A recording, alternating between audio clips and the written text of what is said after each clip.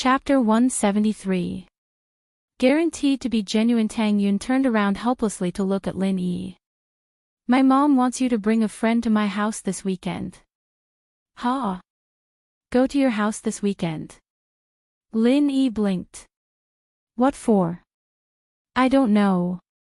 Tang Yun said subconsciously. She was afraid that Lin Yi would come to her class and ask her for more details. My mom wants you guys to have barbecue.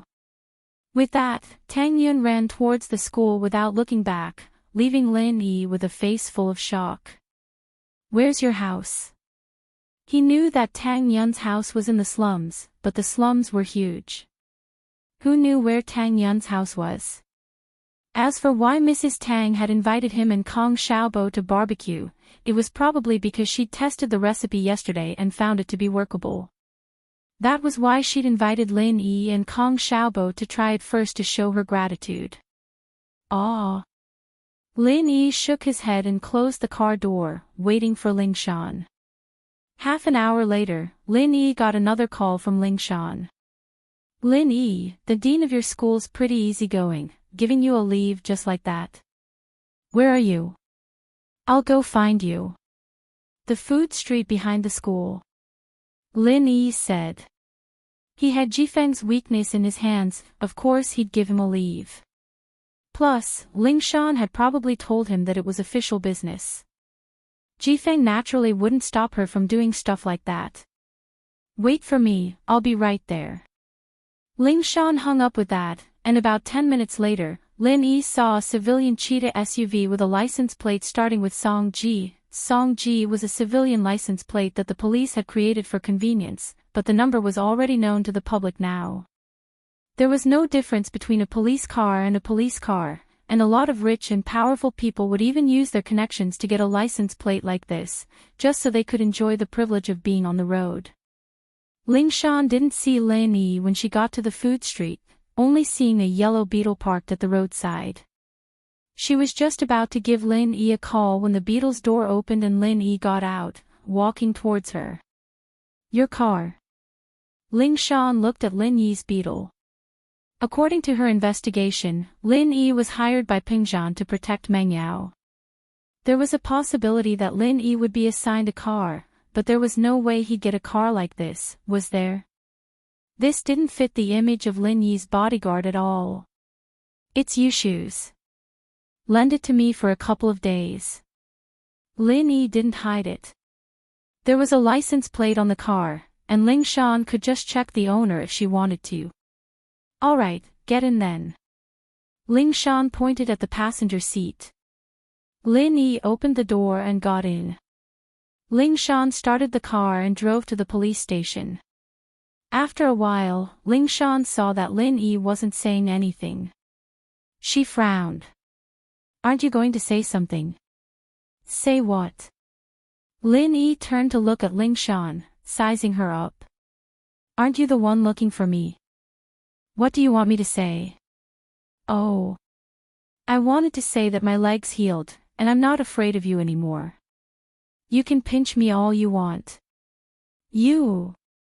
Ling Shan was a little pissed off. She really didn't know what Captain Yang saw in Lin Yi. Why would he recommend someone like this to her? Lin Yi's shameless words reminded her of the scene in the hospital that day. Bastard! Lin Yi said with a hateful tone. Of course, Lin Yi said faintly as he leaned back on the seat and closed his eyes. Ling Shan didn't know what to say. Lin Yi's words made her speechless. Can you help me find the bank robber that day? You called me here, and you're asking if I can. Lin Yi curled his lips. I really don't know how you got promoted. Other than being a tiger, why don't you have any brains? Ling Shan almost drove the car into the wall. Wasn't this Lin Yi a little too mean? What did he mean by being a tiger? It was true that she was a little impulsive, rushing to the front every time there was a suspect, but that wasn't a tiger, was it? It was just a little more heroic. But Captain Yang had said that she had this shortcoming. She was the leader, and if she rushed to the front every time, wasn't that just being a hero? Actually, Ling Shan didn't really think that much. It was like a war, where the commander was the first to rush to the front. It was fine if the commander was a little braver, but if he was careless and got ambushed by the enemy, or got injured or even died, then the whole army would be in chaos. Ling Shan understood this after the incident.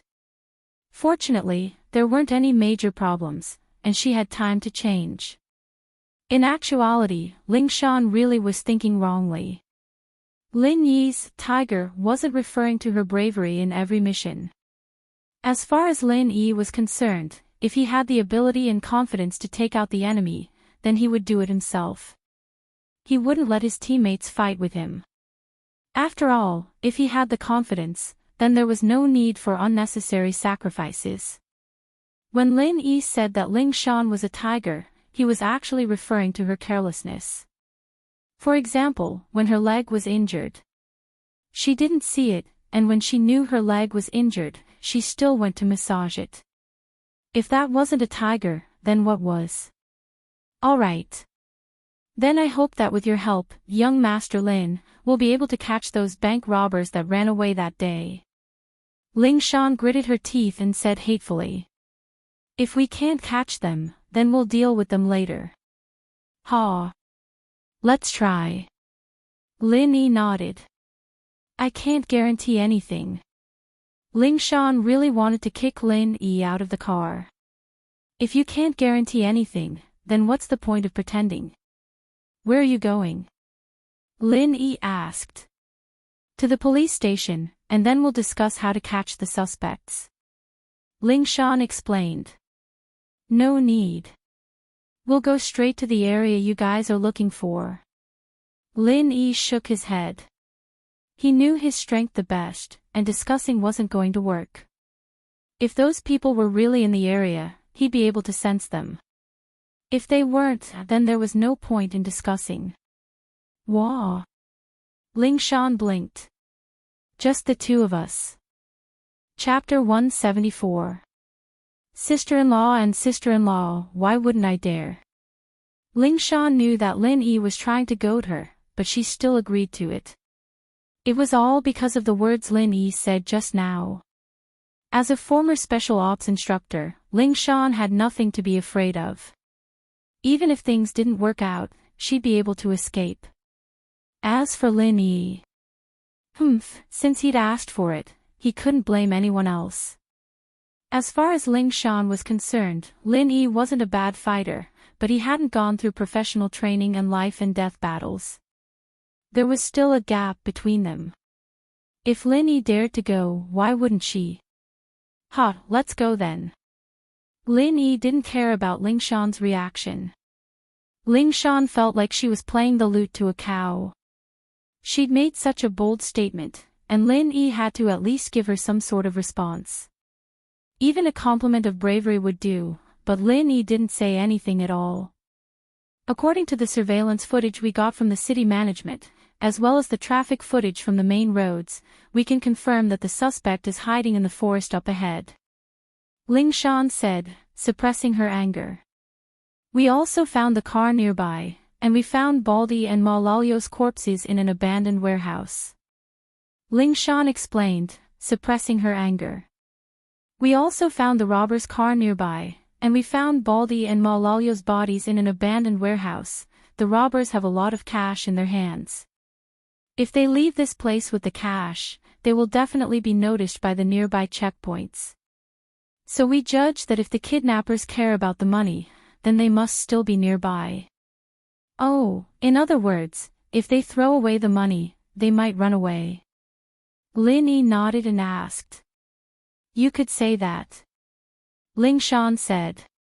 But if we can get the cash back, we'll have solved half of the case, and I'll be able to answer to my side. If he's here, I can help you look for him. As for the cash, do you really expect me to find it? Do you think I'm a police dog? Lin Yi rolled his eyes. By the way, didn't your captain call himself Hound? You can let him try, Screech. The car screeched to a halt on the side of the road, and both Ling Shan and Lin Yi leaned forward from the inertia. What's wrong with you? Lin Yi frowned, not understanding why Ling Shan would have such a big reaction. Don't you dare insult Captain Yang. If you insult him again, please get off the car. Ling Shan glared at Lin Yi, her eyes spitting fire, as if she wanted to eat Lin Yi alive. She looked exactly like the lioness Lin Yi had described. So this was the reason. Lin Yi didn't know what to say. Ling Shan was protecting Huaijuan like this. Could it be that she liked Huaijuan? You like Huaijuan? Lin Yi asked. Please don't insult the pure sibling relationship between me and Captain Yang. Ling Shan, on the other hand, corrected him with a serious tone. Don't use your dirty thoughts to think about my relationship with Yang Duo. I protect him because I respect and worship him. He's like a teacher. Ever since I entered the police station, he's been teaching me, encouraging me, and watching me grow. Ha! Lin Yi smiled faintly. Then, would you be mad if Huaijuan called you a police dog? Ah. Me? Ling Shan paused, not sure why Lin Yi would ask that all of a sudden, but she shook her head. Why would I?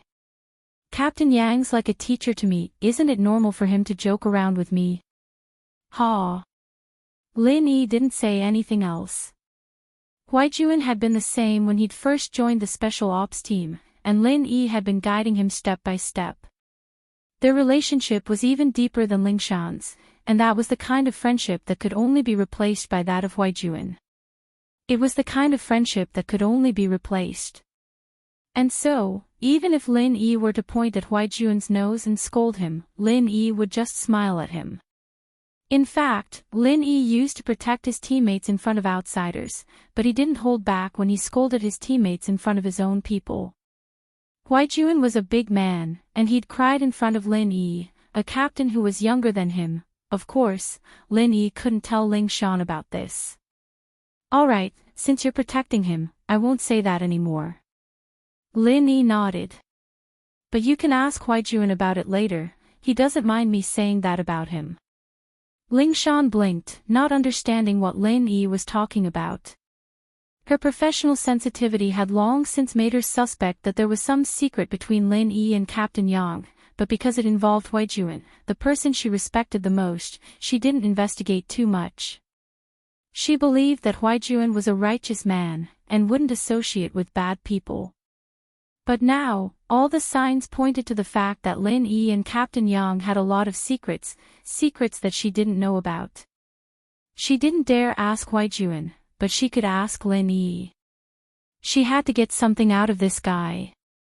Ling Shan thought. Maybe I'm just too excited.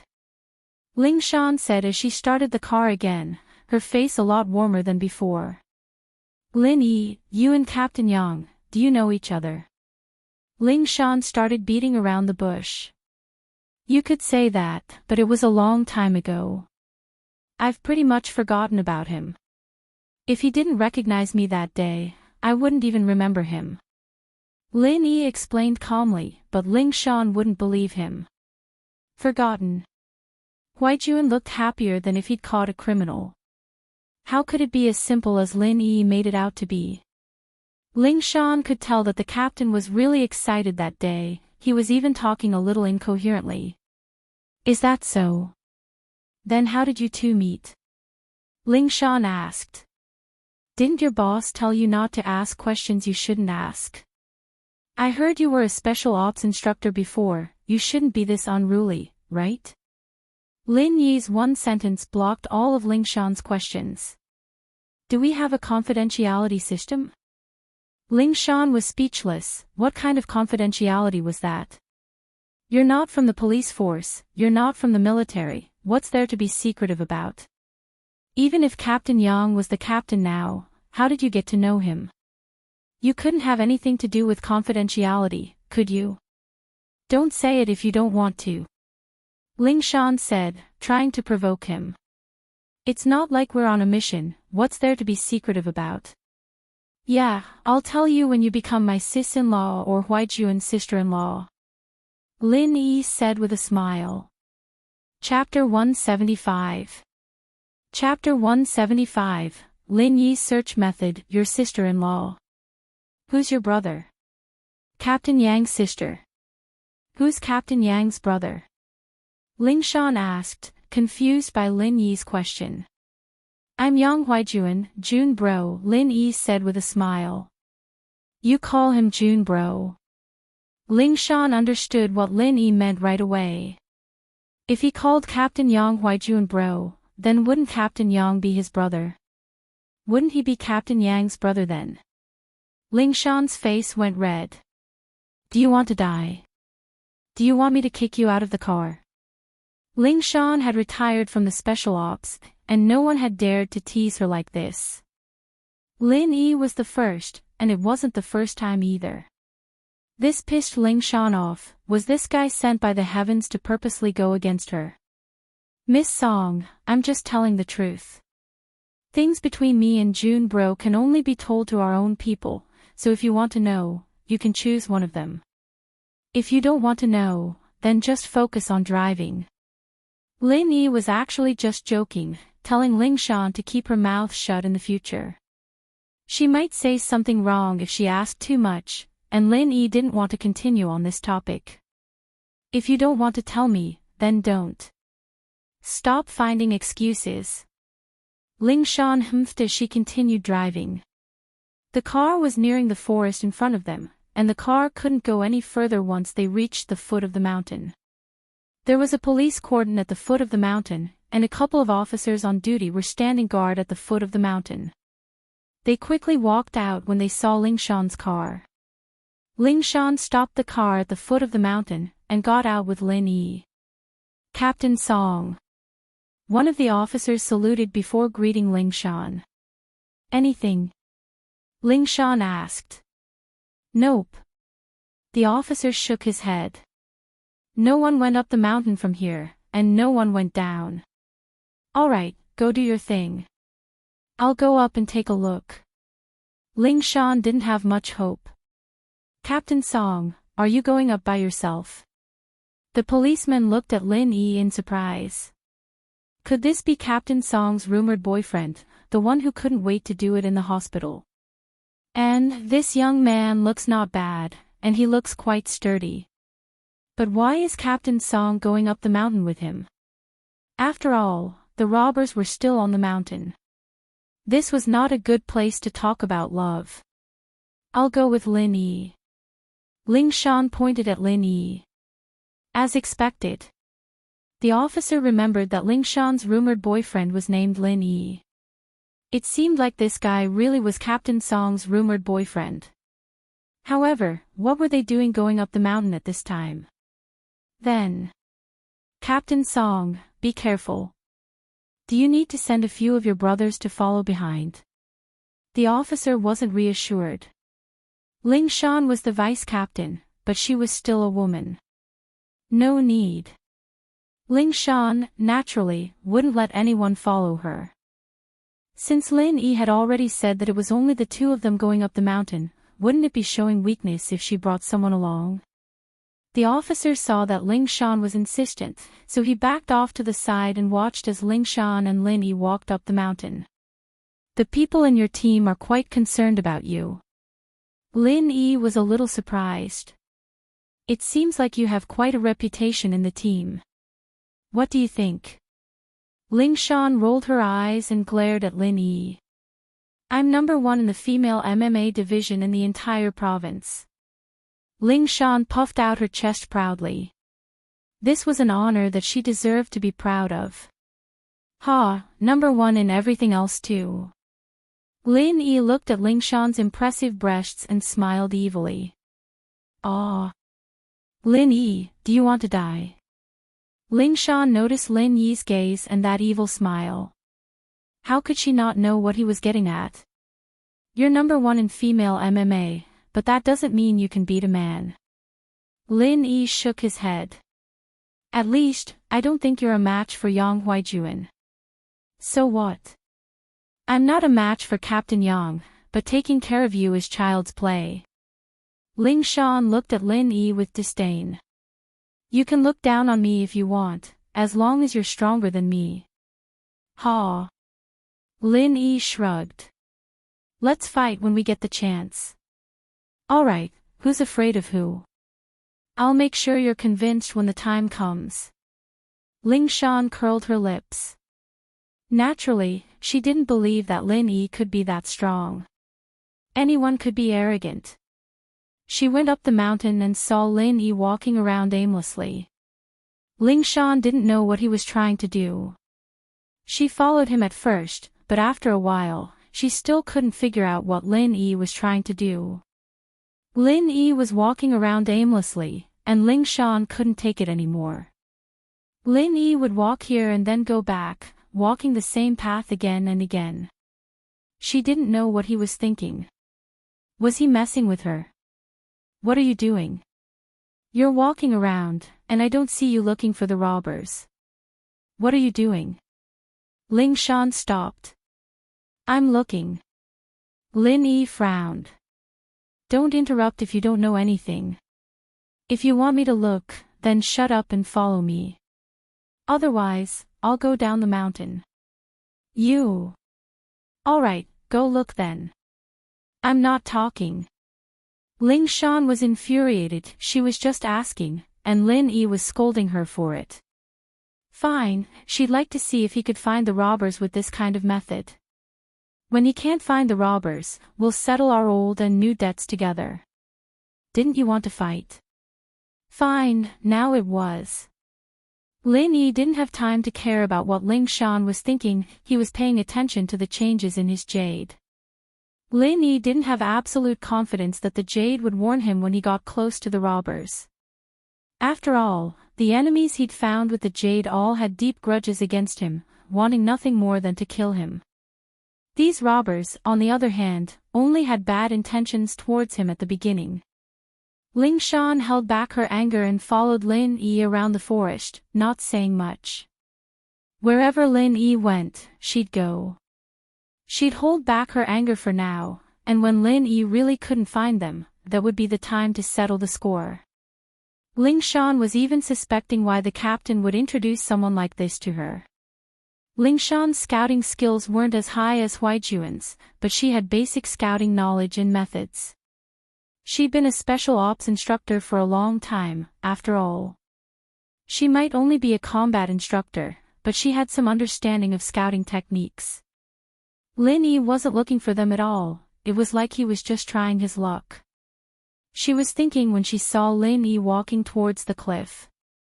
Ling Shan quickly followed. What are you doing?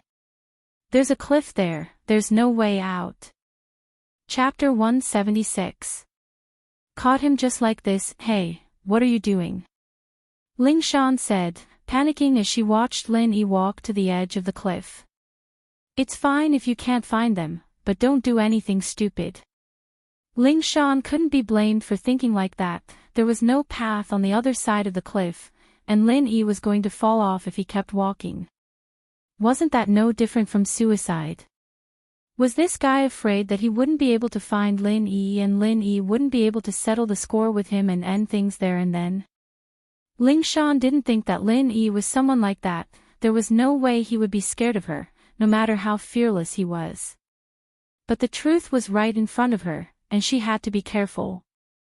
Lin Yi didn't reply, walking to the edge of the cliff.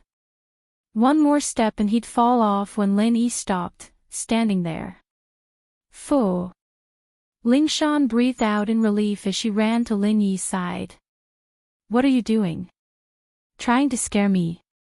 Lin Yi didn't reply, closing his eyes and standing there quietly. Hey. Ling Shan raised a brow. Are you angry? You're a man, you can't be that petty, can you? Right down there. Lin Yi opened his eyes and tapped the ground with his foot, making Ling Shan dizzy. Be gentler, don't fall to your death. What do you mean, right down there? Ling Shan blinked, not understanding what Lin Yi was talking about. The kidnappers, right down there. Lin Yi said. Ugh. Ling Shan's face darkened. You're not telling me that the kidnappers are down there, are you? That they fell to their deaths? Not dead. Lin Yi shook his head. The jade wouldn't react to dead people. Not dead. Ling Shan paused. She thought that Lin Yi couldn't find them, so he'd come up with some random excuse, telling her that the robbers had jumped off the cliff and died. She didn't expect him to say that they weren't dead. Under my feet, not the cliff. Lin Yi said, stomping his foot again. There's a difference between the two. There should be a cave under this cliff. Cave? Ling Shan didn't understand. Why did it sound so magical? There was a cave on this cliff. I'm guessing. Lin Yi said. You can find someone to take a look. Lin Yi could totally climb down the cliff with his bare hands, but Lin Yi didn't do that. It wasn't his job. He didn't want to do that. His mission was complete, after all, and he didn't want to reveal too much. Bare-handed rock climbing was usually done by special forces, and climbing on this kind of unexplored cliff was not easy even for people who had received professional training. If he'd done it so easily, Ling Shan, who was from the Special Ops, would naturally suspect him. Are you sure?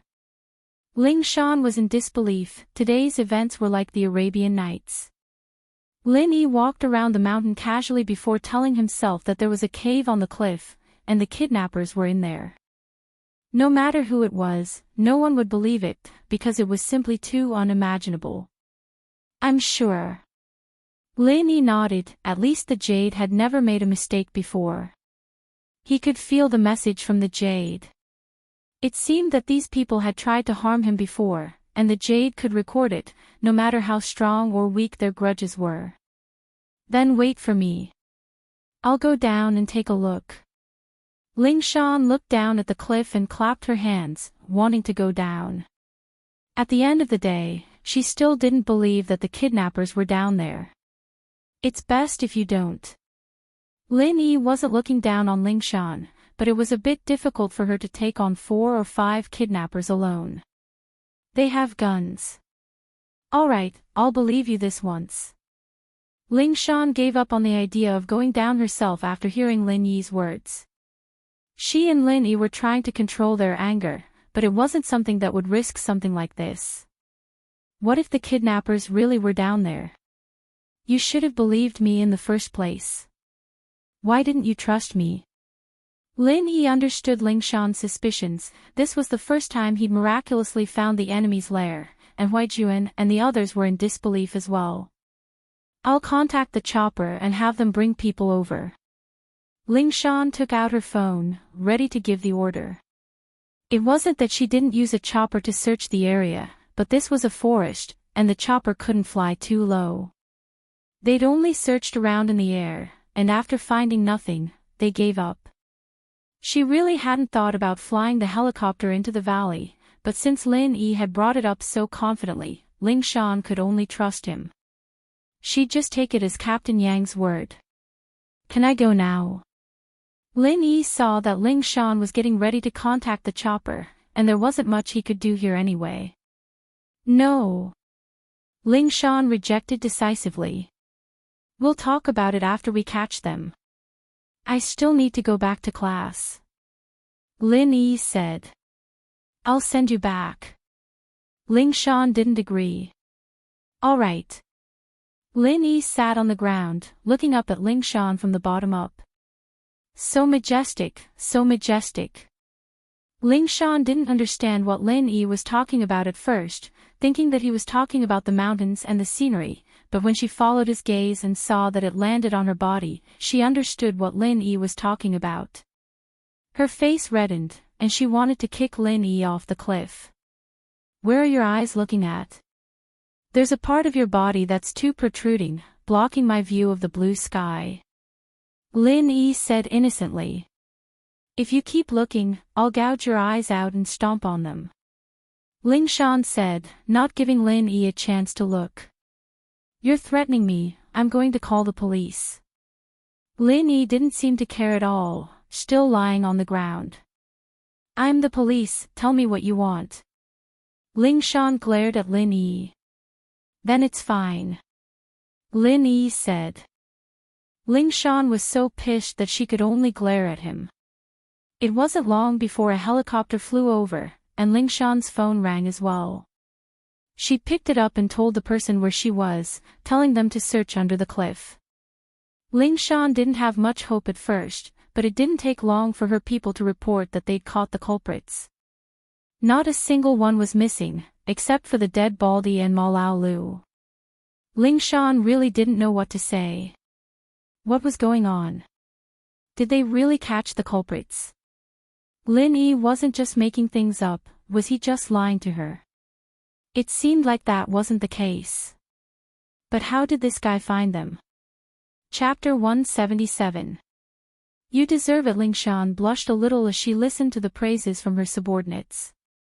She looked at Lin Yi, who was lying on the ground as if nothing had happened. She felt very conflicted. She told them to bring Lin Yi back to the police station, and that she'd be heading back soon. She hung up after that. She'd definitely get a lot of credit this time. She could already imagine the smile on the director's face when he saw her, but she couldn't bring herself to be happy at all. There was no other reason than that Lin Yi had found the robbers, and she didn't know what to do. Hello. Ling Shan hung up and waited for a while, but Lin Yi didn't say anything.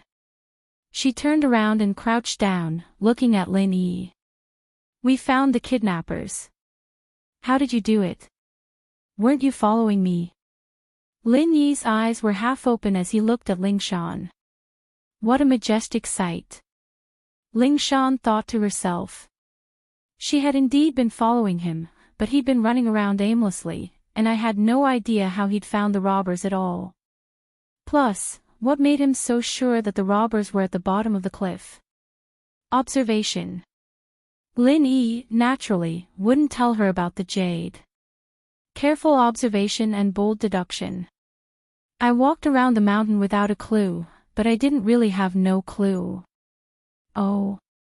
Ling Shan was starting to believe Lin Yi's words. It looked like he'd been walking around aimlessly, but it wasn't really aimless. After all, Lin Yi had found the robbers. I just did what the robbers would do. Lin Yi said. The robbers would have done the same thing when they first came up the mountain, running around aimlessly. They didn't have any recon or counter-recon training, so they wouldn't have been able to look for a hiding spot carefully. They're not like you guys, they're not professionals. So, I thought about things from the robbers' point. What would I do if I were them? That's why I wandered around the mountain. I couldn't find a place to hide. Eventually, I set my eyes on the place that people would most likely overlook and would least suspect. If I were a robber, I would take the risk and send someone to explore the cliff to see if there was a cave below. If there is, then it will be very difficult to be discovered if I hide inside. With enough food, I can basically live peacefully for a while. When the limelight is over and the checks are not strict, then I can find an opportunity to escape. That's it. Ling Shan, on the other hand, felt that Lin Yi was making up some nonsense. It made sense, and it explained why he was wandering around the mountain earlier. What else can I do? Lin Yi shrugged. Did I bring any high-tech equipment? Not really. Ling Shan nodded, believing Lin Yi's words. But that's a pretty bold guess. It's not bold. Since the robbers aren't as professional as you guys are, do you think they're more professional than you guys? Lin Yi asked. So, if they're not, then they're taking the risk and hiding in a dangerous place. No matter what, thank you. Ling Shan thought that Lin Yi's method of searching was way too simple. It was almost like a joke, but she couldn't say anything since he'd found them. You're welcome. I was hired by Mr. Chu. These people are trying to harm Miss Chu, so it's only natural that I cooperate with you guys to find them. No need to thank me. Lin Yi was telling the truth this time. No wonder Captain Yang would recommend you to me. Ling Shan said. But, who did you learn all this from? We just have different ways of thinking. Lin Yi didn't answer the question directly. You're looking at it from a police point of view, I'm looking at it from a normal person's point of view. Then how long are you going to keep looking? Ling Shan suddenly changed the topic. Should I keep lying down for you to look at? Should I open up my collar too? Ahem. Lin Yi coughed dryly. Ling Shan had seen where he was looking, and he'd been talking so much with a straight face. This made Lin Yi a little embarrassed. I'm looking at the sky, then keep looking. I'm leaving. Ling Shan stood up and turned to leave. I'm not looking anymore. Let's go. Lin Yi jumped up from the ground and patted the dust off his clothes. The police line at the foot of the mountain had been removed, but the two officers on duty were still there. They were waiting for Ling Shan to come down from her car. Captain Song, you're the best. You just walked around the mountain and you found their hideout. Evidently, the two officers had received the news that the robbers had been arrested. Ling Shan blushed. This wasn't her work at all, it was Lin Yi who'd found it. She looked at Lin Yi from the corner of her eyes, but he acted as if he hadn't heard anything, walking towards the car and getting ready to get in. Ling Shan breathed out in relief and turned to the two officers. You guys leave too. I still have something to do. I'll be back in a bit. All right, Captain Song. The two officers got into their own car. Ling Shan opened the door and got in with Lin Yi. She quickly started the car and left the place. What the two had said just now made her feel very embarrassed. Remember, this work is yours. It has nothing to do with me. Lin Yi said suddenly. Ah. Ling Shan paused and looked at Lin Yi, a little surprised. What did he mean? Drive properly. Watch the road. Lin Yi reminded. Only you know about this. Don't tell anyone else. I have a lot of things to do right now. I don't have time to deal with other things. There's a reward at the police station. Anyone who can provide information about the robbers will get 200,000. You don't want it. Ling Shan didn't understand why Lin Yi was avoiding the responsibility so cleanly. I do, but I don't want trouble. Lin Yi said. Do you really think these people are the kidnappers? That there's no one behind them? You're saying that you're afraid that the people behind them will take revenge on you.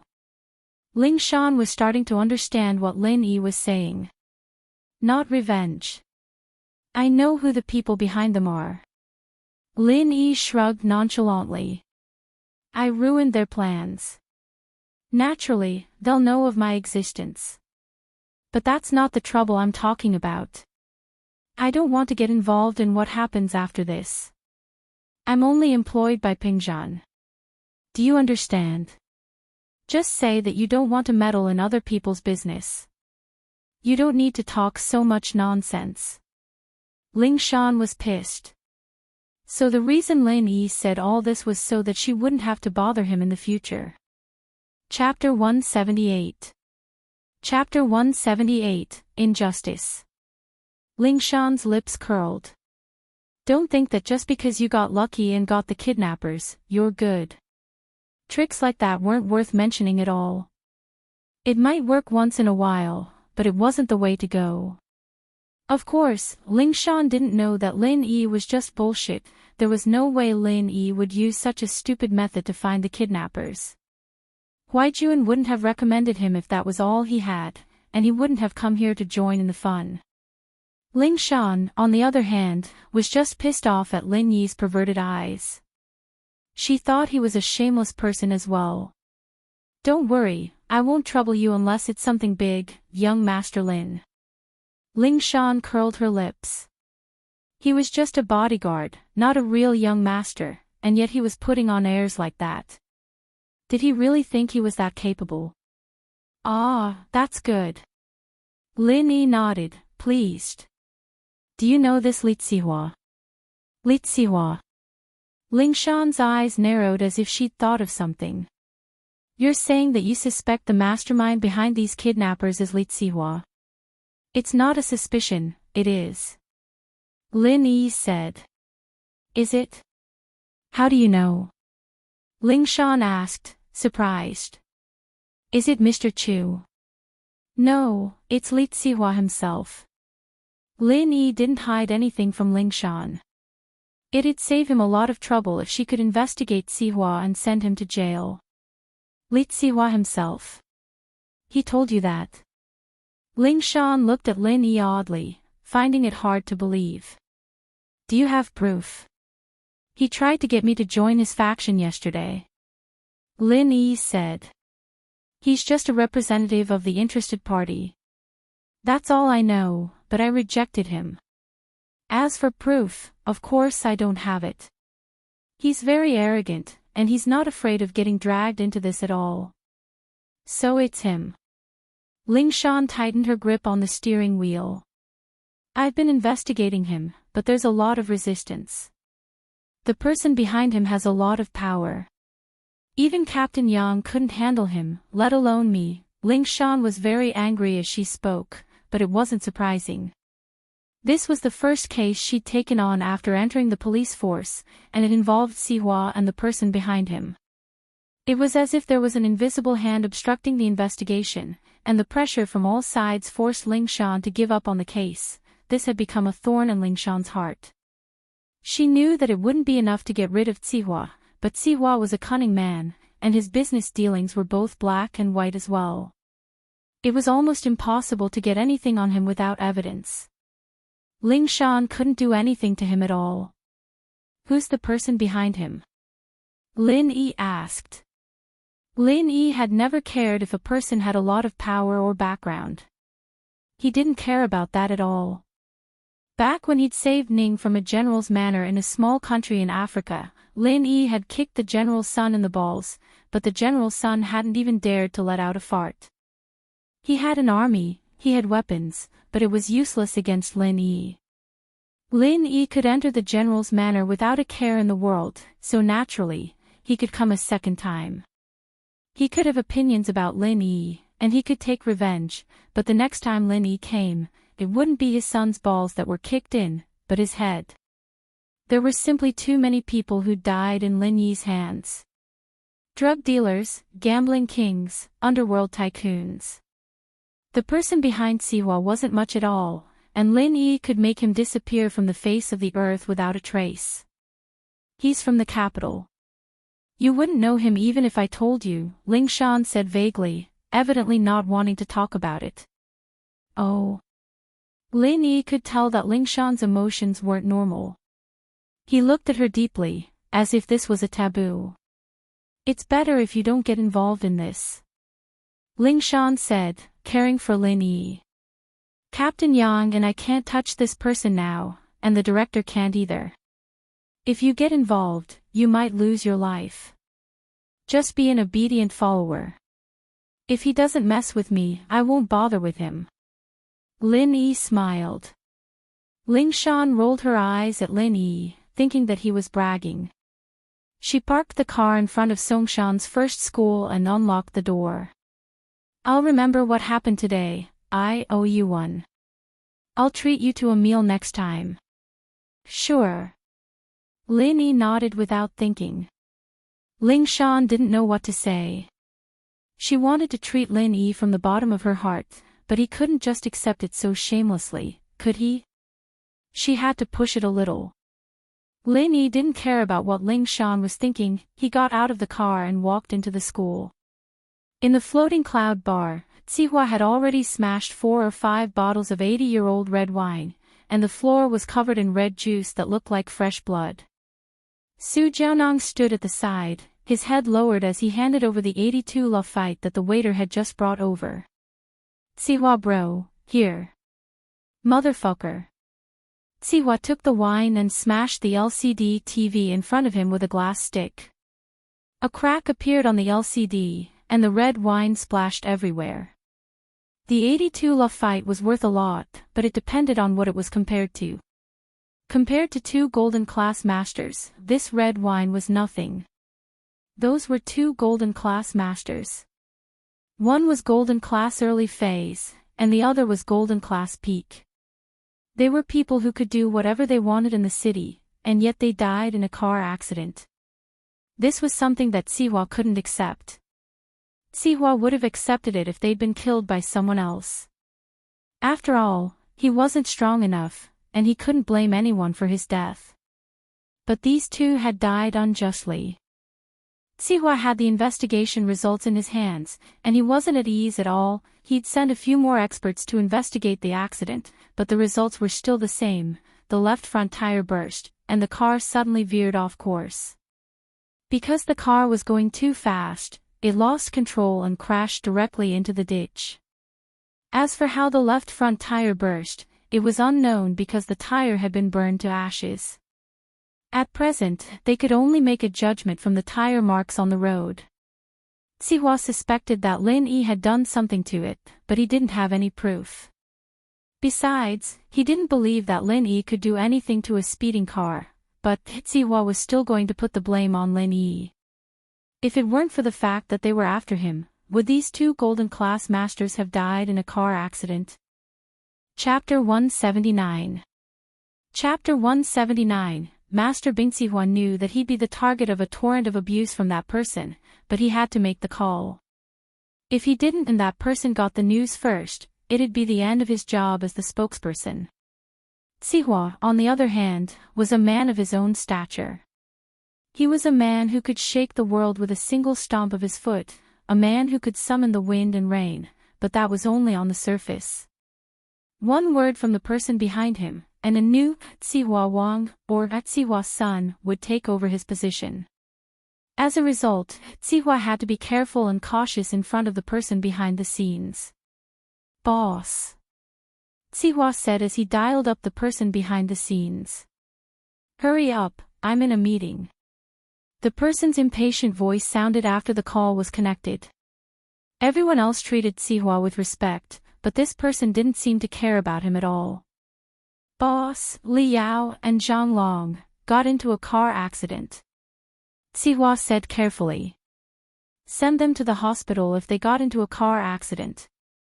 Small injuries are nothing to them. What's there to talk to me about? Is there anything else?"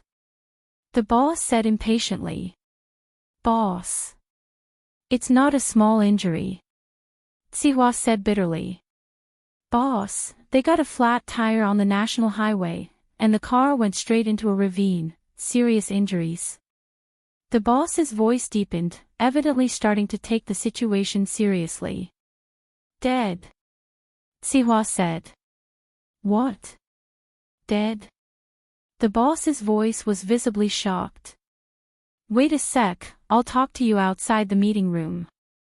"All right," Sihua said quickly. After a while, the voice of the behind-the-scenes boss came from the phone again. "What's going on?" "They died in a car accident. 2 golden class masters?" "Boss, it's like this." Sihua didn't dare hide anything, and told the boss about how he'd met Lin Yi yesterday, and how he'd gotten Li Yao and Zhang Long to kill off Lin Yi after Lin Yi's rejection. Lin Yi. The boss repeated the name. "This was done by him." "I'm not sure myself, boss. But from the looks of it, he's probably on the same level as Li Yao," Sihua said. "The same level as Li Yao, that means he's an early golden class." "Are you sure?" the behind-the-scenes boss asked.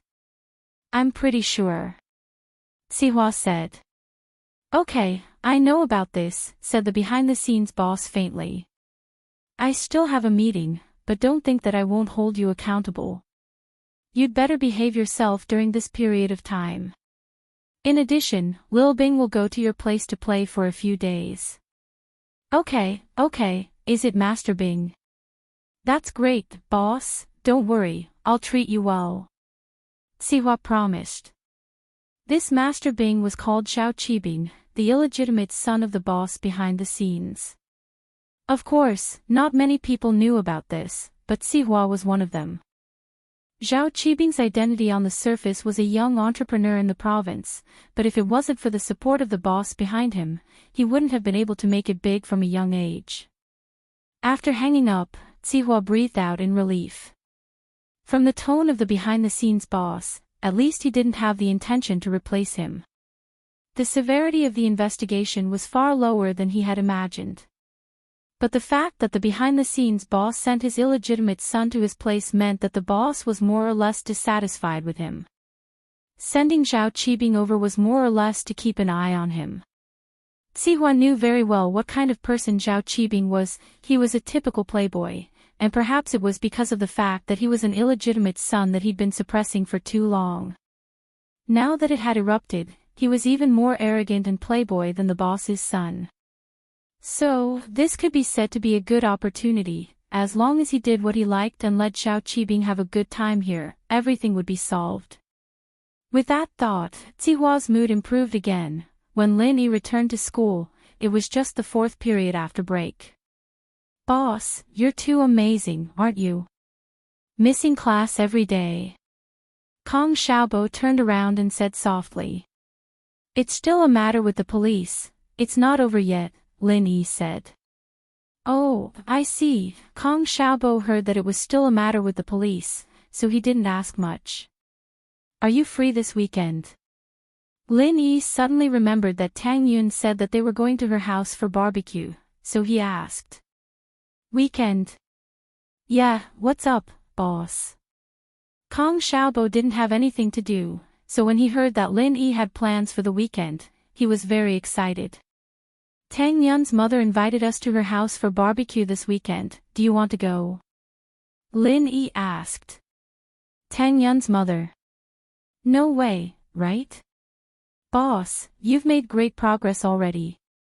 Kong Xiaobo's eyes widened as he looked at Lin Yi in disbelief. "She's here already. Can you not think so much?" Lin Yi smiled bitterly. "I just gave her a recipe, and she might have succeeded in testing it. She's inviting us to her house to express her gratitude. Are you going or not?" Of course I'm going." Kong Xiaobo quickly nodded.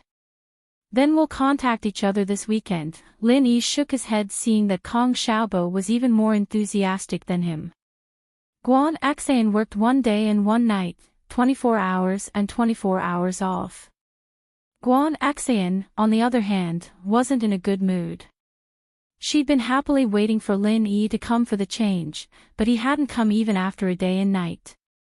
She'd been in a daze all the way until she got off work, and couldn't help but ask the lady in the same department if Lin Yi had been coming for the change these past few days. The lady had an impression that Lin Yi's last change was a few days ago, and he hadn't come after that. Guan Xan was a bit disappointed after hearing the lady's words.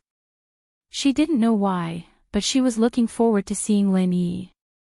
She was looking forward to coming to work when she was resting at home.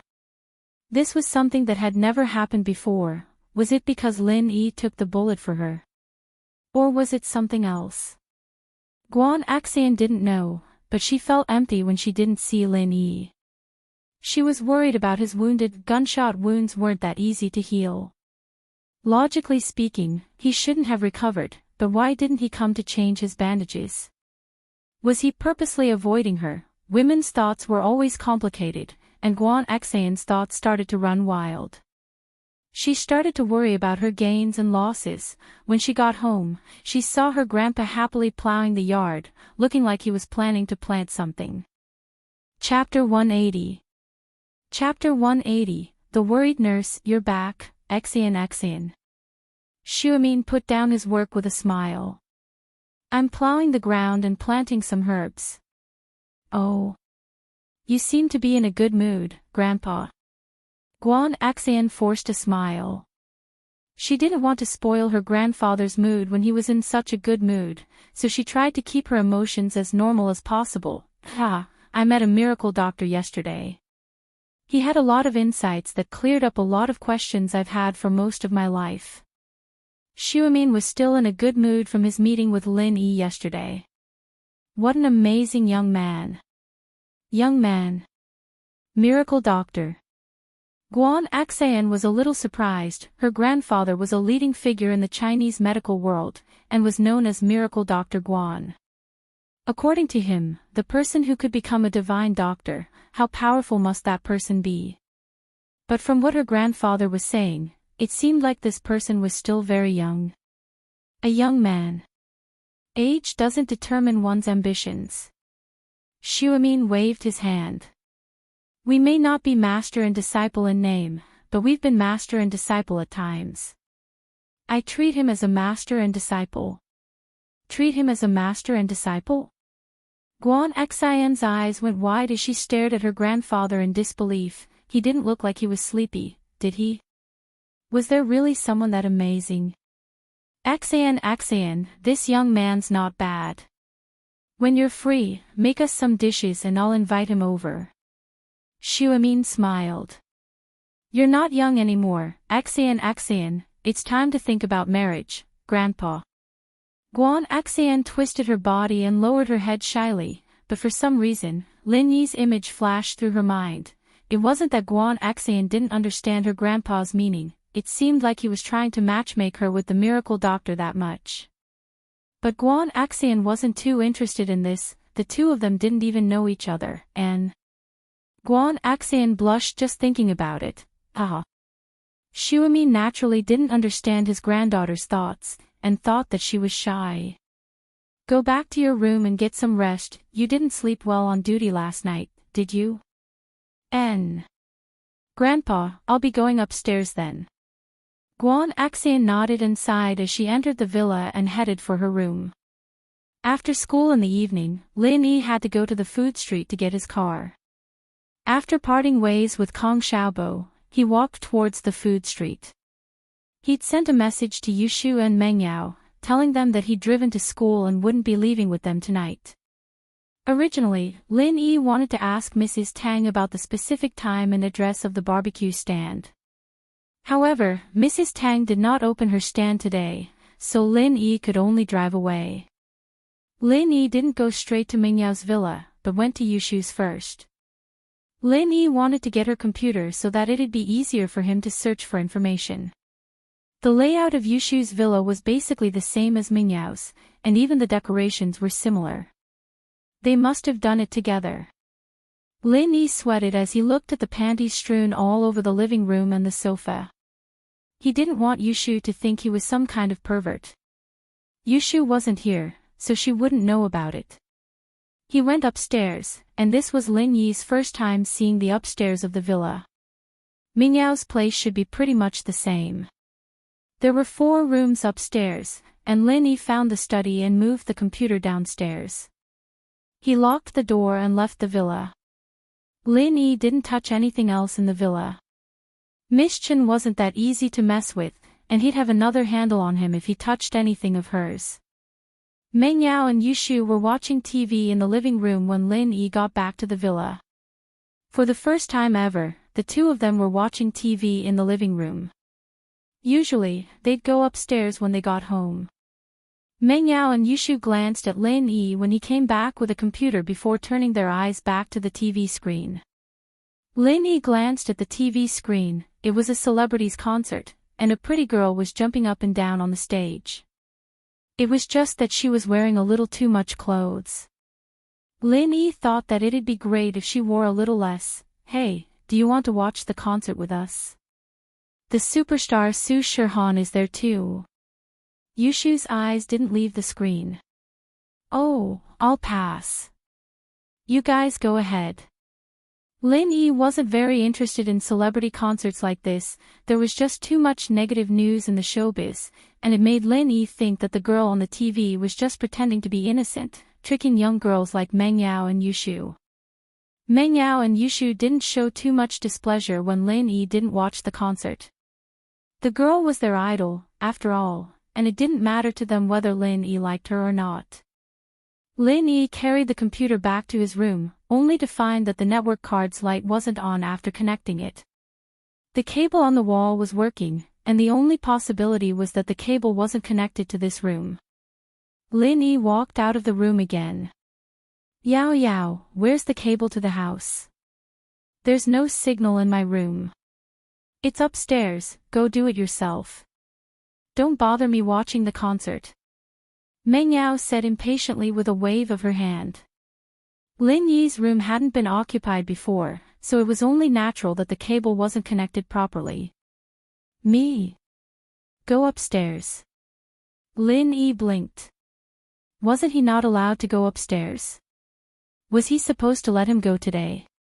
Although both of them were downstairs, it was still their own little world upstairs, right? You can't go to my and Shu's room, the data box is in the middle of the staircase. General Weiwu, follow him, bite him if he goes anywhere else. Meng Yao was clearly obsessed with the concert, and she didn't even care if Lin Yi went upstairs. But she wasn't stupid enough to send General Weiwu to follow him. But would that work? General Weiwu let out a low growl, wagging its tail unwillingly beside Meng Yao's feet. What? You want to watch the concert too? Meng Yao thought that General Weiwu was reluctant to leave. Perverted dog. Woof. General Weiwu growled again and ran towards Lin Yi. However, it didn't dare get too close to Lin Yi, following behind Lin Yi meekly. Lin Yi was excited and nervous at the same time. He'd gone to Yushu's house earlier, and he'd gone to the second floor, but it had been a long time since anyone had lived there. Yushu had moved in for a while now, and there was nothing to be excited about in an empty room. Chapter 181. Chapter 181, Secrets in the Computer. But since Meng Yao had said that the data box was between the first and second floors, there was no way Lin Yi was going upstairs. General Weiwu couldn't stop him, and wouldn't stop him, but Lin Yi wasn't the type of person who liked to peep at people. Even if he were to go upstairs, he'd do it openly. What was the point of sneaking around like this? Lin Yi walked up the stairs quickly, and found a hidden data box on the wall between the first and second floors. It was wallpapered, and he wouldn't be able to tell if he didn't look closely. Lin Yi opened the data box. He didn't know much about the network, but the labels on the data box were clear. Evidently, the people living in the villa area were all rich people, and not many of them knew about the wiring. The developers had taken this into consideration when they built the house, and the switches in each room were clearly labeled. All they had to do was follow the instructions on the labels, and everything would be fine. As expected, the data box in his room didn't have a phone or internet connection. Lin Yi turned on the internet, but didn't need a phone. He had a phone, after all, and didn't need a phone.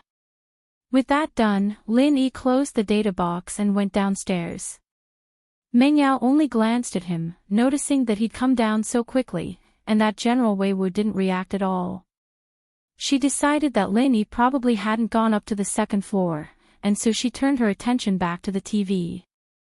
Yushu and Su Shihan were dancing excitedly. Lin Yi wasn't interested at all.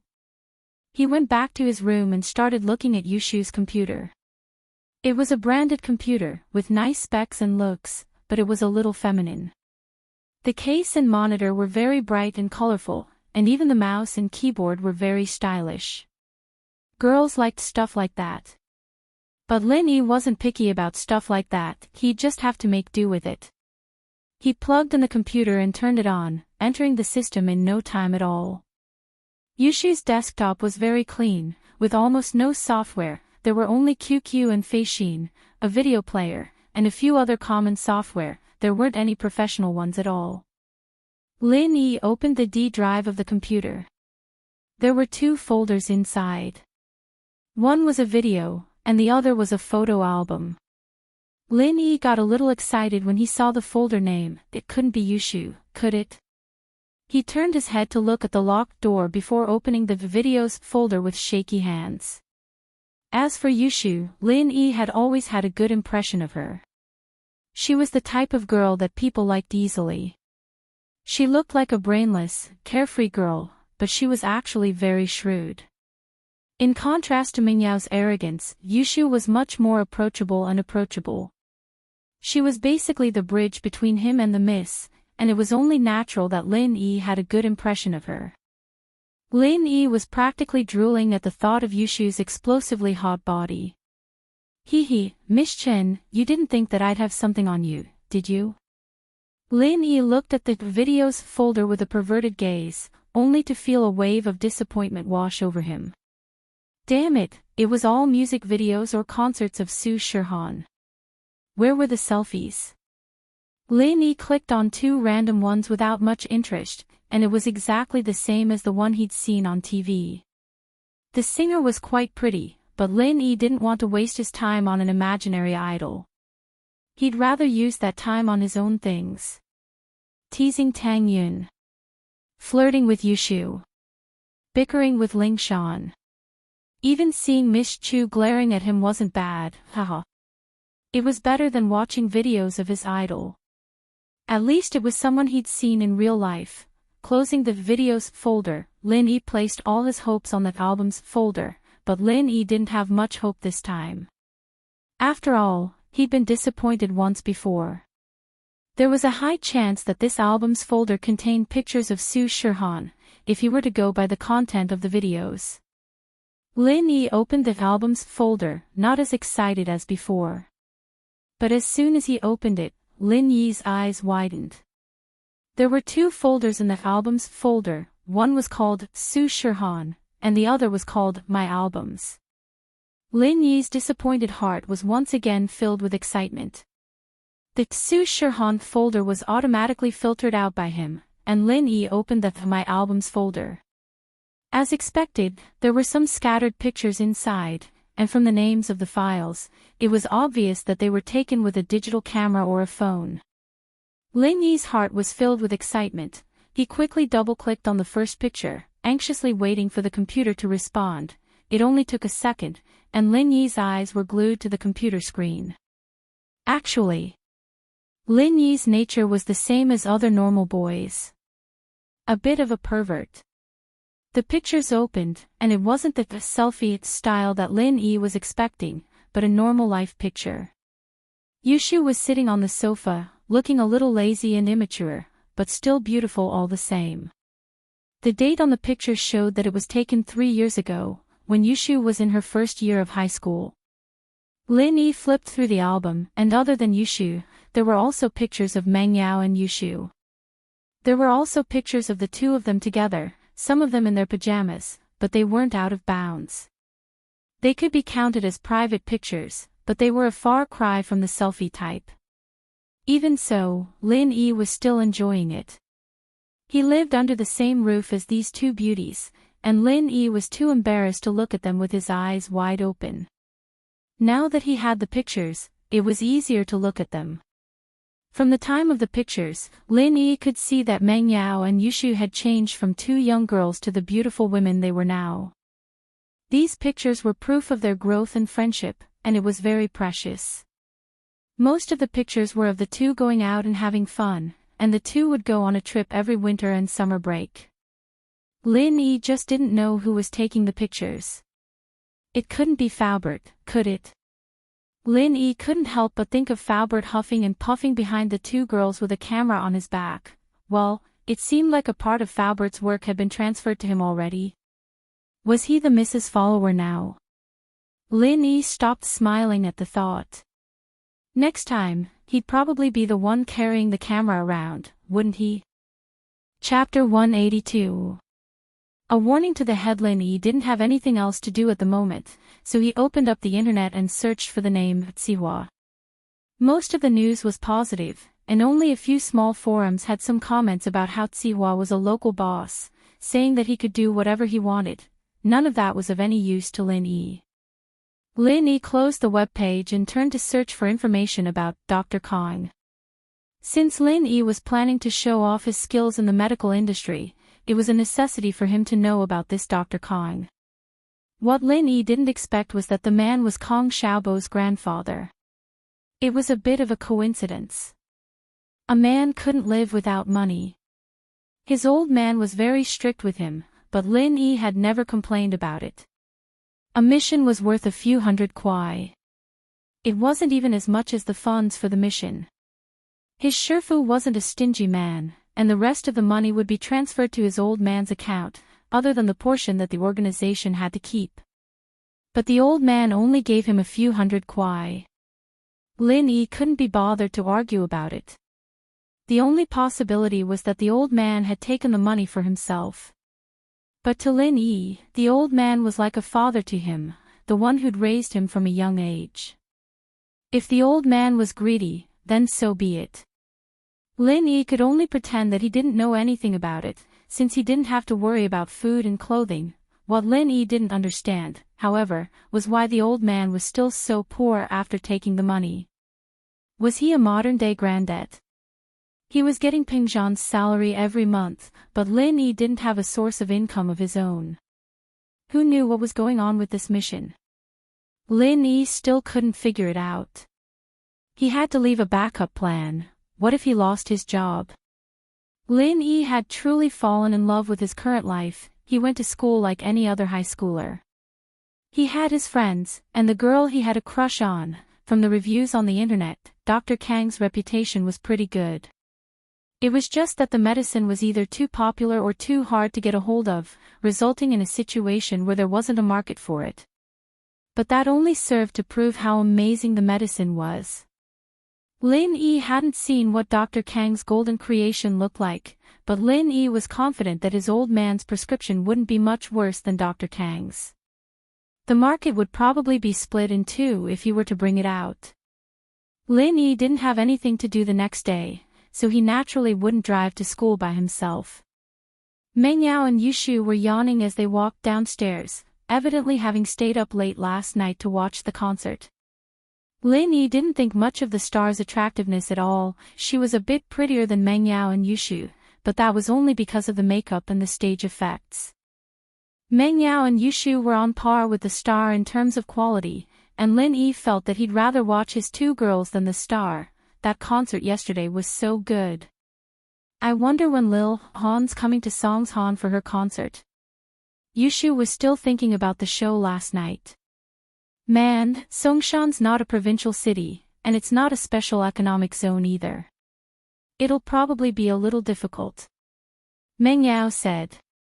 We have to get a Blu-ray of the concert, we didn't get enough of it yesterday. Yeah, we'll go buy it at noon. See if there's a music store near the school. Yushu nodded. But there don't seem to be any legal ones near the school. We'll have to go to the bookstore if we want to buy the original one, Lin Yi. Meng Yao called out to the idling Lin Yi.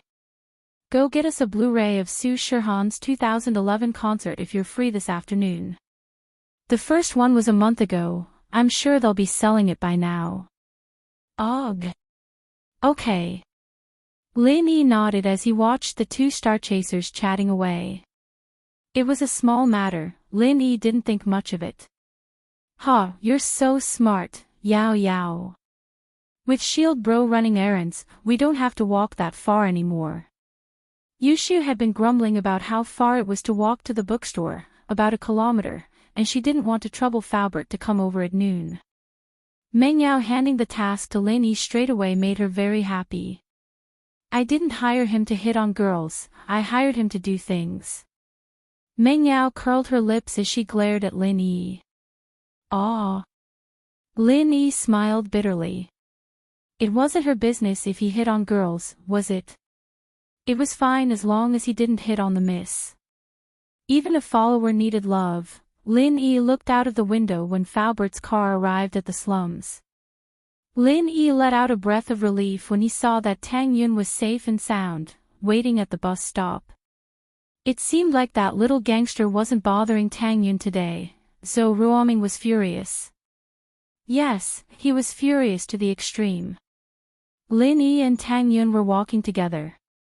Naturally, Zhou Ruoming heard about Lin Yi and Tang Yun's confession and Tang Yun's shyness. The school was only that big, how could the Big Four not know about it? Originally, Zhou Ruoming had a good plan. He would force Tang Yun to abdicate at her mother's place, and then create a false impression that Tang Yun was Zhou Ruoming's girlfriend. He would let the whole school know about this, and Tang Yun would have no choice but to accept him. But the plan changed quickly. Zhou Ruoming didn't think that Lin Yi would come out of nowhere and ruin his plan. He even got slapped in the face and became a laughing stock. This made Zhou Ruoming lose face, and at the same time, he hated Lin Yi. He planned to let his big brother, Zhou Ruoguang, teach Lin Yi a lesson. But because of what happened with Heibao Bro, so Ruoming didn't dare to let his big brother teach someone a lesson in the school. He could only wait for a suitable opportunity, or wait for the storm to blow over. One had to know that Heibao Bro was in the police station and was going to be sentenced. Although Pinliang's father suppressed the matter and didn't implicate Pinliang's father, Zhong Fabai, wasn't able to get Heibao Bro out of jail. This was proof of how big the matter was. In fact, Songshan First High wasn't a normal high school, but a private school with a strong background. Zhou Ruoming could imagine that if Zhong Pingliang's uncle wasn't one of the directors of the school, he would have been expelled a long time ago. As a result, Ruoming had no choice but to bear with it for the time being. But that opportunity didn't come. The rumors that had been spreading around the school yesterday were like a hammer to his head. Ruoming was dumbfounded. Chapter 183. Chapter 183, Zhong Pinliang's trick. Zhou Ruoming was starting to panic. Tang Yun was one of the best girls he'd seen in his years of traveling around the city. Girls like her were too rare, not like those with makeup and pretty clothes. Tang Yun's beauty came from the bottom of her heart, a natural beauty. There were only 3 of them in the entire Songshan Middle School. He couldn't even touch 2 of them. Anyone who touched them would die. Zhou Ruoming wasn't an idiot. Mingyao's father was the chairman of Pingzhan Industries, a man who could shake Songshan with just a stomp of his foot. Only someone like Zhong Pinliang, with a strong family background, would dare go after her, but even he wouldn't dare do anything to her. As for Yushu, even Pinliang didn't dare touch that girl. Wu Xiaozan's painful lesson was still fresh in his mind. Tang Yun, on the other hand, wasn't as talented, so Ruoming knew everything about her family background. Her parents were both laid-off workers, and her father was bedridden due to a work-related injury. Her mother worked at the food street behind the school. A family that couldn't even get their father's medical compensation, what could they possibly do? As far as Zhou Ruoming was concerned, he had Tang Yun under his thumb. Even if he forced himself on her, a family like Tang Yun's wouldn't be able to do anything about it. This was why Zhou Ruoming had pursued Tang Yun without a care in the world, almost pushing her to the brink of insanity. From Zhou Ruoming's perspective, Tang Yun would have been his woman already if it weren't for Lin Yi's interference. Now, Tang Yun had accepted Lin Yi's confession. The hero saving the damsel in distress was a cliché, but it was effective. He must have played the villain that day, giving Lin Yi a chance. Zhou Ruoming regretted it. If he'd known this would happen, he would have gotten his lackeys to play the villain and let them show off their skills. Sitting under the basketball hoop, Zhou Ruoming was sulking. His lackeys also knew that Zhou Ruoming was in a bad mood, so they didn't dare to speak. "Brother Ming, what's wrong? Why do you look so depressed?" Pinliang saw Zhou Ruoming's sad face as he sat under the basketball hoop. His face alternated between anger and regret, and he could guess why Zhou Ruoming was like this. Pinliang's sharp senses told him that this was a good chance to teach Lin Yi a lesson. "Oh, it's Liang Zi." Zhou Ruoming raised his eyelids and saw that it was Zhong Pinliang, but he didn't feel embarrassed at all. Zhong Pinliang wasn't much better off than him. He'd lost to Lin Yi as well. His old man's men were all in jail, and Zhou Ruoming and Zhong Pinliang were just the pot calling the kettle black. "Are you here to watch me make a fool of myself?" "Brother Ming, what are you talking about? I've always respected you, Brother Ming." Pinliang patted one of the lackeys beside Zhou Ruoming, and the lackey quickly moved aside, letting Pinliang sit beside Zhou Ruoming. "Liang Zi, I've been slapped in the face this time." Zhou Ruoming sighed and said hatefully, "Everyone in the school knows that I'm chasing after Tang Yun, but that bastard Lin Yi beat me to it. I can't take this lying down. Ming bro, I think that you're too conservative in this matter," Pinliang said with a pained expression. "Tang Yun's family background isn't that big of a deal. There's a saying, the one who strikes first gains the advantage. Ming bro, if you force her, wouldn't Tang Yun be yours now?" Right now, even if I want to force myself on you, I don't dare to. You know that Mingyao's family is even more powerful than mine. Ah, you're right, Liangzi. Don't even mention how much I regret it now. Zhou Ruoming's face darkened.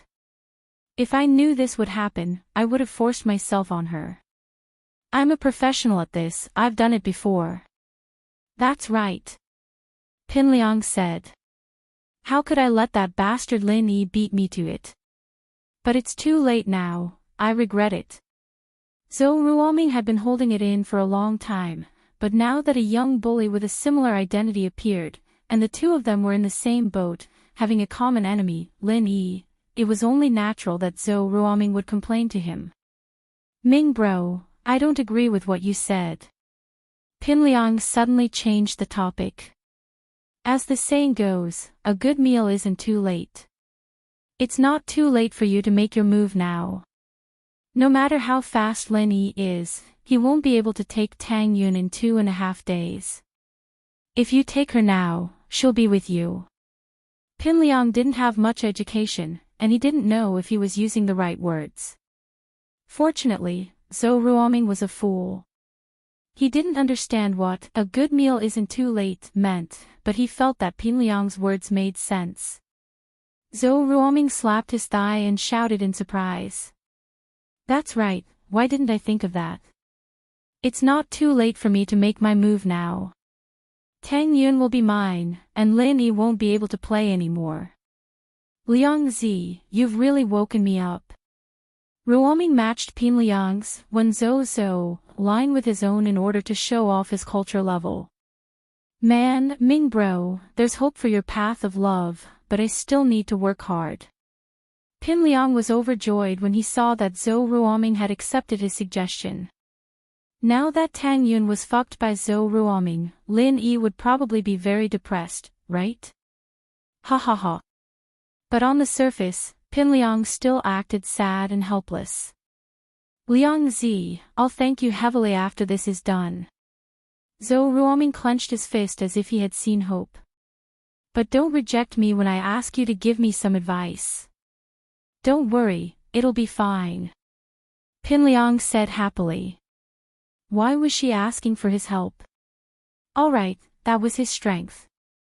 Pinliang hummed a tune as he walked to the classroom. Zhou Ruoming was happy to play basketball with his lackeys now that he'd solved his problem. Pinliang saw his lackey Zhang Naipeo running towards him like crazy before he reached the classroom door. It was as if he had seen his savior. Pow, what are you doing? You're running so fast, are you training for the sports day?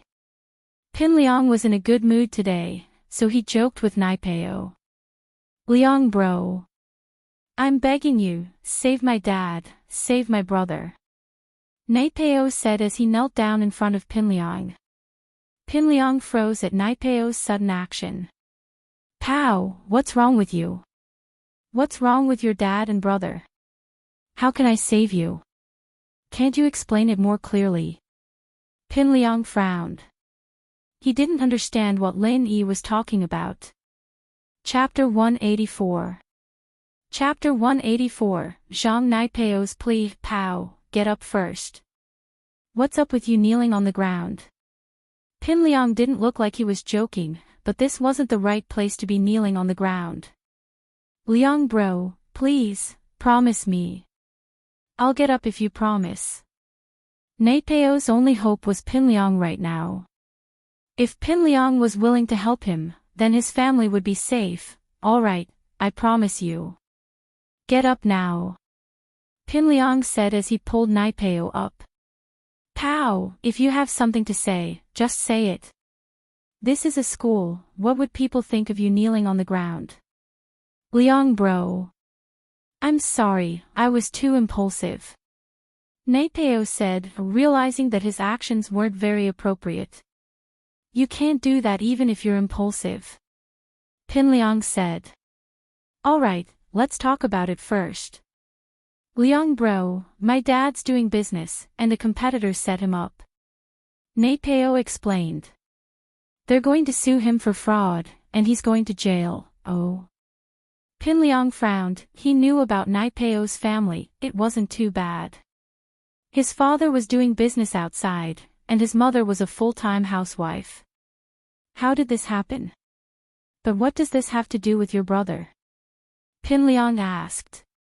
They're forcing my dad to pay back the money, so my brother has to sell his kidney. Naipeo said. Your brother has to sell his kidney. Pin Liang didn't understand. Why not you? I'd go if I could sell my kidneys. Why would I ask my brother to do it? Naipeo said. I did some research, and they said that I'm a yin blood or something. I don't know much about it, but it's just that kidneys for people with my blood type aren't easy to find, and there aren't many people who need it. I can't sell it anytime soon. I see. Pin Liang nodded. Then how do you want me to help you? Liang bro, can you lend my family some money to help us get through this? Naipeo said. Even if I have to work like a horse or cow, I'll repay your kindness for the rest of my life. How much? Pin Liang wasn't much of a person, but Naipeo had been with him for a long time, and he'd always been his follower and vanguard. Pin Liang couldn't just ignore him. 700,000. Naipeo said carefully. What? 700,000. So many. Pin Liang paused. If it was 100,000 or 80,000, he could just gather some of his New Year's money, but 700,000 was out of his reach. That's right, Brother Liang. If it wasn't for the huge amount, I wouldn't have come to beg you. Naipeo said with a bitter face, Liang bro, please help me. If you need me, just say the word. If you need a cow, I'll be a cow. If you need a horse, I'll be a horse. Brother Liang, I won't even blink if you ask me to commit suicide. Hey, Naipeo, don't worry. This is a serious matter, and I don't have that much money. You know that. Pin Liang said. I can only give my dad a call. You go back to class first, I'll think about how I'm going to tell him. Liang bro, you have to help me. Naipeo thought that Pin Liang was just brushing him off, that he didn't want to help. Listen to me, Naipeo. You've been with me for 3 years, I'll do my best for you. Don't think too much, I'm just thinking about how I'm going to tell my dad. Pin Liang patted Naipeo's shoulder. Alright, Liang bro, I'll go back first. You have to help me. Naipeo nodded. Pin Liang went back to class, thinking about Naipeo's situation. Logically speaking, 700,000 was a small amount for his family, but it was enough to buy a luxury car. Pin Liang had to think about it carefully. Naipeo had been with him for 3 years, he'd been his follower for 3 years, he'd been at his beck and call every day, and he'd never complained. This touched Pin Liang a little. But being touched was one thing. What Pin Liang cared more about was the benefits this 700,000 would bring him. With this 700,000, Pin Liang believed that Naipeo would owe him a huge favor, a huge one at that. If he ever needed Naipeo's help in the future, with his personality, there was no way he wouldn't push it away, but was 700,000 really worth it? Pin Liang weighed the pros and cons in his mind. Judging from Naipeo's actions of sacrificing himself to save his brother, the kid had some sense of loyalty. But loyalty? Did he really need it from Naipeo? Pin Liang decided that he'd call his father and ask for his opinion. With that in mind, Naipeo left the classroom and went to the washroom.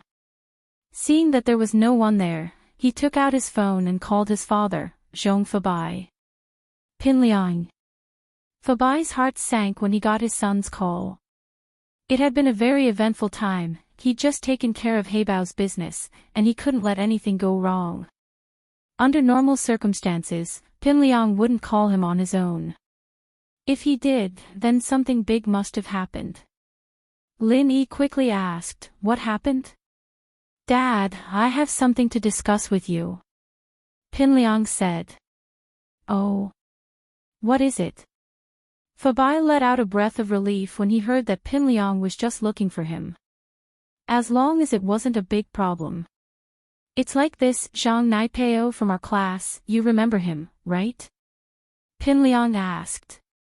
Zhang Naipeo. Oh, I know, your follower. What happened to him? Fabai knew of Naipeo, the kid often came to play with someone called Gao Xiaofu. It's like this, Zhang Naipeo's family is in some trouble. His father got screwed over in a business deal, and now he's in a huge debt. The other party wants him to pay up, and if he doesn't, they'll sue him. Pinliang kept the story short. Zhang Naipeo's begging me now, he wants me to lend him some money. Oh, that's what happened. Fabai got the gist of it. It was actually very simple, his son's classmate's family was in trouble, and he wanted to borrow money from his son. Son, what do you think? Dad. Zhang Naipeo's my buddy, he's been with me for so long, always at my beck and call. It's only right that I lend him money when he's in trouble. Pinliang said. But the amount he's asking for is a little too big. How much? Fabai asked. Chapter 185. Chapter 185, Buying People's Hearts, 700,000. For an ordinary family, this is a huge sum of money. Fabai nodded, but it wasn't much to him. Then what do you think? I'm thinking, is it worth it to give this money away? Pinliang said. Son, it's important to be loyal when you're in society. Fabai said with a smile. Just like this Zhang Naipeo, he's your underling, and you're his boss. You can't just leave him be if something happens to him. But the thing is, how's this underling's character? Would he go through fire and water for you? If you ever need his help in the future, would he step up?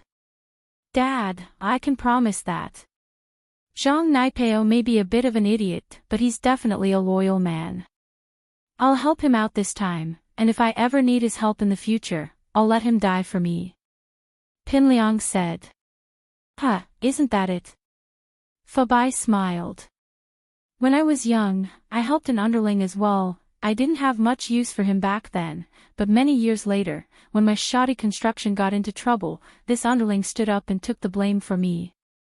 So, Pinliang, you need to be accurate in your judgment of people. If this Zhang Naipeo is really useful, then I'll give him this money. Fabai smiled.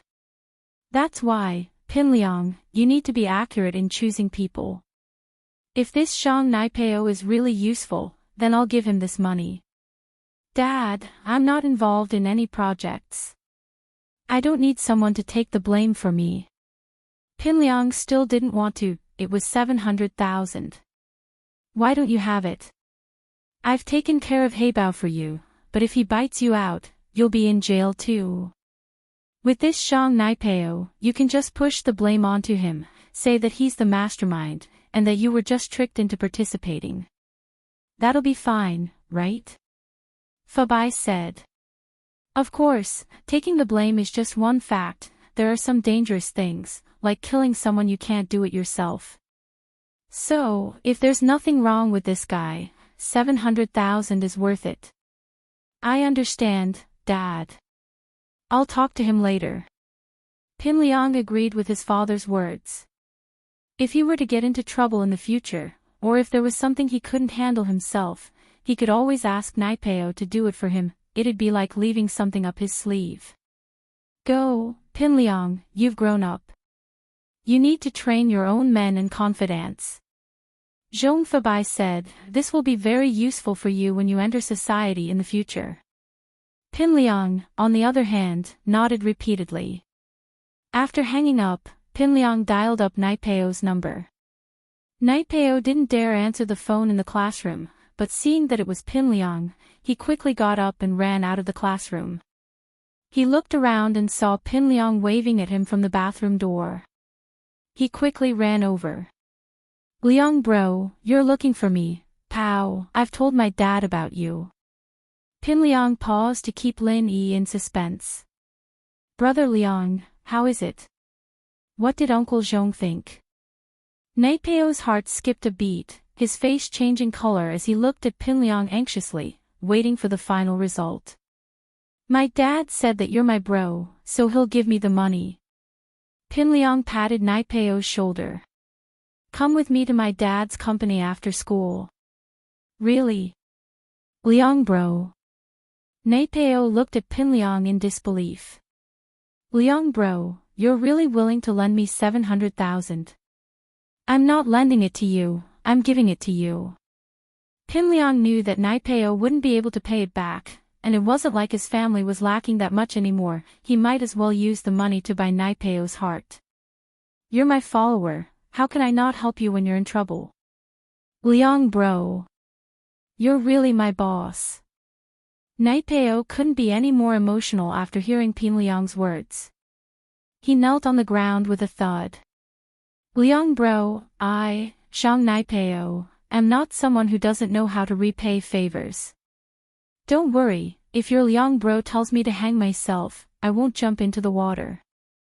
If you tell me to go east, I'll cut my head off and throw it east, I'll never go west. Ha! Pinliang smiled as he helped Naipeo up. It's still too early to talk about that, I know what kind of person you are, Zhang Naipeo, but we'll talk about this later. Liang bro, I swear, if you don't believe me, I'll kill myself right now. Naipeo was starting to panic. That's not what I meant. Alright, Naipeo, I know what you're thinking, alright? Let's go back to the classroom. If I need your help in the future, just don't reject me. Pinliang nodded satisfied. It seemed like Naipeo had bought him over, and now he had a backup plan. Kong Xiaobo hadn't slept at all last night, thinking about going to Tang Yin's house for barbecue. As the saying went, which girl didn't want to fall in love? Which boy didn't want to? This was an era full of sunshine, youthfulness, and hope for the future. Kong Xiaobo hoped that he could meet a beautiful girl, and start a beautiful relationship with her.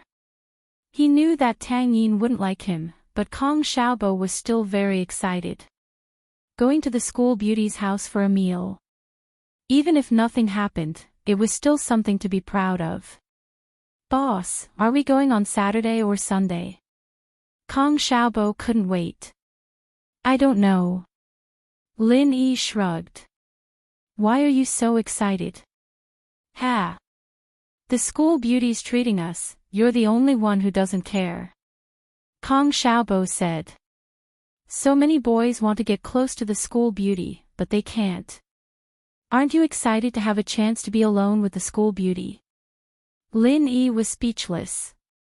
Excited my ass, there were 2 school beauties at home. But he couldn't say that to Kong Xiaobo. I'm just a little excited, but she seems to hate me. Boss, you should be content.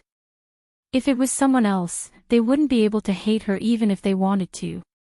She doesn't talk much with people. Aw. I'll go ask her during lunch break then. Lin Yi was thinking about buying the concert disc for Meng Yao and Yushu. He was worried that no one would accompany him, so he dragged Kong Xiaobo along. Okay. Kong Xiaobo nodded. Let's go together, and get some barbecue on the way. Forget about barbecue, Tang Yin's mom won't charge us if we go now. Lin Yi said. You can't let her spend money twice, can you? Chapter 186. The stand sold out, so are you eating at Tang Yin's house this weekend or at noon? One of the two. Lin Yi asked. Let's go this weekend then. Kong Xiaobo evidently didn't want to miss out on a good opportunity like this. There were exams almost every day in the 12th years, half of the morning class was spent on exams. Lin Yi had been on a mission back then, but he'd completely assimilated into life now. He'd assimilated into this school, this class. Most importantly, his age. Lin Yi felt like he'd gotten a lot younger in this time. He was starting to see things from the perspective of a person his age should be. He'd started to like chatting with his new friends, joking around with pretty girls. He'd fallen in love with this school, this class. He'd fallen in love with Tang Yin, this arrogant yet cute girl. How long would this last? Perhaps a few days, perhaps a few months. He'd go back to his old life, and all of this would no longer belong to him. He truly enjoyed the beauty of life, and Lin Yi was tired of his old life. There was no excitement to speak of other than the thrill of killing, and Lin Yi was numb to his enemies. It was time to talk to his old man. Perhaps this was the life he'd been looking forward to. Lin Yi and Kong Xiaobo left class at noon. There was a test in the last class, and the class ended a little later than the other classes. Most of the students had already left the school building. Meng Yao and Yushu went to the cafeteria as usual, eating at the small restaurant on the second floor. They didn't care how many people there were on the first floor. They didn't need to wait in line to order. Food Street was always bustling at noon. The 12th graders, on the other hand, didn't come here often due to their tight schedule. The first and second graders, however, had already crowded the place. The food here wasn't exactly clean, nor was it particularly delicious, but it was much better and cheaper than the food in the cafeteria. Mrs. Tang's barbecue stand was unusually popular today, and there were many students crowding around it. That was how news in school spread like wild, good or bad. For example, Lin Yi's love letter to Tang Yin had spread like wildfire in the 12th grade before class even started. Mrs. Tang's barbecue stall was the same as well. The enticing aroma, coupled with the endless praises from the students who'd tasted it, had the entire crowd surrounding the stall. That was how things were in a lot of situations. The more people there were, the more they wanted to join the crowd. Mrs. Tang was excited, but at the same time, she was overwhelmed with work. It looked like the ingredients she had prepared today wouldn't even be enough for lunch. It looked like she had to make a trip home in the afternoon to prepare more. Still going. Lin Yi smiled bitterly as he looked at Xiaobo. There's a little too many people here, asking when he's going to her house this weekend in front of all these people. Isn't that just asking for trouble? Do you think Tang Yin can answer? Kong Xiaobo thought about it and agreed. Tang Yin was afraid of people saying that she had a relationship with Lin Yi. How could Tang Yin answer if he asked her when he was going to her Tang family dinner? If things got out of hand, the treat for the weekend might be cancelled. Then, should we wait? Kong Xiaobo asked hesitantly. Come with me to the bookstore and buy some stuff, Lin Yi nodded. We'll come back in a bit. Kong Xiaobo didn't know what Lin Yi wanted to buy, but he admired Lin Yi from the bottom of his heart. Whatever Lin Yi said, he agreed without hesitation. In the bookstore, Lin Yi bought a CD of Su Shihan's concert. Kong Xiaobo was surprised.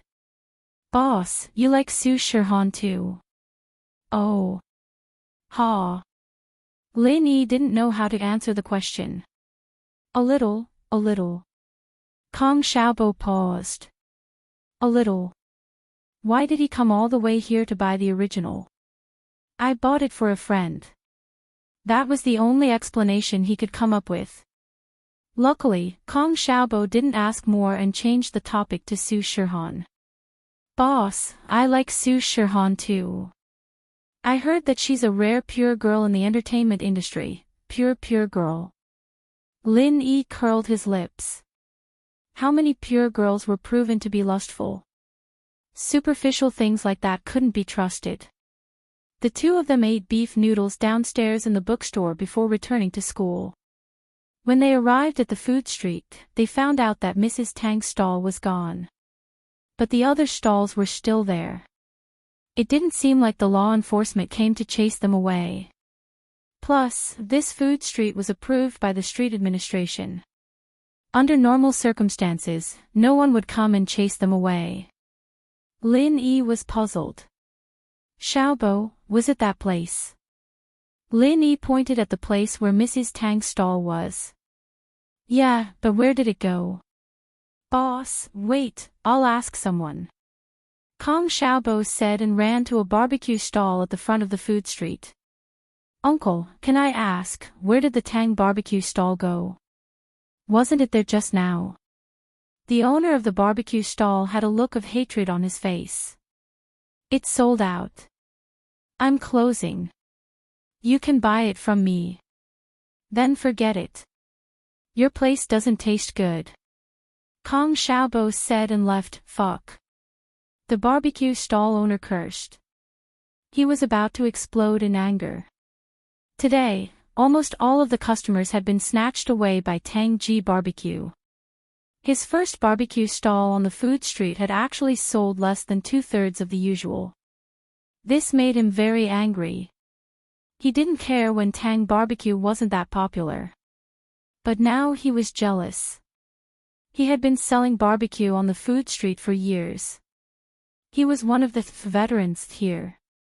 Otherwise, he wouldn't have been able to get the front seat. Yet, he was beaten by a newcomer like Mrs. Tang. This made Zhang Biaoqiao furious.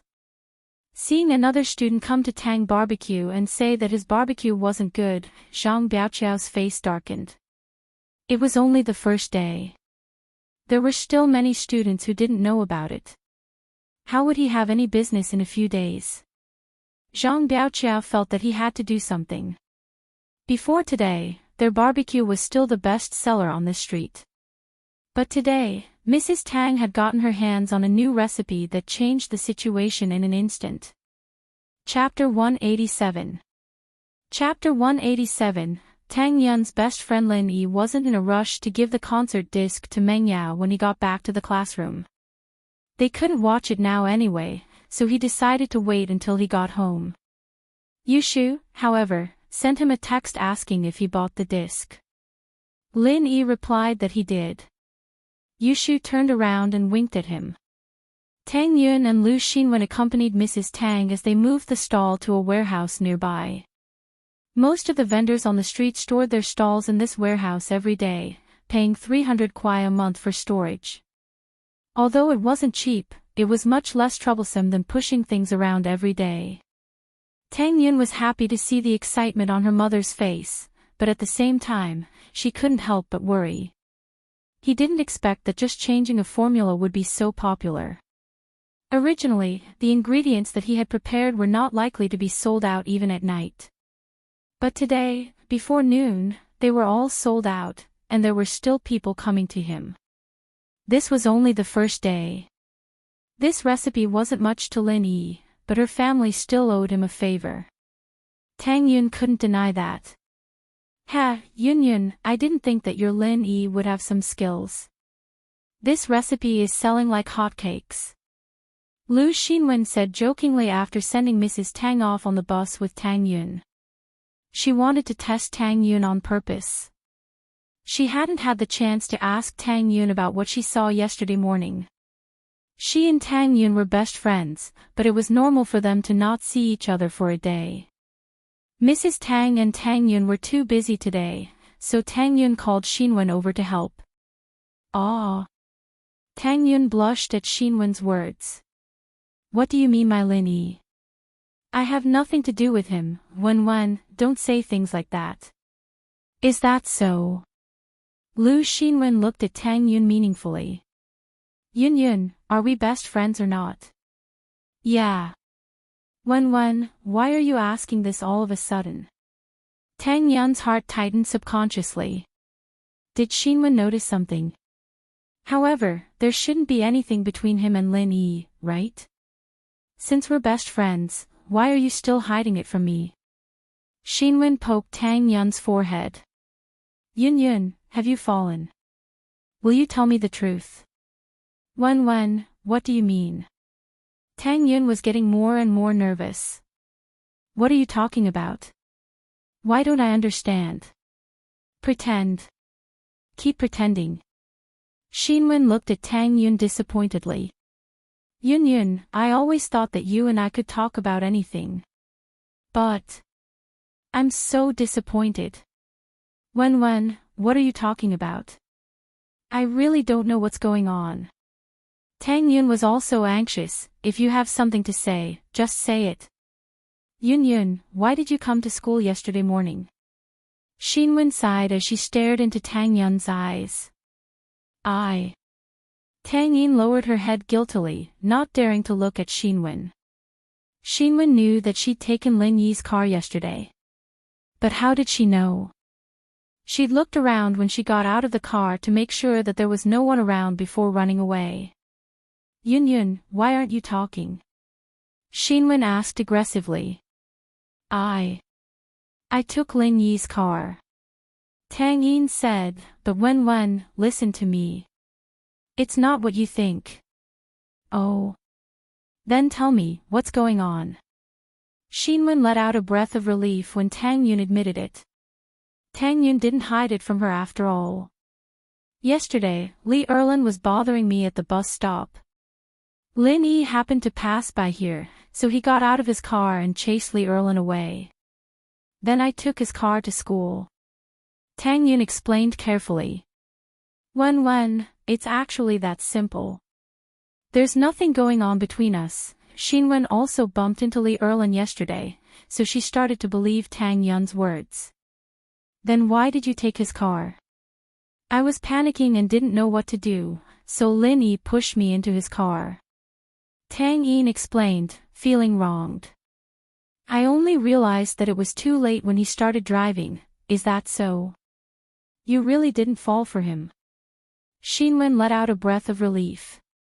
I didn't. Tang Yin shook her head after some hesitation. Why would she fall for Lin Yi? That was impossible. That's good. Shinwen nodded. Right, I went to Xiaofen's house yesterday, and her emotions weren't stable. Her mom said that she kept calling out that person's name these past 2 days, and that she was even hallucinating. Ah. Tang Yin sighed after hearing Shinwen's words. She had been helping her mom with the barbecue stall every day, so she didn't have time to visit Xiaofen at night. She could only ask Shinwen to go over, but it seemed like something serious had happened to Xiaofen.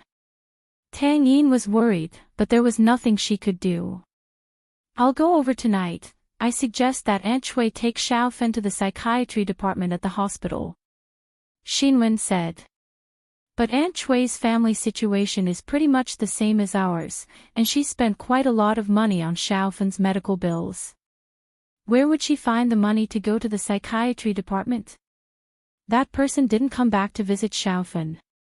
Tang Yin was a little indignant that Xiaofen wouldn't have ended up like this if it wasn't for that person. Even if Xiaofen wasn't a virgin anymore, with her looks, it wouldn't be hard for her to find a better boyfriend. No, hoping that bastard Kong Ming would come back to visit Xiaofen. Unless the sun rises from the west. Lu Xinwen sneered, if it wasn't for Xiaofen stopping me, I would have castrated that bastard Kong Xiaoming. Tang Yin blushed. Her best friend's words were really powerful. She didn't know what to say. Tang Yin was too embarrassed to say something like that. Forget it, let's not talk about this anymore. Let's go back and study. Xinwen threw away the unhappiness in her mind and walked back to school with Tang Yin. He had to go with Kong Xiaobo to ask Tang Yin about going to her house during the weekend, so Lin Yi couldn't go back with Meng Yao and Yushu. He sent them a text to tell them that he had something to do with Kong Xiaobo after school. Meng Yao didn't mind and replied with a "got it" before leaving with Yushu. Lin Yi, on the other hand, was slowly packing his things. He only quickened his movements after Meng Yao and Yushu left. Chapter 188. Bullying people, that won't happen. Lin Yi wasn't in a rush. They were selling like hotcakes at noon, so they'd definitely prepare more for the night. How could they sell out so quickly? That's true. Kong Xiaobo calmed down after listening to Lin Yi's analysis. The main reason Lin Yi didn't want Meng Yao and Yushu to see him looking for Tang Yun. Otherwise, the miss of the Chu family might throw a tantrum again. Lin Yi's attitude was that it was better to avoid unnecessary trouble until the two of them left. Lin Yi glanced at the corner of the street not too far away after leaving the school gates. He only calmed down when he didn't see Faubert's Bentley, and walked towards the food street with Kong Xiaobo. Boss, it can't be that popular, right? Why are there so many people? Kong Xiaobo pointed at the food street, surprised. Even the people from the other stalls are buying Tang Yin's barbecue. Lin Yi frowned. There were a lot of stalls surrounding Tang Yin's barbecue stall. Lin Yi, naturally, wouldn't believe that they were buying Tang Yin's barbecue. Tang Yin might be in trouble, let's go check it out. Lin Yi said as he quickened his steps. As expected, a man's loud voice could be heard as they got closer. I say, boss lady, isn't that a little too much? We're all from the same street, and you're stealing our business like that. The speaker was naturally Zhang Biaojin. He'd been pissed off that Tang Yin's barbecue was more popular than his own, and he wasn't willing to lose his business just like that. He'd contacted a couple of other barbecue vendors, planning to give Mrs. Tang a hard time at night. As far as Zhang Biaojin, Mrs. Tang was no different from a widowed mother, a bedridden man was no different from a cripple. Her family was easy to bully. If he threatened her, she would definitely give in. Big bro, let's talk this out. It's not like we're trying to steal your business. Mrs. Tang was a little scared when she saw so many people helping Zhang Biaoqiao. None of the onlooking vendors said they were supporting Zhang Biaoqiao, but none of them spoke up for her either. You didn't steal my business. If you set up a stall here at noon, all the students will go to your stall to buy things. Who are we going to sell to? Another old woman from the barbecue stall spoke up. You call this not stealing business?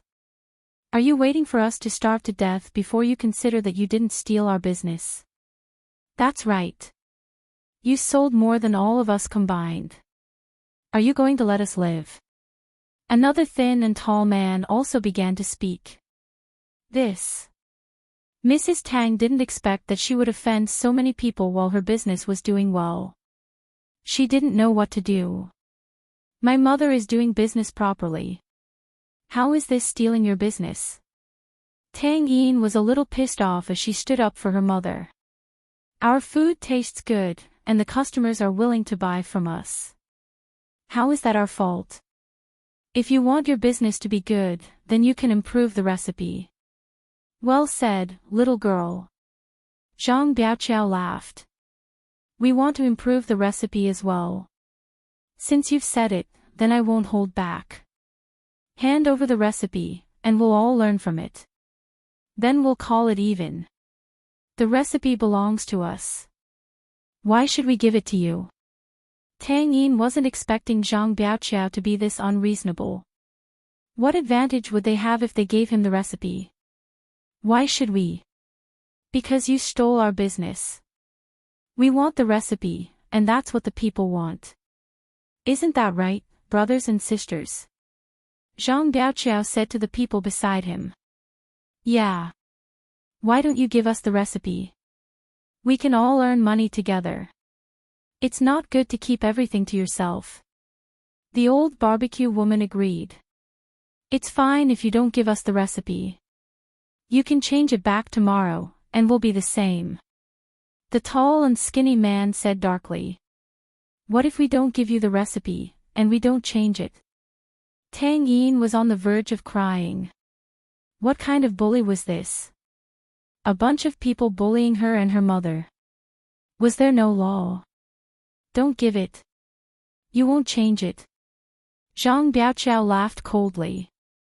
That's not up to you. I don't think you can come to this food street tomorrow. Tang Yin's eyes were red. She was on the verge of tearing up. How could they bully her like that? Business was good, so they couldn't come here. Mrs. Tang was afraid that Tang Yin would do something irrational. She hugged Tang Yin and pointed at Zhang Biaoqiao with a trembling finger. Are you bullying us because we don't have a man? What's so great about bullying us? They wouldn't be this arrogant if their lover wasn't bedridden, right? Don't say it like that. This is what the people want, Zhang Biaoqiao said. He was bullying Tang Yin because she didn't have a man in her family. He knew about Tang Yin's family a long time ago. Otherwise, he wouldn't be so arrogant today. Mrs. Tang hugged Tang Yin, shaking with anger. Why was it so hard to do business? Bullying them because they saw that their family was making money. Wasn't this too much? Tang Yin was annoyed that she wasn't a boy. Even if she was, they wouldn't be so reckless, would they? Tang Yin looked at the crowd of people standing around, not bothering to meddle in their business. Tang Yin felt despair. Her family had just gotten better, and they had new hope. Was it going back to how it used to be? Xiang my ass. Lin Yi pushed through the crowd and rushed in. Wasn't this Zhang Biaoqiao a bit too much? Bullying Tang Yin and her mother. What was he thinking?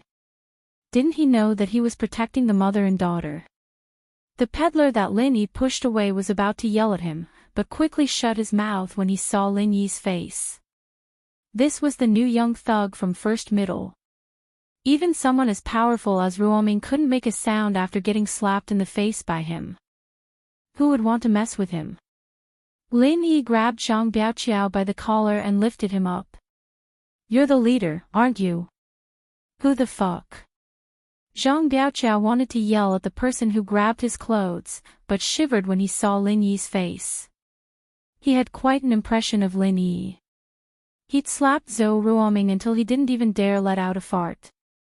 Someone like that was truly ruthless. Zhang Biaoqiao used to sell seafood, but Zhou Ruoming got a stomachache and came to smash his stall the next day, beating him up so badly that he couldn't get out of bed for a couple of days. He didn't dare sell seafood anymore after he recovered, switching to selling barbecue. But he was still very afraid of Zhou Ruoming. It wasn't a secret that Zhou Ruoming had a big brother who was the head of the gangsters in the north of the city. Zhang Biaoqiao didn't dare do anything after finding out. It was just a game for him to beat him up. Chapter 189. Smashing them, little brother. You. What's the matter? Zhang Biaoqiao stuttered. He was no longer as domineering as before, and his expression was a little ugly. The barbecue woman and the tall skinny man obviously knew who Lin Yi was, the one who'd slapped Zhou Ruoming in the face last week at the food street. Who didn't know him? Who didn't know of such an all-powerful character? And that follower of his. Biaoqiao's eyes narrowed as he looked at Kong Xiaobo, remembering the student he'd talked to at lunch. Wasn't that Kong Xiaobo? He was Lin Yi's follower. Then they and Tang barbecue. Biaoqiao suddenly remembered a tragic reality. The reason why Lin Yi had slapped Zhou Ruoming last time was all because of Tang Yin. And who was Tang Yin? She was the daughter of the owner of Tang barbecue. Was Lin Yi here to stand up for them this time? Biaoqiao froze at the thought of that possibility, his face draining of blood.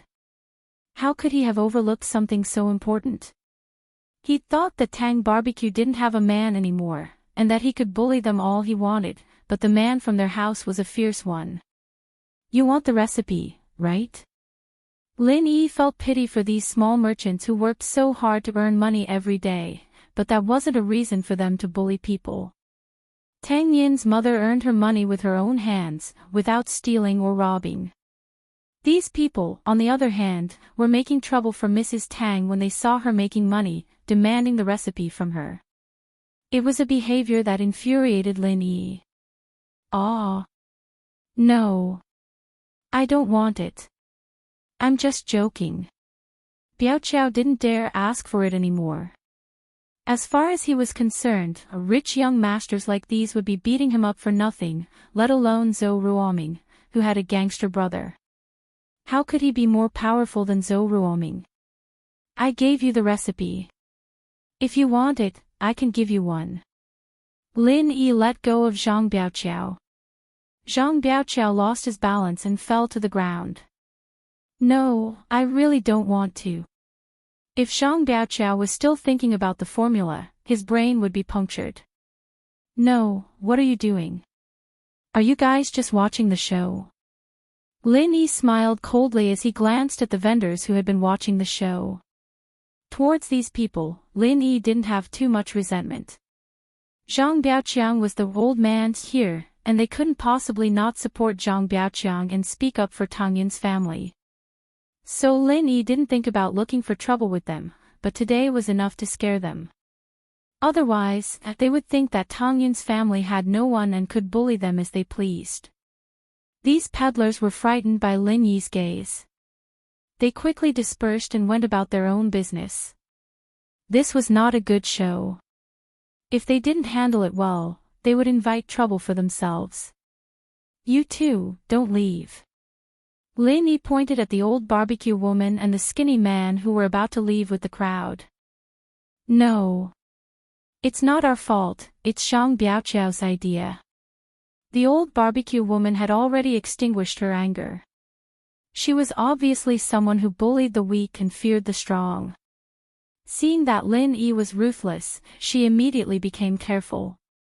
Yes, it's Zhang Biaoqiao's idea. We were just called here by him. The skinny man said. Do what he tells you to do. So you'll do whatever I tell you to do? Lin Yi asked back. The old barbecue woman didn't know what Lin Yi meant, but she still followed along. Bro, what do you want us to do? You two don't sell barbecue tomorrow. Change your job. No problem, right? Lin Yi rolled his eyes and changed their job. The old barbecue woman and the skinny man looked at each other. They wanted to object, but they didn't dare to.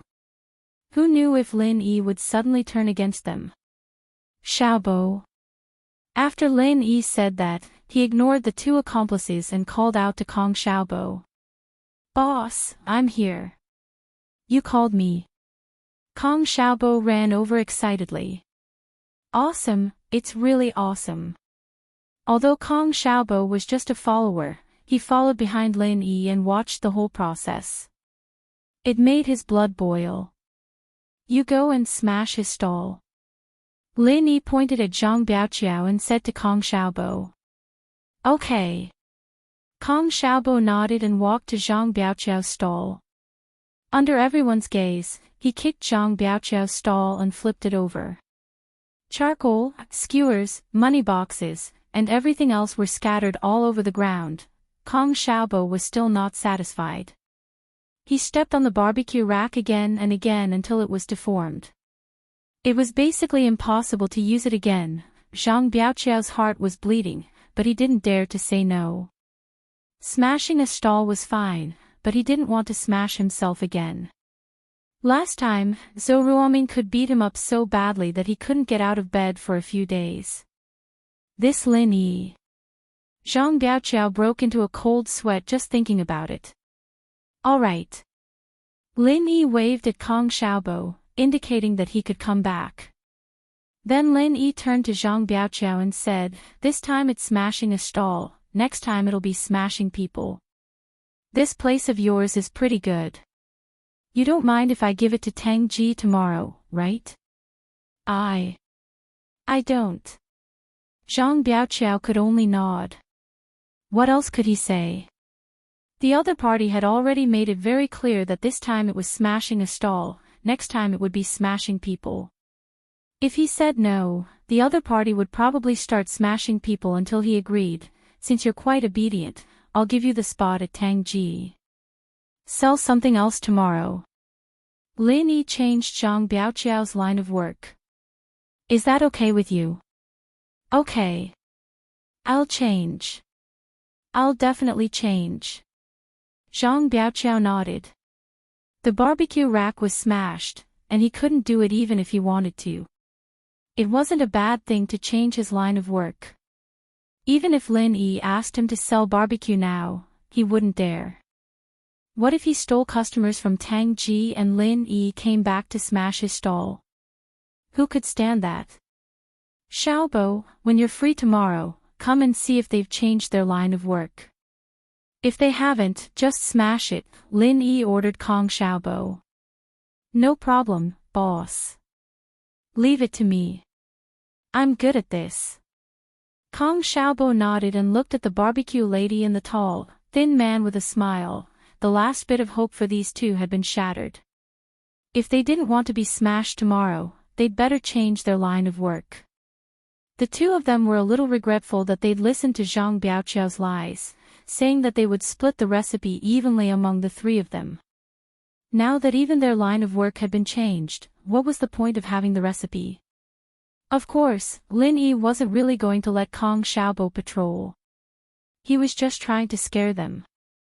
He didn't have that much time. Lin Yi didn't sympathize with Zhang Biaoqiao at all. He'd reaped what he sowed. Chapter 190. The mind of a girl with Lin Yi's skills, bullying these vendors was a bit of an overreaction. But Biaogan had crossed Lin Yi's bottom line. Lin Yi wasn't too sure about Tang Yin's family situation, but they definitely weren't rich. Tang Yin's father wasn't here, however, and that gave Lin Yi a few guesses. Biaogan was obviously bullying people. If that was the case, then Lin Yi had no choice but to bully him a little, to let him know that bullying the weak wasn't as easy as it seemed. What are you still sitting here for? Waiting for me to treat you to dinner? Lin Yi asked, looking at Biaogan on the ground. Biaogan squeezed out a smile as he climbed up from the ground. Of course not, of course not. I'll go now, I'll go now. With that, Biaogan sprinted away, not daring to keep his stall anymore as he picked up the money box and left the food street. As for the awe-inspiring and domineering barbecue woman and the feminine, tall and thin man, they were also quietly packing up their stalls. Tomorrow, they would be changing professions. Auntie, are you all right? Lin Yi asked as he walked over to Mrs. Tang, who didn't know what to do. Mrs. Tang couldn't react to the sudden turn of events. I'm fine, Mrs. Tang said, recovering from her shock. Biaogan's overbearing face was still fresh in her mind, and now he was running away with his tail between his legs. It was all because of this kid in front of her. So what if Biaogan was overbearing? There was someone even more overbearing than him. Tang Yin lowered her head, her emotions complicated. She didn't know what to say. As a top student, she didn't approve of Lin Yi's way of handling things, but she had to admit that Lin Yi's way of handling things was the most appropriate. Biaogan wouldn't dare bully her family anymore, but why would Lin Yi do this? Why would he help her family? Tang Yun knew very well that Lin Yi was trying to get on her good side and pursue her, using this method to move her heart. Although it was a cliché method, Tang Yun had to admit that it was effective. At least, in her eyes, Lin Yi wasn't that despicable anymore. Even if he was despicable, it was towards those who were even more despicable. He just barged into her life like that. Tang Yin wanted to get rid of Lin Yi, but she couldn't. How am I going to face Lin Yi in the future? Continue to ridicule him? Tang Yun knew that she couldn't do it. She wasn't a heartless person, and Lin Yi had done so much. No matter what it was for, he had helped her and her family, so Tang Yun could only choose to escape. Lin Yi's identity made her worry. Thinking of Xiaofen's painful lesson, Tang Yun's heart once again closed up. Lin Yi looked at the silent Tang Yun and didn't mind. Auntie, I just came over after school to ask when we're going there this weekend. Tang Yun didn't say it clearly before, so I wanted to confirm it. Saturday morning, come whenever you're free. Our house is at the third door of the slums, Grass Alley. Mrs. Tang recovered from her shock, but her face was full of gratitude. Lin Yi, thank you so much for today. If you didn't come, we wouldn't know what to do. We'd be bullied. Haha, it won't happen again. Lin Yi smiled. Auntie, I'll be leaving with Xiaobo first. See you on Saturday. No, sit here, I'll cook something for you guys. Mrs. Tang naturally wouldn't let Lin Yi leave just like that. She had to thank him, no matter what. The more Mrs. Tang looked at Lin Yi, the more she liked himself. This young man had the arrogance of a rich young master, but he was reasonable. He was scary when he was domineering, but he was usually very easygoing with people he was familiar with. Not today, it's getting late. Let's go on Saturday, we'll be there on time. Lin Yi's phone vibrated. It was probably a message from Meng Yao or Yushu, so Lin Yi had to get back as soon as possible. Alright then. Mrs. Tang let go of Lin Yi after seeing how insistent Lin Yi was. Yin, go send your classmate off. Okay. Tang Yun nodded unwillingly, but didn't refuse this time. She lowered her head and walked in front of Lin Yi without a word. Ah. Lin Yi smiled faintly and turned to leave with Kong Xiaobo. Tang Yun followed behind them, not knowing what she was thinking. Alright, you don't have to send me off if you don't want to. You can go back. Lin Yi looked at Tang Yun, amused. I didn't. Tang Yun humphed. Today. Thank you, I saw it on the way, that's all. If it were someone else, I'd probably care too. Lin Yi said, using the word maybe. In truth, Lin Yi really wouldn't care if it were someone else. If he cared about everything, then there was no need for him to stay here anymore. He might as well become an Ultraman or a Spider-Man. Tang Yun, of course, didn't believe that Lin Yi said it was on the way. If it wasn't for her, why would a young master like him care about something like this? But the more she owed Lin Yi, the more uneasy she felt. Do you really want to be friends with me? Tang Yun suddenly raised her head to look at Lin Yi. Ah. Tang Yun's reaction surprised Lin Yi. He was surprised at Tang Yun's sudden question. In fact, it took a lot of courage for Tang Yun to ask this question. Lin Yi had interfered in her family's life. It was impossible for Tang Yun not to have any thoughts about it. She wanted to confirm what Lin Yi's goal was. However, when Tang Yun asked this question, although it looked like she was in the right, she was actually very guilty. A girl asking this kind of question made Tang Yun's face burn. Fortunately, it was night time, and Lin Yi shouldn't be able to see it. Tang Yun was nervous, so when Lin Yi said, "Ah," Tang Yun took it as an acknowledgement of her question. Do your parents know? Will they agree? Tang Yun didn't wait for Lin Yi to answer and continued to ask. To be honest, Tang Yun was also nervous. Tang Yun saw what Lin Yi did for her family. She didn't know how she felt about Lin Yi. She hated him, but there was also a special feeling, my parents. Lin Yi paused again. Who were his parents? He didn't know either. Old Lin said he was an orphan. Tang Yun took Lin Yi's days as hesitation. Tang Yun's fragile heart tightened, and the budding feelings disappeared in an instant. Chapter 191. More positive, Tang Yin turned around and ran back to her mother, disappearing into the night in the blink of an eye. Lin Yi came back to his senses and looked at Lin Yi, who was already far away. He sighed softly. Did he fall in love with this girl? Lin Yi didn't know if he'd matured, or if he'd become impulsive. He wouldn't have thought like this if it were a year ago. Had the comfort of his life changed him? It seemed like he'd have to talk to old man Lin about it. Boss, what's wrong with you? Kong Xiaobo, who'd been standing on the sidelines, couldn't hold it in anymore. What are you spacing out for? Tang Yin asked you if you wanted to be friends with her, and you just spaced out. Kong Xiaobo had a look of exasperation on his face, a typical eunuch panicking even though the emperor wasn't panicking. She just wanted to confirm my feelings, nothing else. Lin Yi shook his head. Let's go, stop looking.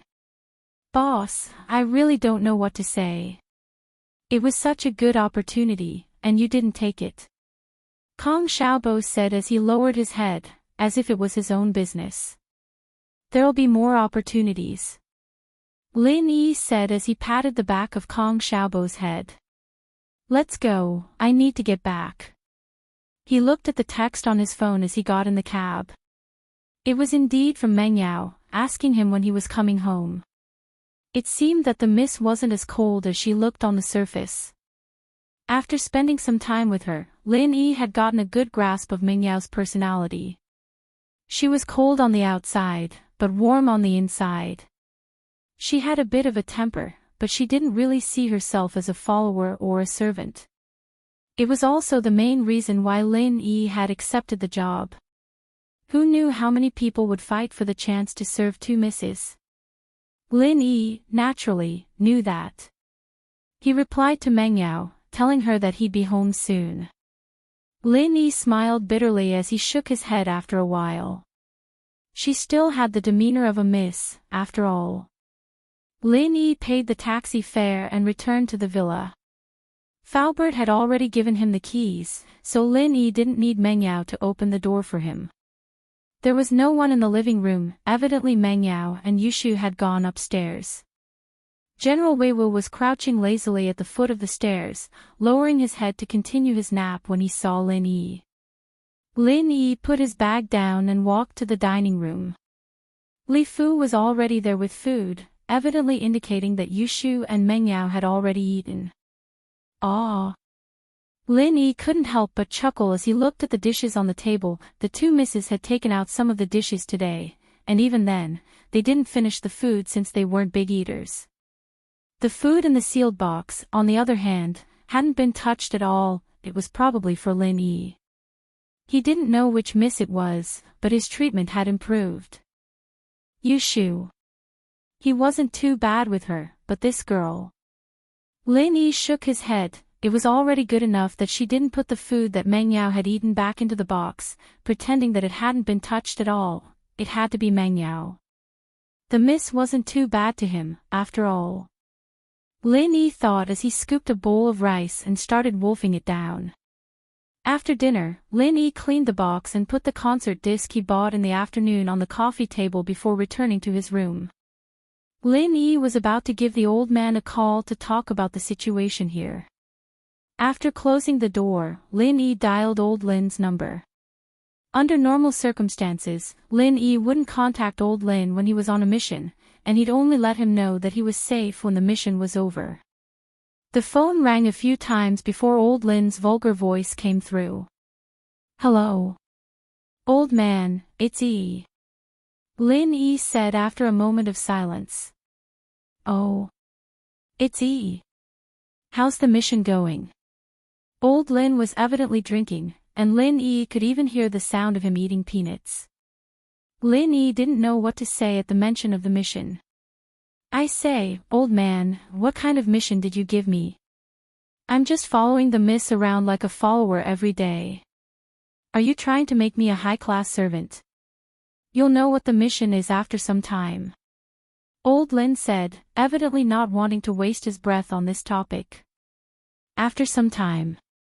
How long? That was Lin Yi's main concern, and it was also a prelude to what he was going to say next.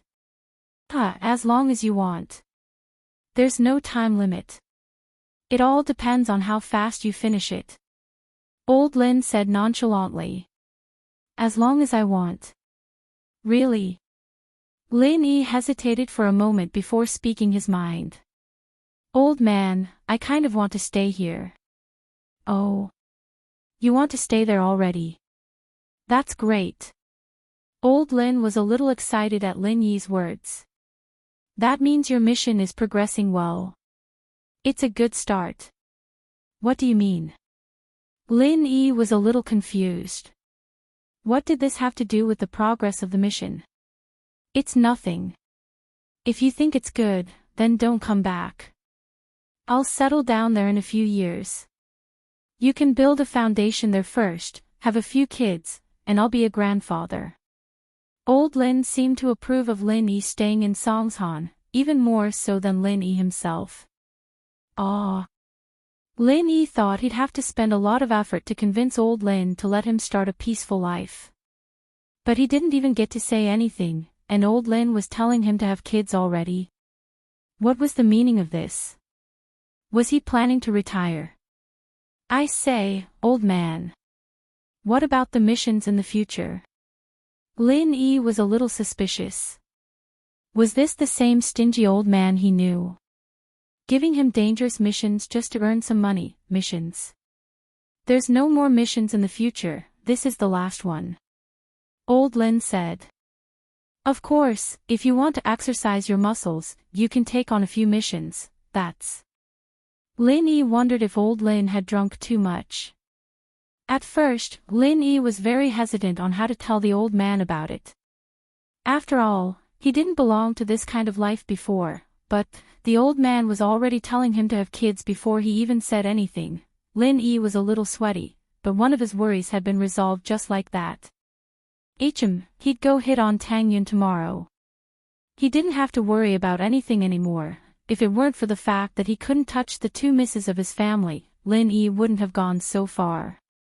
Is there anything else? Widow Wang from the village entrance is here, and I want to catch up with her. If there's nothing else, I'm hanging up, bye. Old Lin didn't wait for Lin Yi to say anything before hanging up. Chapter 192. Chapter 192, Dilapidated Slums. Lin Yi drove Yushu's yellow beetle to Kong Xiaobo after making sure that Meng Yao and Yushu weren't going out. Faubert had already gotten the driver's license, and he'd given it to Lin Yi the day before. Lin Yi wasn't afraid of getting mugged by the police now. The two misses were watching the Blu-ray of Su Shihan's concert, the one Lin Yi had bought from the bookstore. They wouldn't be going out for a walk. Lin Yi gave Kong Xiaobo a call before leaving the house. The cheapest knockoff phone these days was only 100 or 200 kuai, and it was normal for high schoolers to have their own phones. Tang Yin was probably the only one who didn't have one. Xiaobo, where are you? Lin Yi asked. I'm at home, not leaving yet. Boss, ready to go. Kong Xiaobo had been looking forward to this day for a week now. Going to the school beauty's house for dinner was a rare honor, and so Kong Xiaobo had woken up early, waiting for Lin Yi's call. Where's your house? I'll come pick you up. Lin Yi said. You'll come pick me up? Kong Xiaobo blinked, not understanding what Lin Yi was getting at. My house is on Ningshi Street. Boss, which way is it? If it's not on the way, why don't we meet at the slums? Ningshi Street. Wait for me then. Lin Yi said before hanging up. Yushu's car had a GPS system installed, and Lin Yi keyed in Ningshi Street and started driving. Ningshi Street was actually on Lin Yi's way to school every day, and it was pretty easy to find. It didn't take long before Lin Yi parked the car near the bus stop. Lin Yi called Kong Xiaobo and told him that he was waiting for him at the station. Not long after, Lin Yi saw Kong Xiaobo, who was dressed very handsomely, running to the station platform. He looked around as he ran, obviously looking for Lin Yi. Xiaobo, here. Lin Yi opened the front passenger door and waved at Kong Xiaobo. Boss? Kong Xiaobo looked at Lin Yi and his car in surprise. He quickly ran over and asked, Is this your car? Hee. Lin Yi laughed. He didn't confirm or deny it. For this kind of thing, it would be difficult to explain too much. It was better not to explain at all. Sure enough, Kong Xiaobo thought that Lin Yi had acquiesced. He got in the car and said, Boss, I didn't expect your family to be so well off. I thought you came from a poor village. It's not too bad. Lin Yi told the truth. If the missions were as his old man said, only a few hundred or a few thousand, then his family would only be okay at best. If it were the market price, then his family would be a millionaire a long time ago, or even a billionaire. Of course, Lin Yi didn't want to be too calculative with his old man. If the old man was a miser, then so be it. He didn't lack food or drinks, and he'd just treat it as earning some money for his old man's retirement. But boss, why'd you buy a car like this? It looks like a girl's car. Look at the cushions, the interior. Kong Xiaobo said as he looked at the interior of the car. Ha! Lin Yi smiled. This car was Yushu's, of course it was feminine, eh? All of a sudden, Xiaobo's eyes stopped on an ornament on the rearview mirror. That's Yushu. Boss, no way. You have a crush on her. Kong Xiaobo's eyes went wide as he stared at the decoration in disbelief. It was a small photo frame, and it was Yushu in it. Lin Yi didn't notice it before, but now that Kong Xiaobo mentioned it, he looked at the decoration. He was speechless. This decoration. It's the owners, boss, I know. Kong Xiaobo smiled as if he knew everything. Boss, I'm a man too, I know. It's fine, I won't tell Tang Yun. Lin Yi took it off and tossed it into the drawer on the passenger seat. Yeah, hurry up and hide it. It'll be bad if Tang Yun sees it. Xiaobo nodded in agreement. Lin Yi sweated and almost crashed the car. Slums referred to the single-story houses in the built-up areas of the city. The houses were old, the quality was poor, the average floor space was small, the infrastructure wasn't complete, the transportation was inconvenient, the security and fire hazard were high, and the environment was dirty, messy, and bad. Many developing cities had such shantytowns. Of course, not all of the shantytowns were bungalows. There were also some buildings, but these buildings were three-story red brick houses. They were not much better than bungalows. There were no gas pipes, no network engineering, and so on. Some didn't even have a kitchen vent. Lin Yi's old house was mostly this kind of dilapidated house, so he didn't think much of it. Kong Xiaobo, on the other hand, had only passed by the slums before and had never seen it. He was completely shocked when he saw it today. He didn't expect Tang Yun to live in such a terrible environment. Dirty coal piles, firewood piles, smelly garbage, and smelly drains. It was a horrible environment. And in this horrible environment, Tang Yun, the commoner beauty of first middle school, was born. Boss, this environment. Kong Xiaobo couldn't help but close the window. He couldn't stand the smell. The place I used to live was pretty much like this. Lin Yi said with a smile, not thinking much of it at all. There was one more thing he didn't say, it was the battlefield, much worse than this. He could hide in the gutters and swamps for days. Lin Yi found grass alley and turned the car in. But after turning in, it was difficult to drive in. Every door was full of junk. Lin Yi had no choice but to park the car at the entrance of the alleyway. The residents in the alleyway looked at the brightly colored, obviously expensive car, a little surprised. Under normal circumstances, there were very few cars coming to Shantytown. In addition to taxis, there were almost no residents here who could afford a car. Since they could afford a car, they did not live here. They had already bought a house in a better place. Lin Yi and Kong Xiaobo got out of the car, locked the car, and followed the number on the door to Tang Yun's house. The third door should be here. Lin Yi looked at the dilapidated door and sighed slightly. He guessed that Tang Yun's family's condition was poor, but in this slums, Tang Yun's family's condition should be below average. Tang Yun's yard was obviously a lot more dilapidated than the others, and it probably hadn't been repaired in a long time. He didn't know if it was because of the lack of time, or because of the lack of money, but Lin Yi felt a little sad looking at it. Chapter 193. A photo. Lin Yi knocked on the door, and Tang Yun's voice came from the yard after a while. Who is it? It's me. Lin Yi said. There was an obvious silence on the other side of the door. Then, with a creak, the door opened, revealing Tang Yun's beautiful face. There was no smile on it, only coldness. Come in. Lin Yi paused. Tang Yun's attitude wasn't good to him before, but she was honest and straightforward. She'd throw a tantrum at him and step on his feet. Today, however, Tang Yun's eyes were filled with coldness. Kong Xiaobo didn't notice that as he followed Lin Yi into Tang Yun's yard. He pointed at the mess in the yard, surprised at the sight. Boss, look. Where's the cherry tree? People who lived in single-story houses usually planted things in their yards. Almost every house in Lin Yi's hometown had that, so he wasn't too curious about it. Kong Xiaobo grew up in the city, so he didn't see much of these things. He was excited, but curious at the same time. Is that your classmate?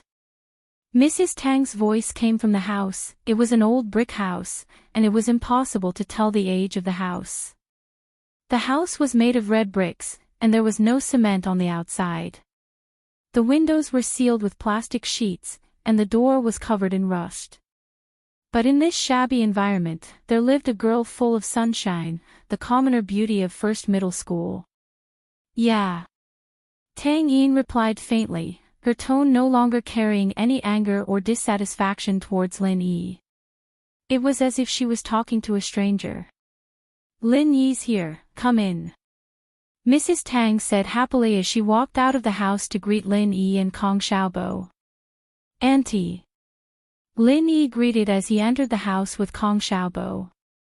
It was a typical old-fashioned room, with a small kitchen and a small room behind the small kitchen. Tang Yin's room was probably there. Come in and sit. Mrs. Tang called Lin Yi and Kong Xiaobo in before turning to Tang Yin. Yin, you keep Shu Yuan company, I'll go prepare the barbecue. Oh. Tang Yin nodded, not objecting as she sat on the chair opposite Lin Yi. The sofa was limited, and Tang Yin didn't want to squeeze with Lin Yi, so she chose to sit opposite Lin Yi. Mrs. Tang went out to work, and Tang Yin didn't say anything as well. She sat on the chair, resting her chin on her hand as she stared at the floor, deep in thought. Lin Yi didn't know what was wrong with Tang Yin today. She treated him so strangely, like he was a stranger. Sitting there awkwardly wasn't a good idea, so Lin Yi tried to start a conversation. Is Uncle in the house? Lin Yi heard noises from inside the house. The door was closed, but with Lin Yi's hearing, it didn't escape his ears. My dad's injured at work, he can't get up from the bed, Tang Yin explained. Injured at work? Is it serious? Lin Yi was startled. He'd imagined all sorts of situations for Tang Yin's family, but he didn't expect Tang Yin's father to be injured and bedridden. He's saving money for surgery later this year. If the surgery is successful, he'll be able to recover, Tang Yin said faintly, as if she was talking to a stranger. Injured at work? Then why didn't the company pay? Kong Xiaobo interrupted. What can we do if the factory owner doesn't want to pay? Tang Yin seemed to have accepted her fate. She was helpless against the factory owner who didn't want to pay. She wasn't angry anymore. I'll go see Uncle Tang. Lin Yi stood up and wanted to go inside, but Tang Yin stopped him. My dad is resting, don't go. Tang Yin didn't let Lin Yi in. She didn't want to have anything to do with Lin Yi anymore, so naturally, she didn't want him to go inside the house. If she owed Lin Yi another favor, how could she pay it back? Tang Yin wasn't ignorant of the ways of the world. On the contrary, her father's incident made her and her mother suffer the coldness of the world, and they had a deeper understanding of it. Why would Lin Yi help her family? In her family, other than herself, what else could be valued by Lin Yi? In the end, when they couldn't pay back the favor they owed him, they could only pay it back with their bodies. Lin Yi only wanted to see how Mr. Tang's injury was, whether there was a better way to treat it without surgery, but since Tang Yin was against it, Lin Yi wasn't in a hurry. Kong Xiaobo didn't want to be a third wheel. He walked to the side while Lin Yi and Tang Yin were talking. He looked around the room, and his eyes suddenly fell on a photo in the bookshelf. There were 3 girls in the photo. One was Tang Yin, and the other was Tang Yin's best friend, Lu Xinwen. Kong Xiaobo had some impression of her, but there was another girl that made Kong Xiaobo's eyes light up. Of the 3 girls in the photo, Tang Yin was undoubtedly the prettiest and the most outstanding one, but the other girl was only a little bit weaker than her. She looked so soft and weak, and it made people want to protect her with just one look. Who was this person? Kong Xiaobo's heart started to move again. As for Tang Yin, Kong Xiaobo had completely given up. As long as Lin Yi could catch up with him, he would be satisfied, but this girl, this photo? Kong Xiaobo couldn't help but ask. Tang Yin turned her head towards Kong Xiaobo's voice and saw the photo in the bookshelf, 2 of my best friends. I know this Lu Xinwen, she's also from our school, but this. Kong Xiaobo hesitated. Although it was rude to ask directly, he didn't want to give up. Her name is Lan Fun, she's a good friend I grew up with. Tang Yin clearly didn't want to talk about this anymore. She only briefly introduced Lan Fun and didn't say anything else. Kong Xiaobo replied with an "oh" and silently remembered the name. Lan Fun, it sounded pretty good. He just didn't know where he was studying now. She definitely wasn't from first school. If she was, there was no way he wouldn't know her. Although Lan Fun wasn't one of the 3 school beauties, she was definitely a popular girl in the school. She could be ranked in the top 10 of the girls in first school. Kong Xiaobo wanted to ask about Lan Fun's current situation, but Tang Yin didn't seem to want to talk about it. Chapter 194. Chapter 194, The Girl Who Jumped Off a Building. Lin Yi, you eat with your classmates first, there's still a lot left. Mrs. Tang said before leaving the house. Mom, I'll go help you. Tang Yun said awkwardly, wanting to go accompany her mother. Yin, you eat with your classmates, get some drinks and chat with them. I'll be fine here. Mrs. Tang said with a smile. I'm not busy here, there's so many customers at the food street, I can handle it all by myself. Oh. Tang Yun pouted unhappily. Eat with them. Drink with them and chat with them. Wouldn't I be the 3rd escort then? Kong Xiaobo had been looking forward to the barbecue, but his mind was elsewhere. His eyes kept glancing at the photo on the bookshelf as he thought about the girl named Lan Fun. He couldn't help but ask. Tang Yun, why don't we invite Lu Xinwen and Lan Fun to eat together? Kong Xiaobo had put Lu Xinwen in front of him, but it was just a facade. He had ulterior motives. Lu Xinwen was a classmate from first middle, so it was only natural that he would be more familiar with her. Kong Xiaobo had put her in front of him, and Lan Fun was the main focus. Xiaobo felt his blood rush to his head the moment he saw Lan Fun. He knew that he wasn't good enough for Tang Yin, and he didn't fantasize about it, but Lan Fun. Xiaobo really did want her. Tang Yin frowned, not knowing why Kong Xiaobo was so interested in the girl in the photo. I'll treat them to dinner alone.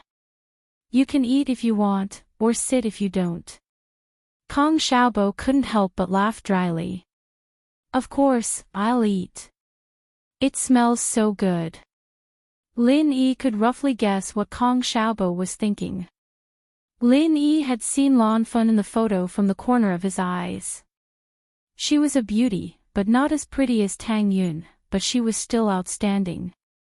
No wonder Kong Xiaobo was tempted. Lin Yi looked at the barbecue on the table. He had to admit that Mrs. Tang's control of the heat was pretty good. Coupled with his own ingredients, it was hard for the business to not be booming. She was just about to pick one up to try when the door was pushed open. A girl barged in and yelled, Tang Yin, bad news. Fun wants to jump off the building. Come and help me persuade her. It was Tang Yun's best friend, Lu Xinwen. She didn't notice that Lin Yi and Kong Xiaobo were in the room when she came in, but when she finished talking, she realized that there were 2 other people in the room.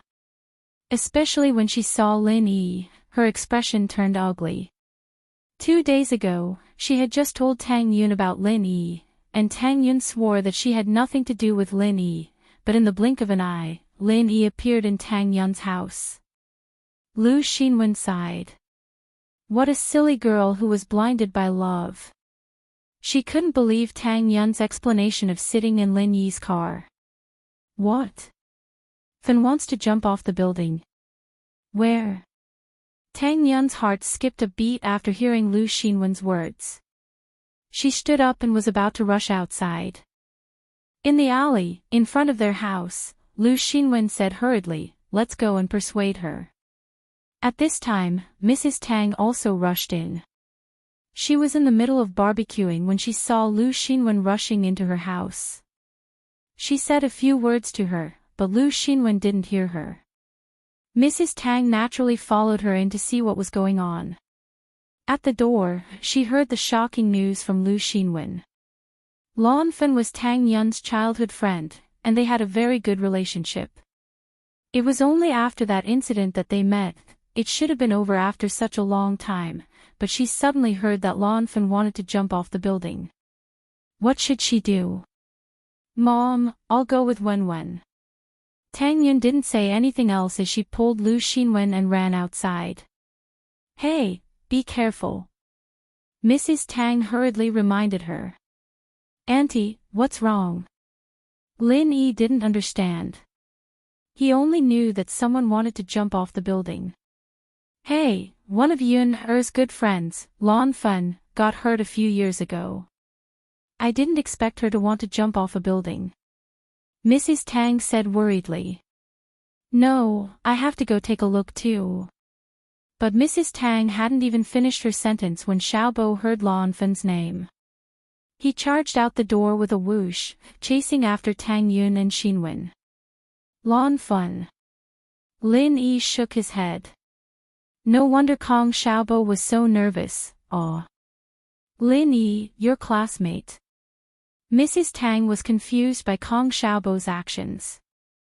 Lin Yi, of course, knew why Kong Xiaobo was acting like this. Auntie, let's go, we'll go as well. There were already a lot of people in front of the building, and it was quite rowdy. Tang Yun and Xinwen, on the other hand, stood outside the crowd, not knowing what to do. Xiaobo ran over as well, and when he raised his head, he froze. The window on the left side of the third floor was completely open, and there was a girl in white lying on top of it. It was Lan Fen from the photo. Although she looked haggard, she still had a delicate beauty to her. Kong Xiaobo's heart skipped a beat. Fun. I'm Lu Xinwen, Wenwen, can you hear me? Lu Xinwen made a trumpet with her hands and shouted. However, Fun, who was on the third floor, didn't seem to hear Lu Xinwen's words at all. She was in a trance, and her eyes were empty as she looked into the distance. Fun, go back, it's dangerous. Tang Yun was also nervous, and didn't know what to do. The people in the shantytown knew that Tang Yun and Lu Xinwen were Xiaofen's best friends. The crowd automatically opened a path for Tang Yun and Lu Xinwen to pass. When they got to the front, they saw Lan Fen's mother, Song Huiping, standing there anxiously. She didn't know what to do, and her eyes were filled with tears. She looked at Fen upstairs, and shouted her name, but Fen ignored her. Auntie Song, Fen. Tang Yun saw Huiping and quickly asked. Ah, Tang Yun, Lu Xinwen, you're here. Hurry and talk to Fen. I don't know what happened, but she locked herself in her room and wanted to jump off the building. Her father went up, but he couldn't open the door, and he's contacting the locksmith company. Huiping was anxious, but she still put her hope on Tang Yun and Lu Xinwen. Lin Yi and Kong Xiaobo also squeezed over. Kong Xiaobo looked even more anxious than Tang Yun, and his forehead was covered in sweat. Boss, what should we do? What should we do? Chapter 195. Chapter 195, Shocking Resemblance. Don't jump, please don't jump. What's wrong with you? You're still young, you have the best years of your life. Kong Xiaobo didn't know why, but he was so excited that he wanted to jump up and down. His voice was shockingly loud, as if there was a loudspeaker in his mouth. Kong Xiaobo's loud voice was much louder than Tang Yun's, Lu Xinwen's, and Huiping's voices. It stood out in the midst of the noisy crowd. This time, the voice attracted the attention of Lan Fen on the third floor.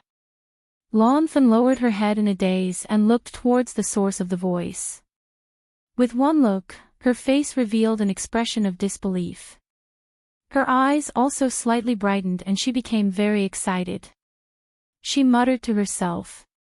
Although her voice was not loud, the people downstairs who were close to her could still hear her clearly. Xiaoming, is that you? You finally came to see me. Lan Fen's lips curved into a happy smile. You came to find me, you didn't abandon me after all.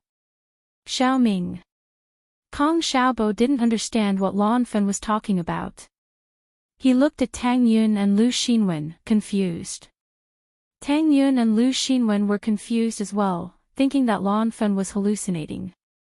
But when they turned around and saw Kong Xiaobo's face, Tang Yun couldn't help but call out in surprise. Wen. He and that Kong Ming. Tang Yun felt that Xiaobo looked familiar, but she didn't pay much attention to it. She knew that he wasn't a good person, and that he must have been a bad student at school. Maybe she'd seen him do something bad before, but she didn't think too much about it. Xiaobo looked familiar, but Tang Yun didn't think too much about it. But today, after hearing Lan Fen's words and looking at Kong Xiaobo's face, Tang Yun had to admit that it was similar. It was too similar. It was hard to link the two together if you didn't think about it in that direction, but if you compared Kong Xiaobo and Kong Ming, the two's facial features, nose, mouth. They weren't exactly the same, but they were shockingly similar. Not good. Lan Fen wouldn't mistake him for Kong Xiaoming, right? Don't make any mistakes. Lu Xinwen was also shocked. How could there be so many coincidences in the world? At this time, a boy who looked like Kong Ming appeared at the scene of Lan Fen jumping off the building. Kong Ming. From Tang Yun and Lu Xinwen's conversation, Kong Xiaobo could guess something. Lan Fen must have been hurt in the past, otherwise she wouldn't have said those strange things. However, the name Kong Ming was like a sharp sword, stabbing into Kong Xiaobo's heart. His face twisted as he clenched his fists tightly. Even his breathing became rapid. You said that she mistook me for Kong Ming. Yeah, you look so much like the man who abandoned Xiaofan. You're not his relative, are you? Lu Xinwen didn't see the strange expression on Kong Xiaobo's face. She thought that he was confused, so she didn't hold back when she spoke. Go hide, your face is going to collide with mine. Relatives, huh? Kong Xiaoming's eyes flashed with a hint of malevolence as he repeated those three words. Lu Xinwen was right. Kong Ming was Kong Xiaobo's relative. He was the grandson of his grandpa's lineage, so technically, he was his second cousin. What are you mumbling about? Hurry up and hide. Don't let anything happen to you. Lu Xinwen didn't hear what Kong Xiaobo said and frowned. Kong Xiaobo's heart was filled with bitterness and anger. Was she abandoned by his second cousin, Kong Ming? Such a good girl was forced to jump off a building. Just as Kong Xiaobo was in a daze, Lan Fen, who was on the third floor, showed a happy and satisfied smile. Xiaoming bro. I'm coming, wait for me. Tang Yun, Lu Xinwen, and Song Huiping knew that this wasn't good. Lan Fen's emotions weren't right. Did she take things too hard? Xiaofan. Tang Yun called out nervously, but before she could finish, a white shadow fell from the building. Xiaofan. Huiping screamed at the top of her lungs. Tang Yun and Lu Xinwen didn't know what to do. They didn't think that Lan Fen would jump off the building without any warning. Lan Fen.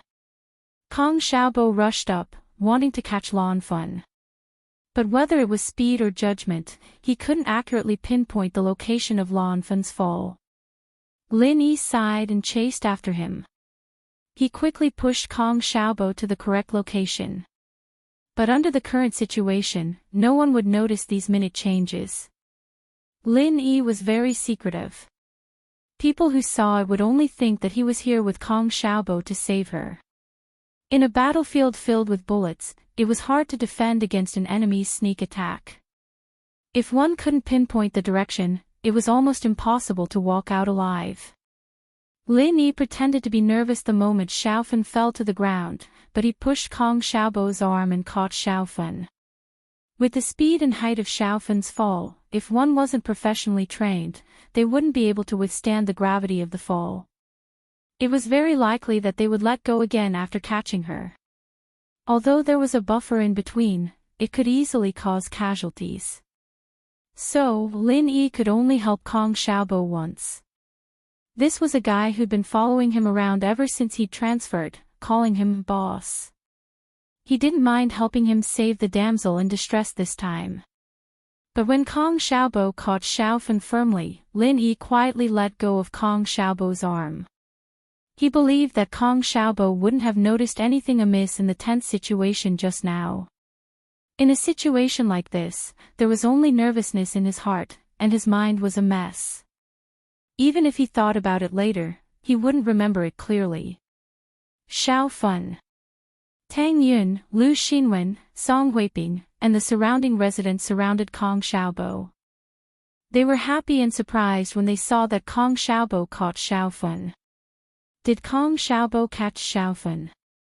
Because of the sudden incident, although they had already called the police, it would take some time for the police and fire department to arrive. It was only 10 minutes, and they didn't expect Xiaofan to jump down. Xiaofan, are you okay? Don't scare Mom, are you okay?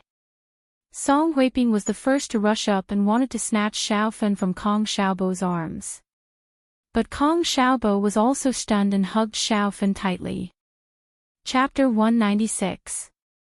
The emotional Kong Xiaobo Lin Yi had already moved to the side, allowing Kong Xiaobo to be the hero saving the damsel in distress. Lan Fen had fainted, perhaps from the shock of falling from a high place, or perhaps from Kong Xiaobo hugging her too tightly. Huiping felt Lan Fen's nose and let out a sigh of relief when she realized that she was still breathing. Phew. Xinwen gave Kong Xiaobo a thumbs up after seeing that Xiaofan was fine. Amazing, hero. You caught her from so high up. Amazing. Xinwen's words reminded Huiping that the young man in front of her was her daughter's savior. She touched her daughter's skinny cheeks as she thanked Xiaobo profusely. Kid, thank you so much. If it weren't for your bad hand, Arfan wouldn't even know. Song Huiping was so scared that tears rolled down her cheeks. Yeah, it was scary to think about the situation just now. If Kong Xiaobo hadn't caught her, the consequences would have been unimaginable. Auntie, it's what I should do. Kong Xiaobo's face was a little red. He'd saved Lan Fen purely out of love for her. Someone else might not have been so nervous. Kong Xiaobo wasn't a saint, he wasn't a firefighter, he wasn't a police officer, and he definitely wasn't an Ultraman. He wouldn't have rushed over if it wasn't Lan Fen. Let's not talk about whether or not he could be saved. If he didn't manage to save him and ended up injuring himself or even dying, then the loss would outweigh the gain. It wasn't like this hadn't happened before. Someone saw someone jumping from a building and tried to catch them, only to be crushed to death by the falling person instead. That's nothing. Bro, you're amazing. I, Xinwen, admire you. Lu Xinwen didn't notice the look on Kong Xiaobo's face.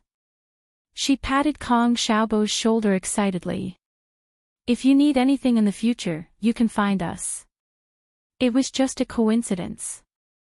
Xiaobo was being truthful, he didn't even know how he'd managed to catch Lan Fen. Was it a coincidence?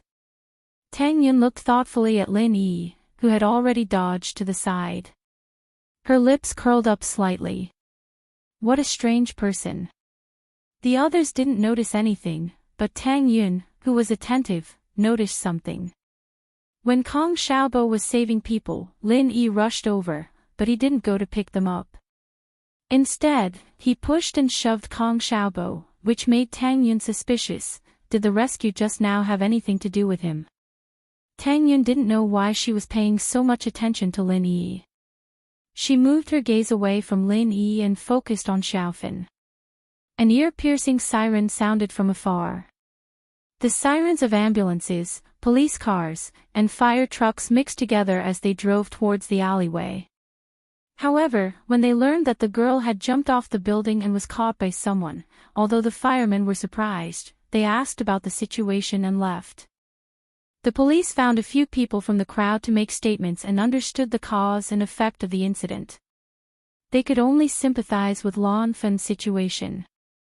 Since they knew that she didn't jump off the building because she was wronged, the police couldn't do anything about it.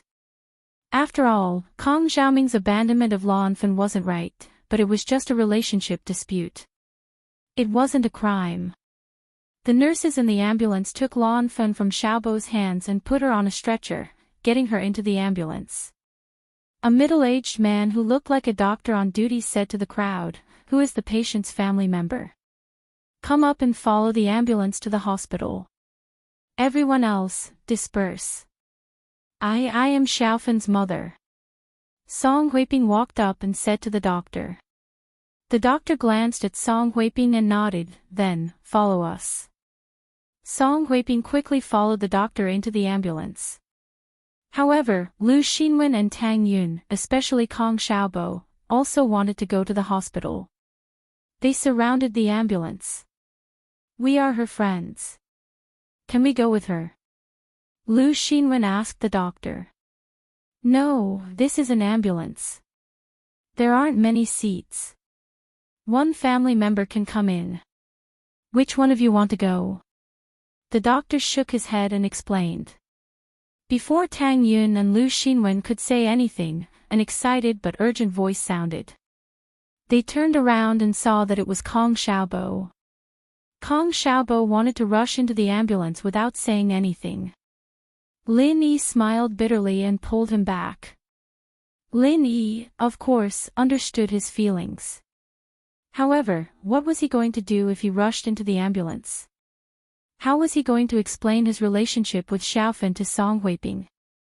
He couldn't say that they just met today, right? They didn't even know each other. It was just Kong Xiaobo's love at first sight. Lu Xinwen, follow the ambulance. Lin Yi pulled Kong Xiaobo behind him and said to Lu Xinwen. "Boss, let me go, please." Kong Xiaobo was very excited. It seemed like he wouldn't give up until he got on the ambulance. "Xiaobo."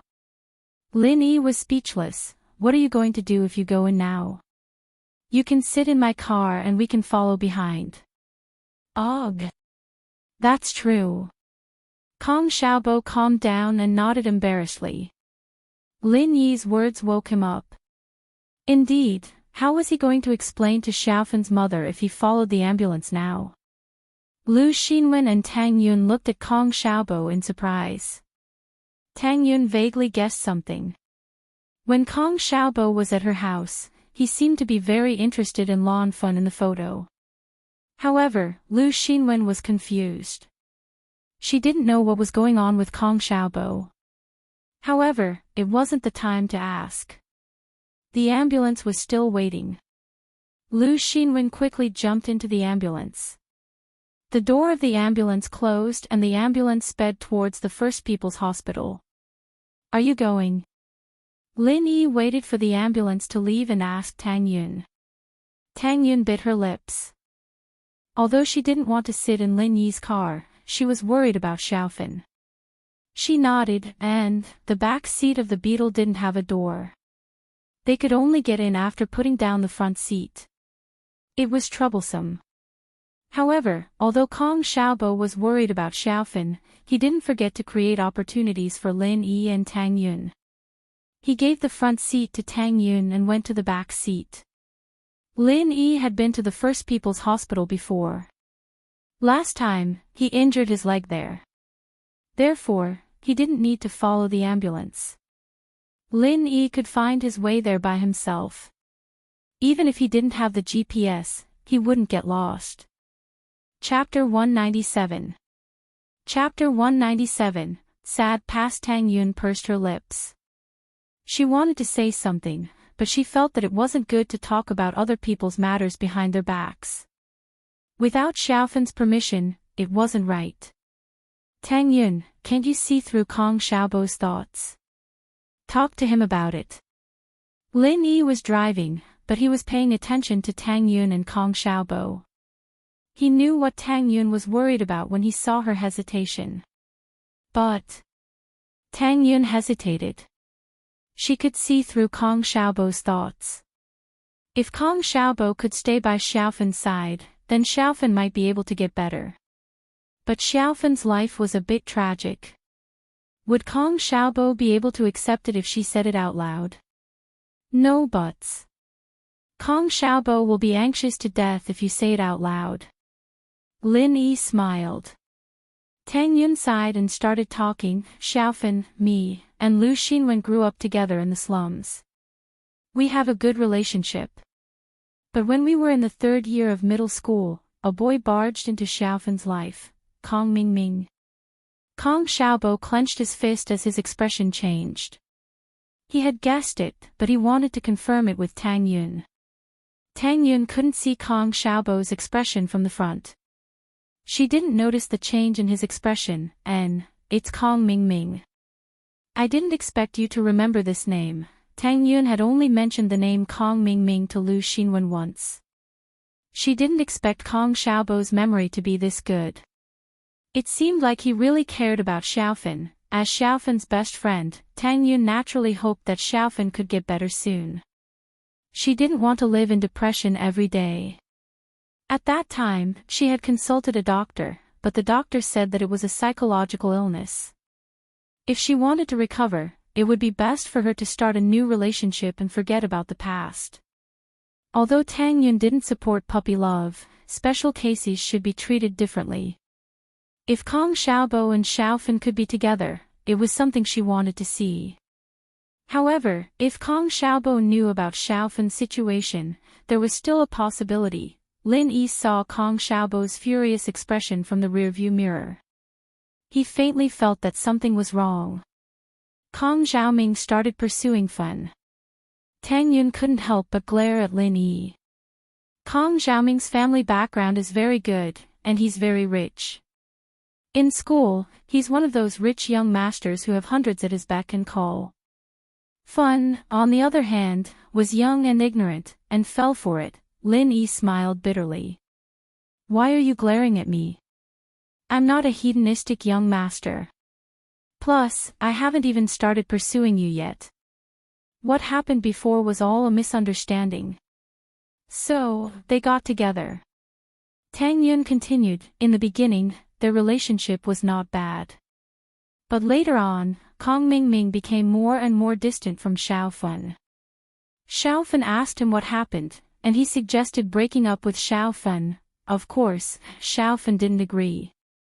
At that time, she had already fallen deeply in love with Kong Mingming. And she had that relationship with him. Tang Yun's face blushed slightly. Although she was already 18 years old and considered an adult, Tang Yun was still a young girl after all. She was still shy when talking about this kind of thing, so she went to find Kong Mingming to ask about it, but she saw that Kong Mingming got into a taxi with another beautiful woman. Xiaofan chased after the taxi unwillingly, shouting Kong Mingming's name. However, Kong Mingming only looked back coldly and didn't let the taxi driver stop. Lu Xinwen and I wanted to stop Xiaofan, but she didn't listen. She stubbornly chased after the taxi, and at that moment, a large truck drove over and knocked Xiaofan down. Even so, Kong Mingming didn't get out of the car to see Xiaofan. He just left. However, a few days later, he transferred to another school and never appeared again. Xiaofan's leg was also crippled. From then on, she could only walk with a limp, and she couldn't walk for a long time. Usually, she had to sit in a wheelchair. After this incident, Xiaofan also dropped out of school. She stayed at home every day, absent-minded. Kong Mingming treated her like this, but she still couldn't forget him. She fantasized that Kong Mingming would change his mind. Sigh, Wen and I tried to persuade her many times, but she just wouldn't listen. Fuck. Kong Xiaobo punched the roof of the car. His face was red, and his chest was heaving up and down.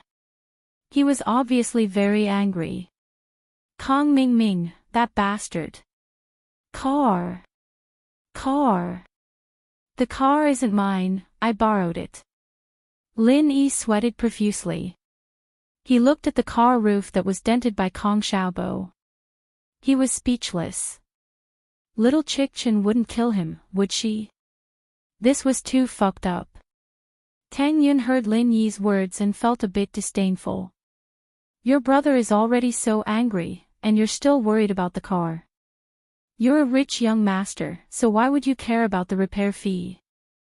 Xiaobo didn't seem to hear Lin Yi's words, he was still pounding on the roof with his fists. Lin Yi wanted to cry, but no tears would come out of it, the guy was pretty strong when he exploded. It seemed that he had to get Faubert to repair the car when he got back. He couldn't let little Chick Chin see it, or else he'd be dead for sure.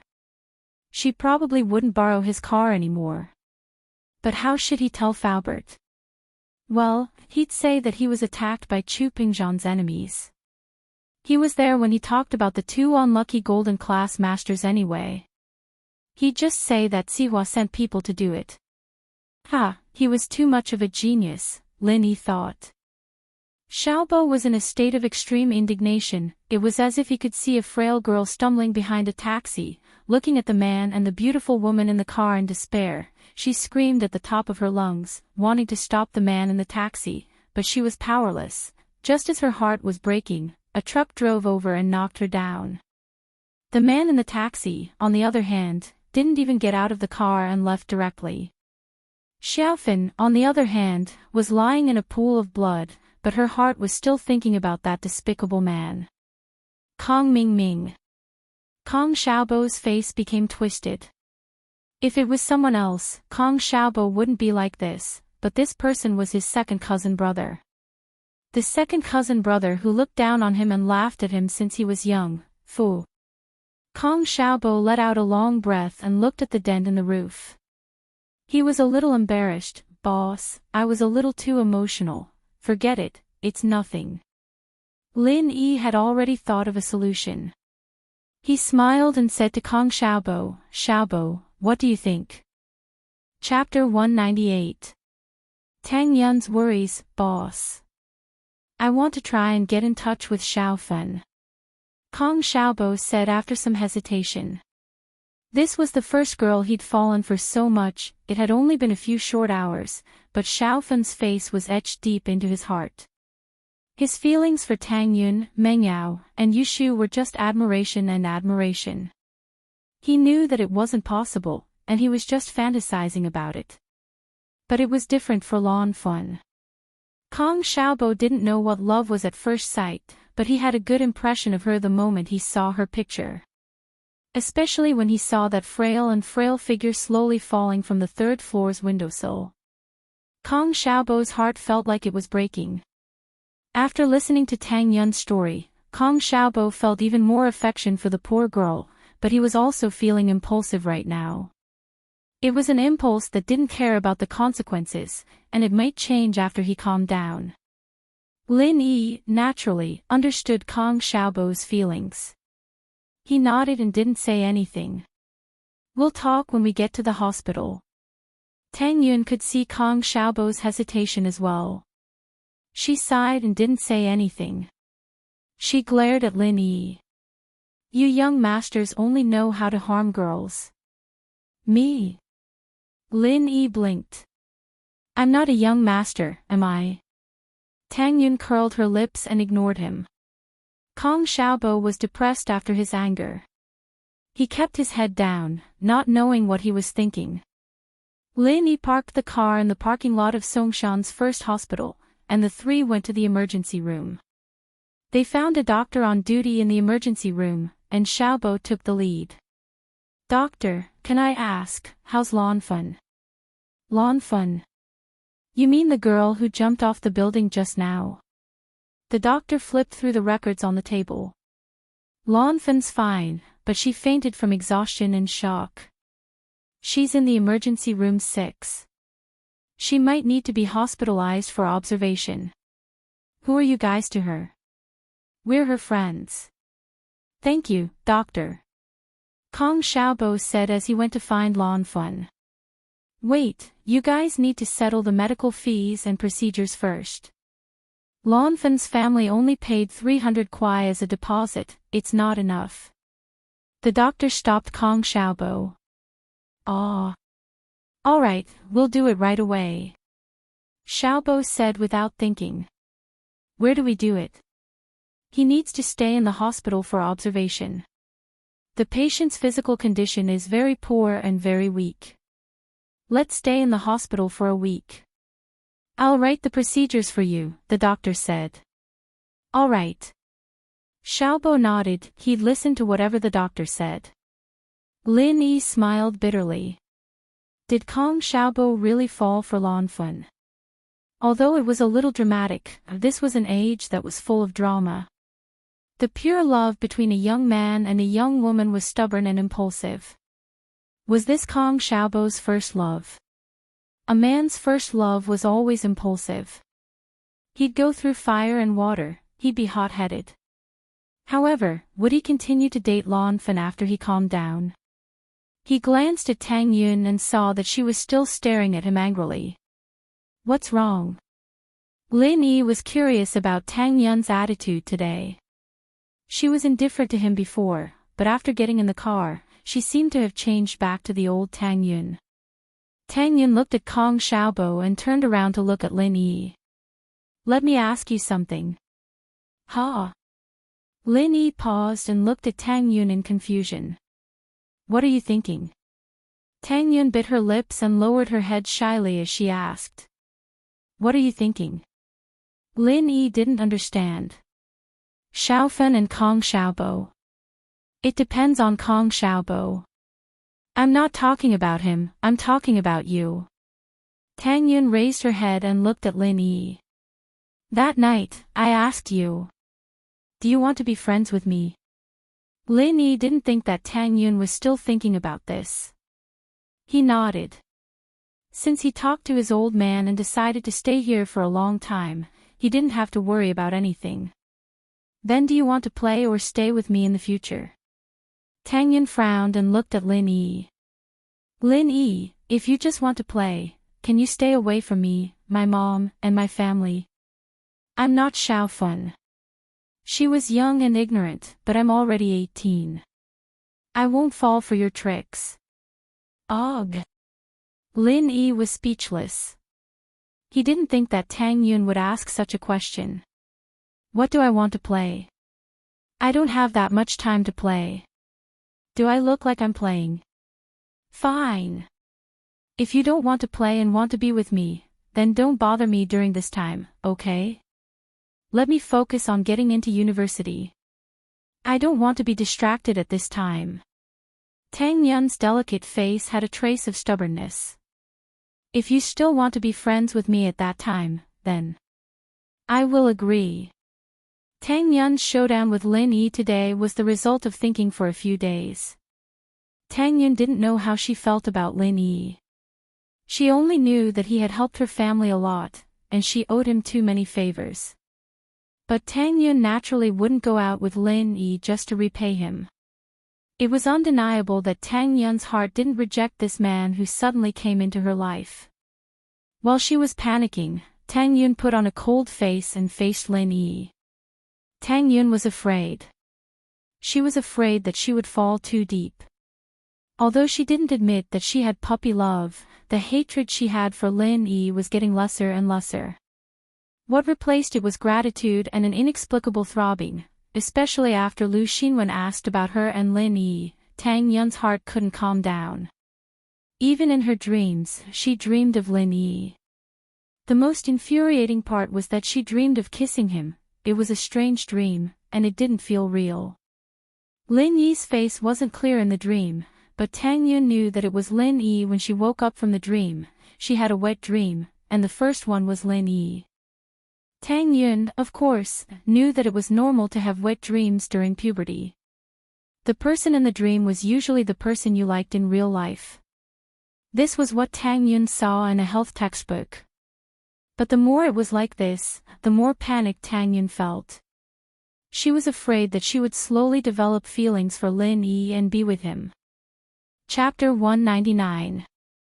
Chapter 199. Picking up her wallet with no other choice, Tang Yun decided to lay her cards on the table with Lin Yi. She needed to make things clear to Lin Yi, otherwise Lin Yi wouldn't show up at her house all the time. If Lin Yi was just playing around, then she'd tell him to stay away from her and stop bothering her. If he was serious, then Tang Yun had a deadline, and that was after the college entrance exams. First, she could focus on studying for the exams, and not let these things affect her grades. Second, it was a test for Lin Yi. If he was just playing around, then he wouldn't have that much patience. He'd have fallen in love with someone else a few months after the college entrance exams. If Lin Yi really wanted to wait until after her college entrance exams, then she could give him a chance. College was a paradise for love. Tang Yun was a good girl, but she still yearned for a romantic relationship. Lin Yi didn't expect Tang Yun to say something like this. Was it rejection or acceptance? Rejection or acceptance? Lin Yi wanted to say something, but Tang Yun had already turned around and walked towards Kong Xiaobo. Lin Yi quickly chased after her. Tang Yun had returned to her usual calmness, as if she hadn't said anything. Tang Yun was still the same Tang Yun from before, but there was a hint of shyness in her eyes, making her look even more beautiful. It made Lin Yi's heart beat faster. He came to the payment window and saw Kong Xiaobo standing there in a daze with the bill in his hand. Lin Yi asked, "Xiaobo, are you done with the procedures?" "Boss, the deposit is 10,000, I don't have enough." Kong Xiaobo was a little embarrassed. He was the one who rushed over with the bill, but he didn't have the money. "Oh." Lin Yi paused and looked at Tang Yun. "Isn't Xiaofen's mother here?" "Xiaofen's family isn't much better off than mine.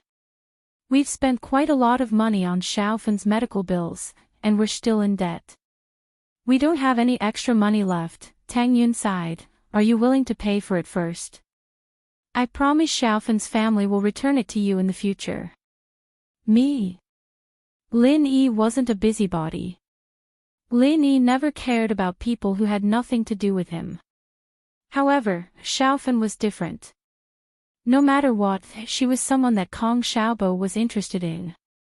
Lin Yi would naturally help her if he could. However, Lin Yi didn't bring the credit card that Faubert gave him. He didn't spend much money, so he just threw the card in the drawer at home. Other than the 1,000 kuai he got from Sun Jingyi, he had Qintian's wallet.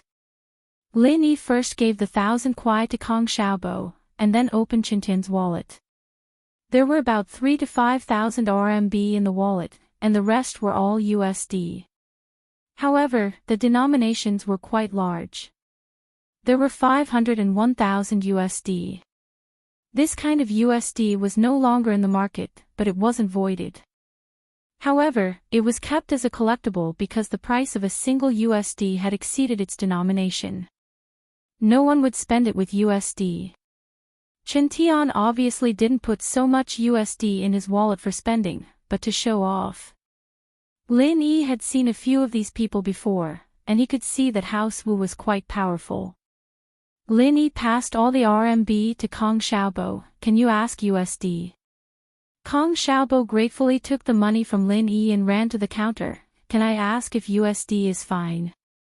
"Yes, but you can only pay the deposit, not the settlement." "You must pay with RMB, the worker said. "Okay, thank you." Kong Xiaobo let out a sigh of relief and ran to Lin Yi. "Boss, USD is fine too, but you can only pay the deposit, not the settlement." "Okay, go pay it then." Lin Yi handed all the $100 bills he had in his wallet to Xiaobo. As for the $500 and $1,000 bills, the cashier wouldn't be able to recognize them, they'd probably think it was fake. "I didn't know that you were so rich. You even have USD, Tang Yun looked at Lin Yi mockingly. Didn't he admit that he was a young master? If he wasn't a young master, how could he have so much money? "Oh, you mean this wallet?" "I picked it up," Lin Yi shrugged. "Picked it up?" Tang Yun paused and got angry. Did he think she was an idiot? Where did he pick it up? Why couldn't she pick it up? "Look at the ID if you don't believe me." Lin Yi took out Qintian's ID and waved it in front of Tang Yun. "Aw." Tang Yun's eyes widened in disbelief. This wallet really didn't belong to Lin Yi. He really picked it up. "You really picked it up? Then you still dare to spend the money in there?" Weren't you the one who told me to pay first? Lin Yi said as he stuffed his ID back into his pocket. Tang Yun didn't know what to say. How worried would he be if you didn't give it to the owner? The owner doesn't need to be worried, Lin Yi smiled, he gave it to me. Wu Qintian would be worried. If he was worried, then let him be. Lin Yi wasn't afraid of Qintian at all. At the end of the day, Qintian could only suffer in silence. Chapter 200. Chapter 200. Fun's illness. When he arrived at room 6, he saw Song Huiping and Lu Xinwen sitting on the innermost bed. It was a 4-person room, and the other 3 beds had patients on them as well. Kong Xiaobo didn't care about Huiping's weird stare. He rushed over and let out a sigh of relief when he saw Lan Fen on the bed. He knew from the doctor that Lan Fen was fine, but he didn't see it with his own eyes, so he was still worried. Yun, you're here. Lu Xinwen saw Tang Yun and quickly greeted her. Her eyes stopped on Lin Yi, who was beside Tang Yun, and a hint of playfulness appeared in her eyes. And, Wen, how's Fun? Tang Yun felt a little uncomfortable being stared at by Xinwen. She moved to the side, putting some distance between them. Xiaofan is fine, but the doctor said that her body is too weak. She needs to be hospitalized for observation, so she needs to pay a deposit of 10,000 yuan. Lu Xinwen walked over and lowered her voice, but you and I both know about Xiaofan's family situation. Can we help her? I'll let Lin Yi pay for it first. Tang Yun felt uncomfortable after saying that. Lu Xinwen had misunderstood her relationship with Lin Yi, and now that she said that, didn't it prove that she was related to Lin Yi? Otherwise, why would he pay 10,000 yuan for Fun? Lin Yi? Lu Xinwen looked at Lin Yi, surprised. Yun, you and him, it's not what you think. I've already told him everything. I'll talk to you when I have time. Let's take a look at Fun first. Tang Yun whispered. Oh. Lu Xinwen didn't believe Tang Yun's words. From Tang Yun's behavior, it seemed like she was in love. Didn't she see Fun's lesson? Was she going to follow after her? It seemed like he could only watch Tang Yun closely from the sidelines. He didn't want her to fall into Lin Yi's trap. Kong Xiaobo rushed to Xiaofan's bed without thinking too much. At that time, he just wanted to take a look at Xiaofan. But after rushing over, he didn't know what to do next. He wanted to touch Xiaofan's forehead, but he didn't dare to. Student, you are. Song Huiping had never seen Kong Xiaobo before. She was a little confused by her daughter Savior's sudden appearance today. Auntie, my name is Kong Xiaobo. Kong Xiaobo awkwardly introduced himself. I'm Tang Yun and Lu Xinwen's classmate. Oh. Thank you so much for today. If it wasn't for you, Xiaofan still wouldn't know. Song Huiping remembered the dangerous situation and couldn't help but cry. This child has a hard life. Auntie, don't be emotional. Isn't Xiaofan fine now? Kong Xiaobo didn't know what to do seeing Song Huiping cry. He quickly comforted her. Auntie, it's all in the past. Don't be sad, aw. Yeah, it's all in the past. Huiping nodded and stood up. Young man, Tang Yun, Lu Xinwen, you guys help me take care of Fun. I need to go back and collect money. The doctor said that I need to pay 10,000 kuai for her. Auntie, it's fine. I've already paid. Kong Xiaobo quickly said and passed the bill to Song Huiping. Aw. Song Huiping was surprised. She took the bill and saw that it was 6,000 RMB and 1,000 USD as a deposit. No matter how dumb Song Huiping was, she felt that something was wrong. Not only had Xiaobo saved her daughter, but he'd even gone through all that trouble and put down the deposit. Huiping wouldn't believe it if Xiaobo said that it was all out of kindness. Child, you. Song Huiping's hands trembled as she looked at the bill. So much money, What are you? Kong Xiaobo was embarrassed by Huiping's gaze and quickly explained, Auntie, my boss paid for it first. Your boss. Huiping was puzzled. Where did this boss come from? Auntie Song, my classmate Lin Yi paid for it, Tang Yun explained, it's him. Lin Yi was pushed to the front and could only greet Huiping, hello, Auntie. Huiping didn't know what to say. She thought that Xiaobo was interested in her daughter, but she wasn't too sure about it. Now that she heard that Lin Yi was the one paying for her daughter's hospital fees, who was this Lin Yi? Young man. You. Huiping looked at Lin Yi, confused. Lin Yi didn't say anything before, so Huiping naturally ignored Lin Yi. Now, she saw a person who had no contact with her family pay for her family's hospital fees. Why was he doing this? Ah. Auntie, I'm Tang Yun's good friend. Lin Yi said in a flirtatious tone. Ah. Oh. Huiping misunderstood. She misunderstood the relationship between Lin Yi and Tang Yun. If Lin Yi was just a friend of Tang Yun's, why would he pay for Tang Yun's friend's hospital fees? Tang Yun also heard the ambiguity in Lin Yi's words. She glared at him and was a bit annoyed. This person really went too far. She already told him everything, but he still wanted more. However, Tang Yun couldn't explain in this situation. The more she explained, the more complicated it would be. She could only pretend that she didn't hear it. At this time, Xiaofen let out a weak moan. Everyone's attention was focused on Xiaofen. Huiping didn't care about Lin Yi and quickly turned around. Xiaofen, are you awake? Mom. Where am I? Xiaofen looked at the 4 drip on her hand in confusion and looked around the room. Xiaofen, you're awake. You don't remember. You wanted to jump off a building. Huiping quickly ran over and held her daughter's hand. Jump off a building? Why would I jump off a building? Xiaofen opened her mouth. You don't remember. It's best if you don't remember.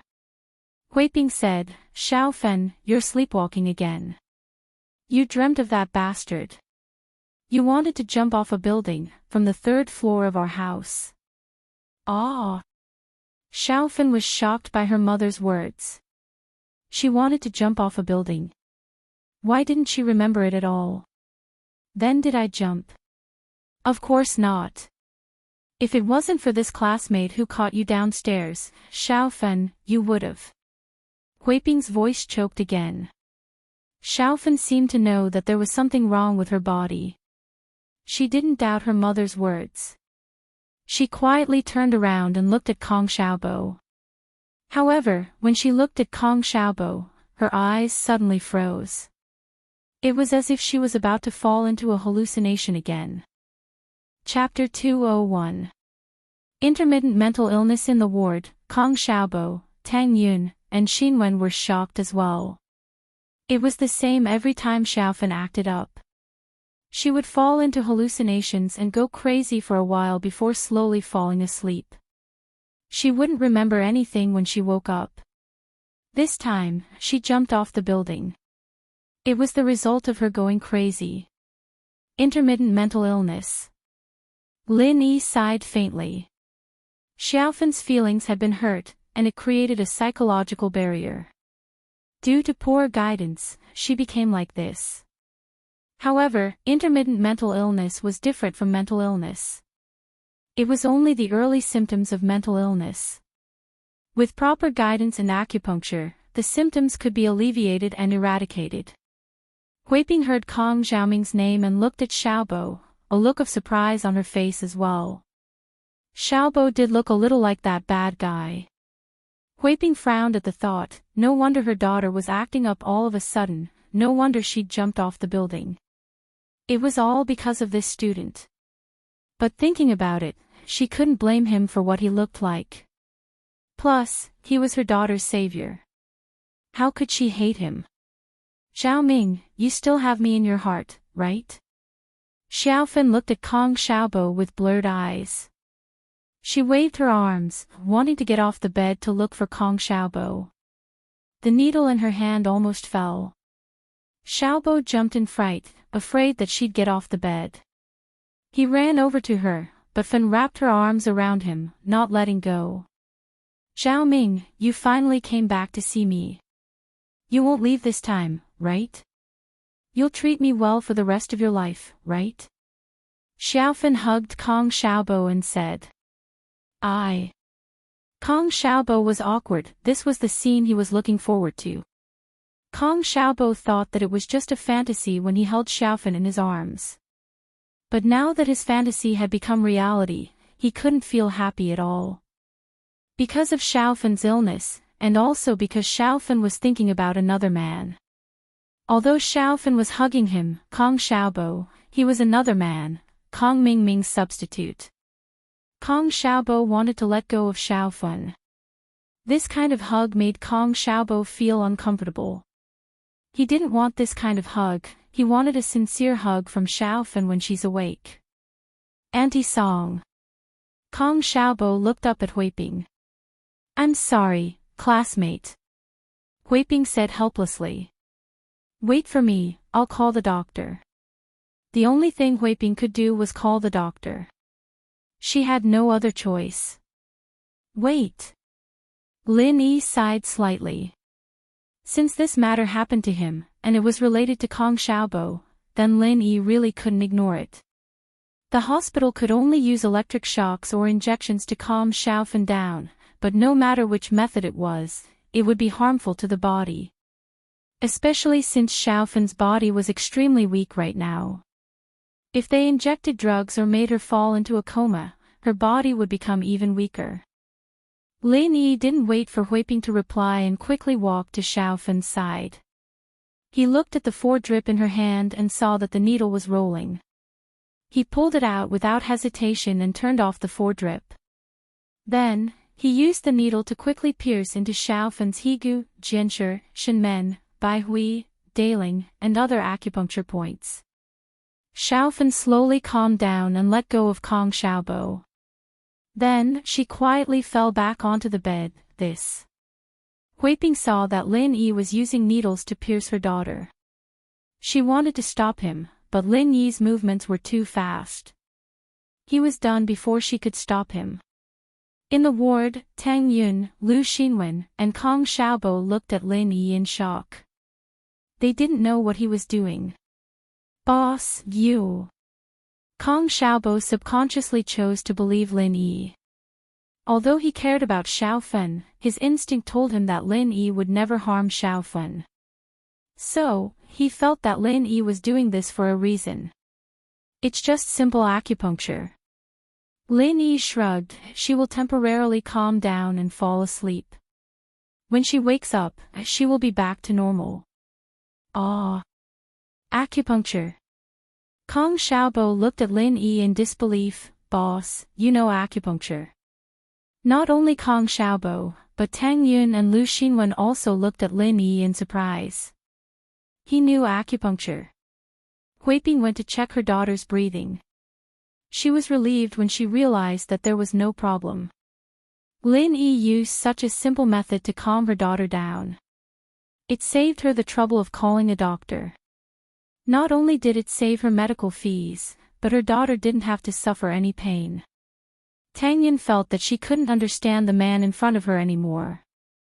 He was a rich young master, but he didn't seem to be one. However, he was more domineering than those rich young masters. He wouldn't hold back when dealing with people. However, he knew the recipe for barbecue. It wasn't something that could be made easily. Lin Yi wrote it down in just one lesson. This wasn't the big deal.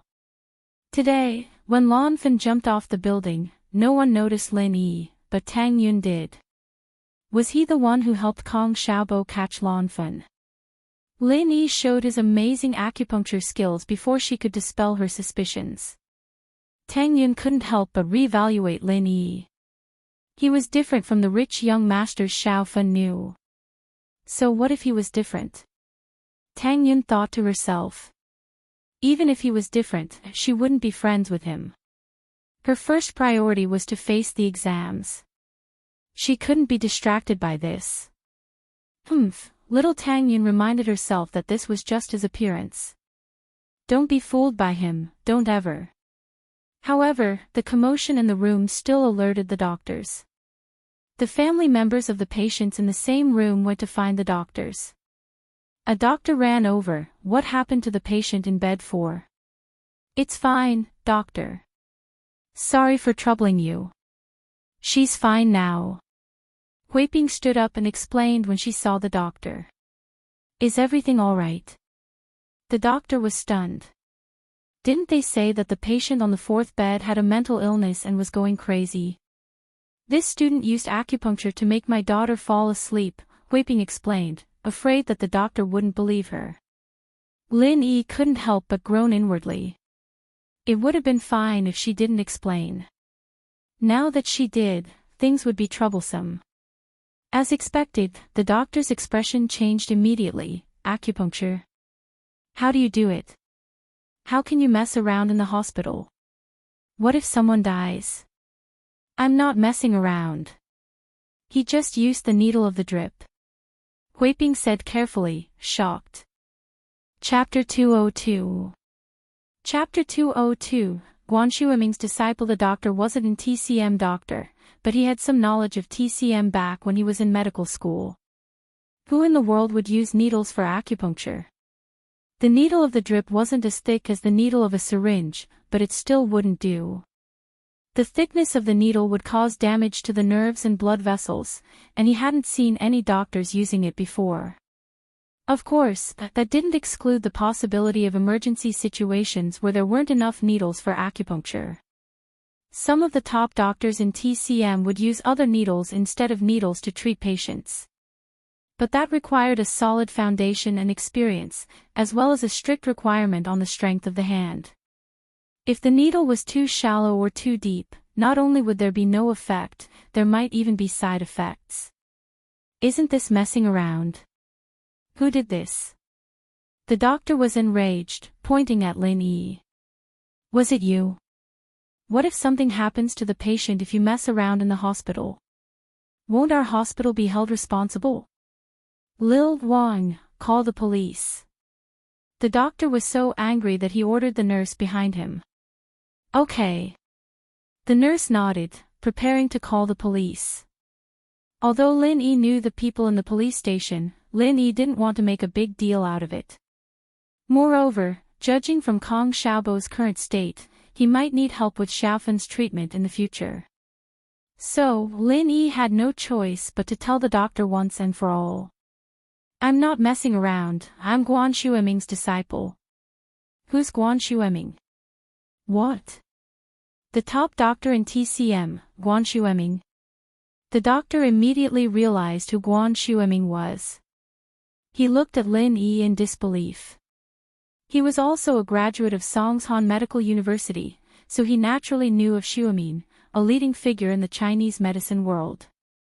Back then, whether it was Chinese medicine or Western medicine, all of them were proud to be able to listen to Shuiming's lecture. If this person was really Guan Shuiming's disciple, then it wouldn't be strange for him to use needles like that. Special circumstances were special. Lin Yi nodded. If you don't believe me, I can call him. The doctor saw Lin Yi's solemn expression, and he didn't seem to be lying. He also checked Lan Fen's condition, and there was nothing serious. She was just unconscious, so he somewhat believed Lin Yi's words. Are you really Miracle Dr. Guan's disciple? The doctor asked.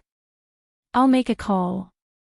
With that, he pulled out his phone and dialed in the number Shuiming had left for him. In order to interfere with Xiaofen's treatment in the future, Lin Yi could only bring out Guan Shuiming.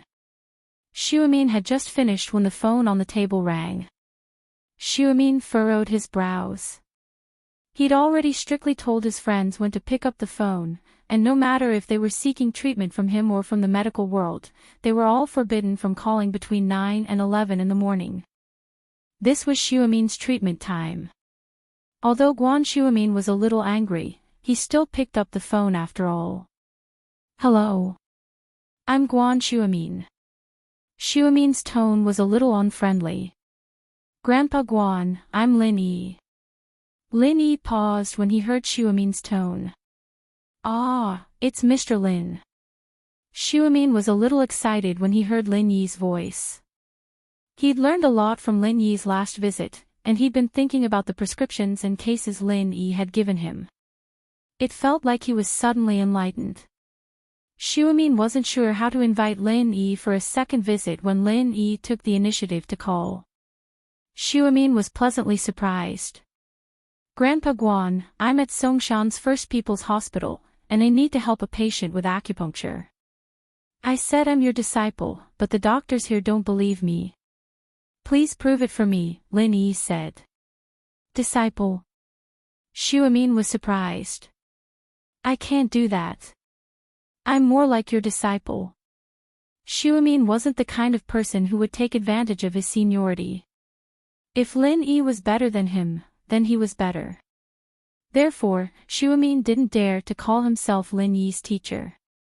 All right, I'll pass the phone to the doctor here. Lin Yi didn't explain further. He believed that Xiaomin would understand. After Lin Yi finished speaking, he passed the phone to the doctor in the ward. The doctor quickly took the phone in fear and looked at the number on the screen. It was indeed Xiaomin's home phone. Every medical student knew about Xiaomin's home phone. It wasn't a secret since it was recorded in the school's contact handbook. After confirming that it was Xiaomin, the doctor said carefully, Professor Guan, I'm Wang Ligua from Songshan's First People's Hospital. I graduated in 2003, and I'm your student. Wang Ligua didn't care whether Xiaomin remembered him or not.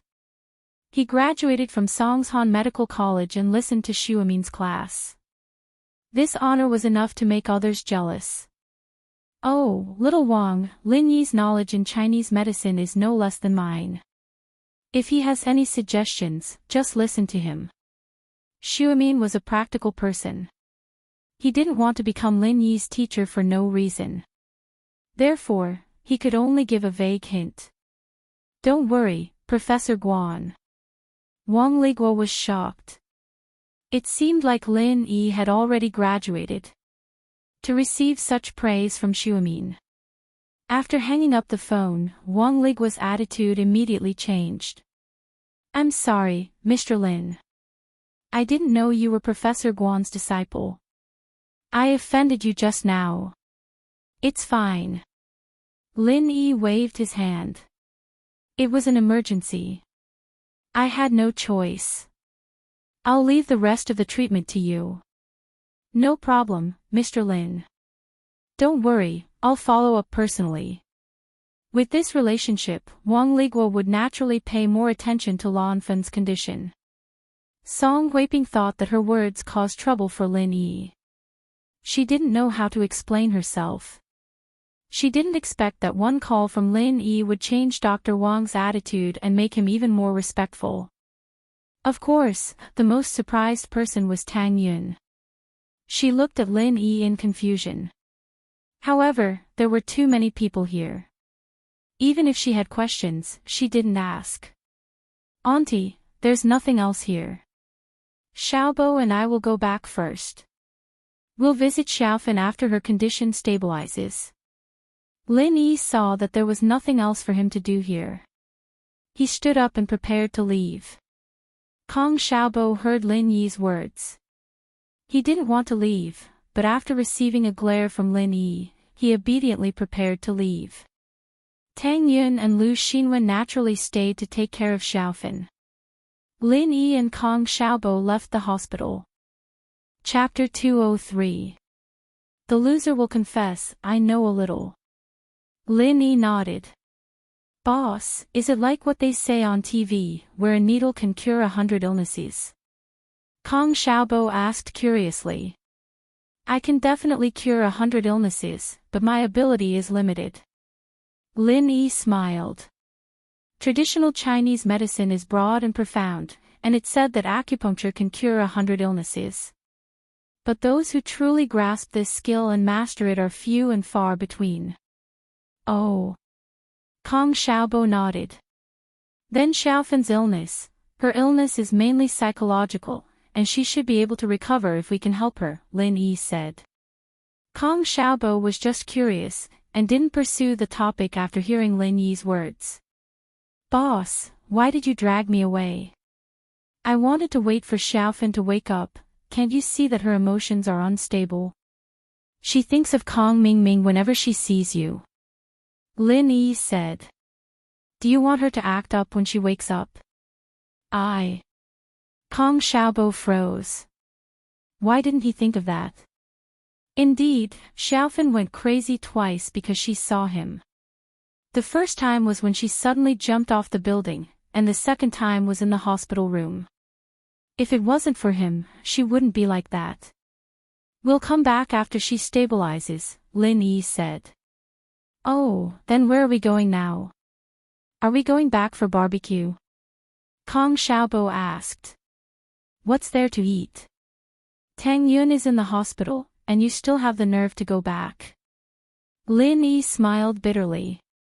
We'll talk about it next time. That's true. But it's not like we didn't gain anything today.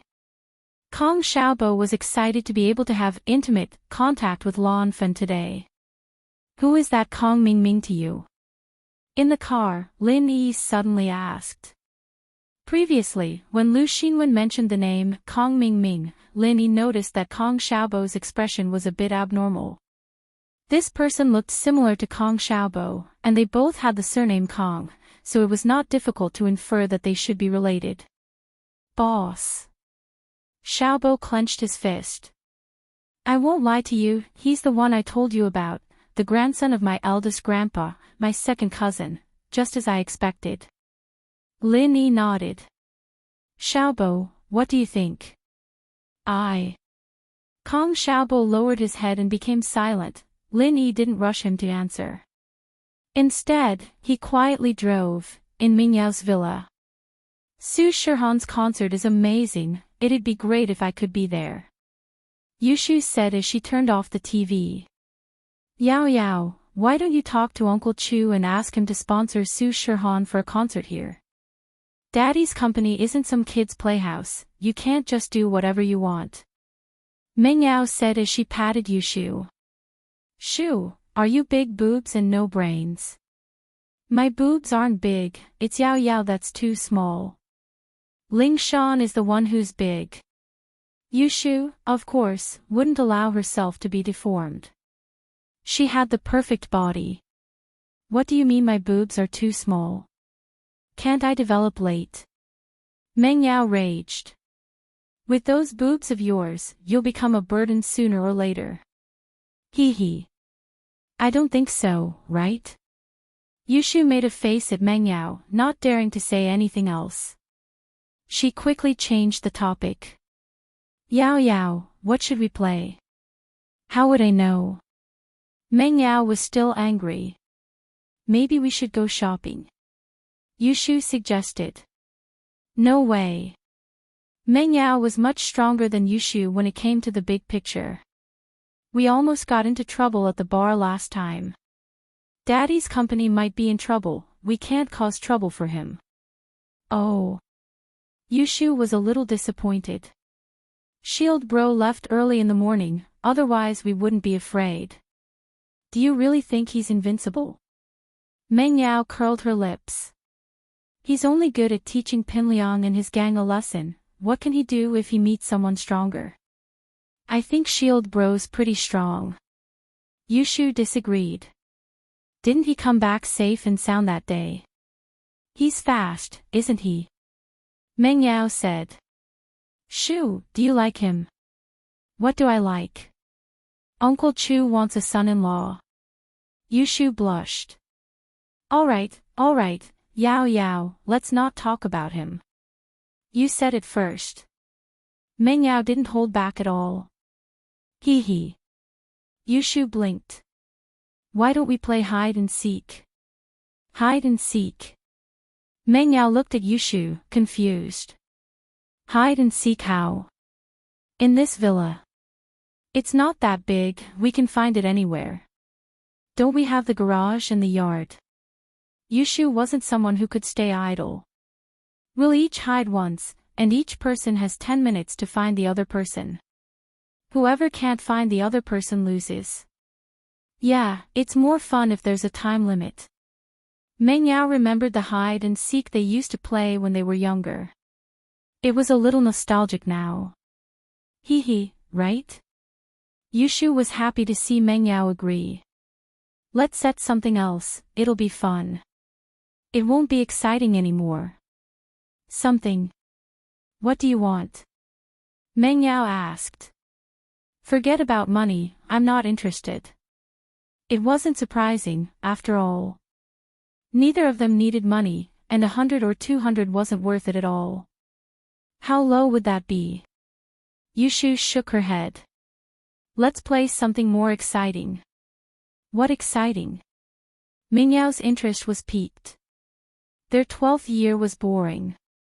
They could always find time to go on a trip every year, but now that they were in the 12th year, they didn't even have a chance to go far. Every day was between school and home, and it was extremely boring. The loser has to confess to Shield Bro tonight, what do you think? Yushu suggested as she looked at Meng Yao mischievously. Wah! Meng Yao didn't know how to react to Yushu's words. It took her a while to respond. Shu, why are you so bad? Aren't you afraid that you'll be the one who loses? Hee hee, how do you know that I'll lose for sure? But I might not win, so we both have a 50% chance of winning. It's more exciting. Yushu said. But, isn't this a little too much? Meng Yao hesitated. It was just as Yushu said, it was a lot more exciting, but wasn't this a little too much? What if she lost? Confess to Lin Yi. Why didn't he just kill her? Think about it, Yao Yao. You have a big chance of winning. This is your villa, you're more familiar with it than I am. Right? Yushu tempted. Chapter 204. Chapter 204, treacherous in the first round, Meng Yao would hide first, while Yushu would search. According to the rules, Yushu would hide in the washroom on the first floor and shut the door. She wouldn't be allowed to come out until Meng Yao rang her phone to let her know that she was safe. Heh heh, Yao Yao, just wait for your confession tonight, heh heh. Yushu giggled evilly in the washroom. She'd found a perfect hiding spot before suggesting the game of hide and seek. She believed that Meng Yao wouldn't be able to find it anytime soon. Yushu was confident that she'd win, which was why she'd suggested such a bet. She was sure that she'd win, and Meng Yao would lose. Yushu's phone vibrated a while later, it was Meng Yao's number. She hung up the phone and walked out of the washroom. Yushu wasn't in a hurry to look for Meng Yao's hiding place after exiting the washroom. She stood in the living room and started observing the place. This was Meng Yao's house, but Yushu had been living in Meng Yao's house since she was 14. She couldn't be more familiar with the place. Meng Yao's hiding spot couldn't be a normal place, and it couldn't be some corner of the house. After all, Yushu knew every corner of the house she knew, and Yushu would search those places one by one.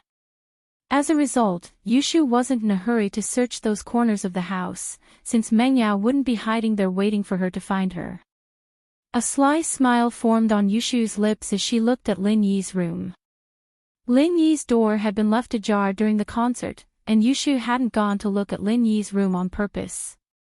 She'd glanced at Lin Yi's room out of guilt when she talked about confessing to Shield Bro, and so she'd memorized the appearance of Lin Yi's door. But right now, Lin Yi's door was completely shut. Where else could Meng Yao be if not in the room? Yushu tiptoed to Lin Yi's room and opened the door with a smile. Yao Yao sis, come out, I can already see you. With that, Yushu waited for Meng Yao to come out of the room with a confident look on her face. But Meng Yao hadn't come out of the room for a long time, and Yushu was starting to panic. Yao Yao sis, don't hide anymore, come out. Yushu walked into the room as she spoke. Yushu wasn't unfamiliar with Lin Yi's room, she'd been there once before when Lin Yi was changing his pants. She'd even blushed when she saw him. Yushu's eyes darted around the room. Her computer was on the desk, but there was no one under the desk. Under the bed, there was no way to hide anyone. The wardrobe was basically empty, with only 2 or 3 of Lin Yi's new clothes hanging there. The washroom. There was no one there, but there were 2 pairs of Lin Yi's underwear hanging on the drying rack. Yushu was a little puzzled. Where was Yao Yao's sis? Where was she? Could she be invisible? Yushu searched the room a few more times, but there was no sign of Meng Yao. She felt a little discouraged.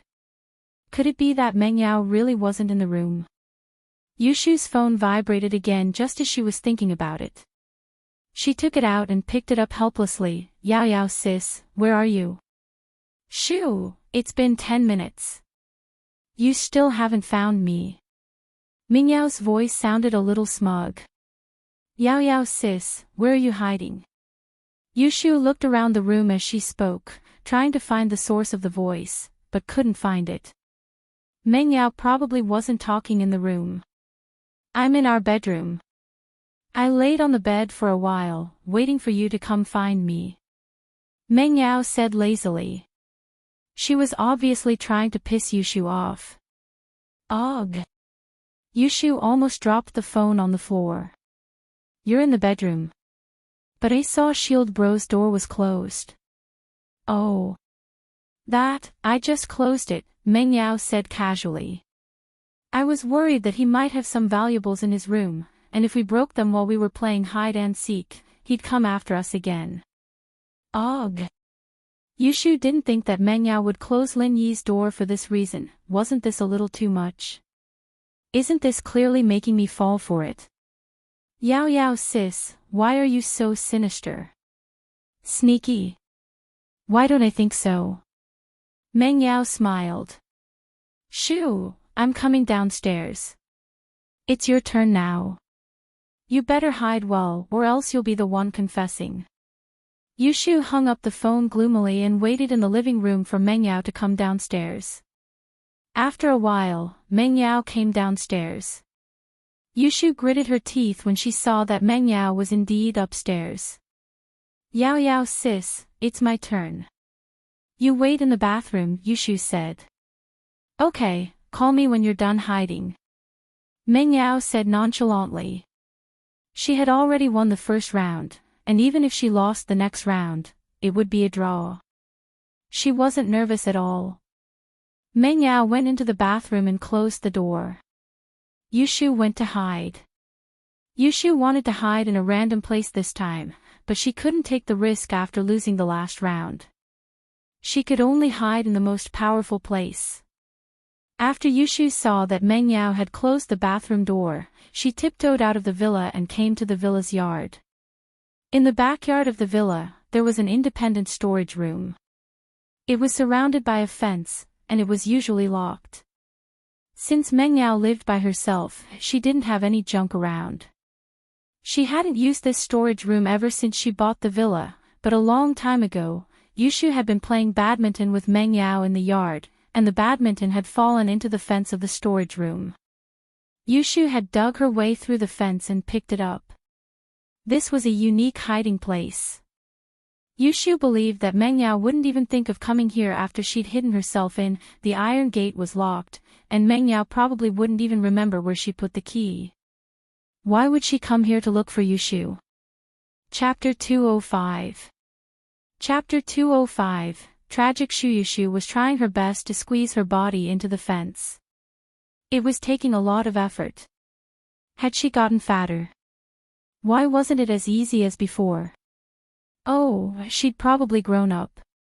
The last time she'd gotten in was 4 years ago, when she'd just moved into this villa. Phew. Yushu let out a long sigh of relief after getting halfway in.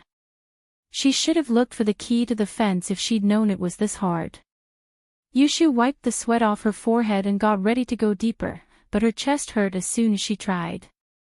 The iron bars were stuck between her 2 bunnies. Yushu wasn't willing to give up as she tried to squeeze her body into the fence again. I can't, it hurts. Yushu's chest was hurting. Wouldn't it hurt to get in there? How unlucky. Yushu realized for the first time that her breasts had become a burden. Meng Yao was right about it. It was only a matter of time before her breasts became a burden.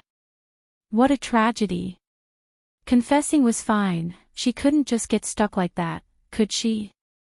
Yushu sighed and gave up on the idea of going deeper, preparing to move the other half of her body out.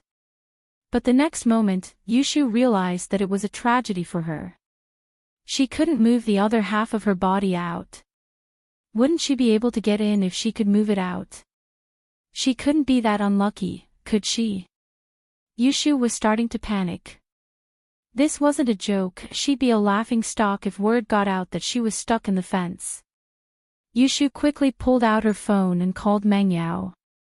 The call went through, but Meng Yao hung up after a few rings.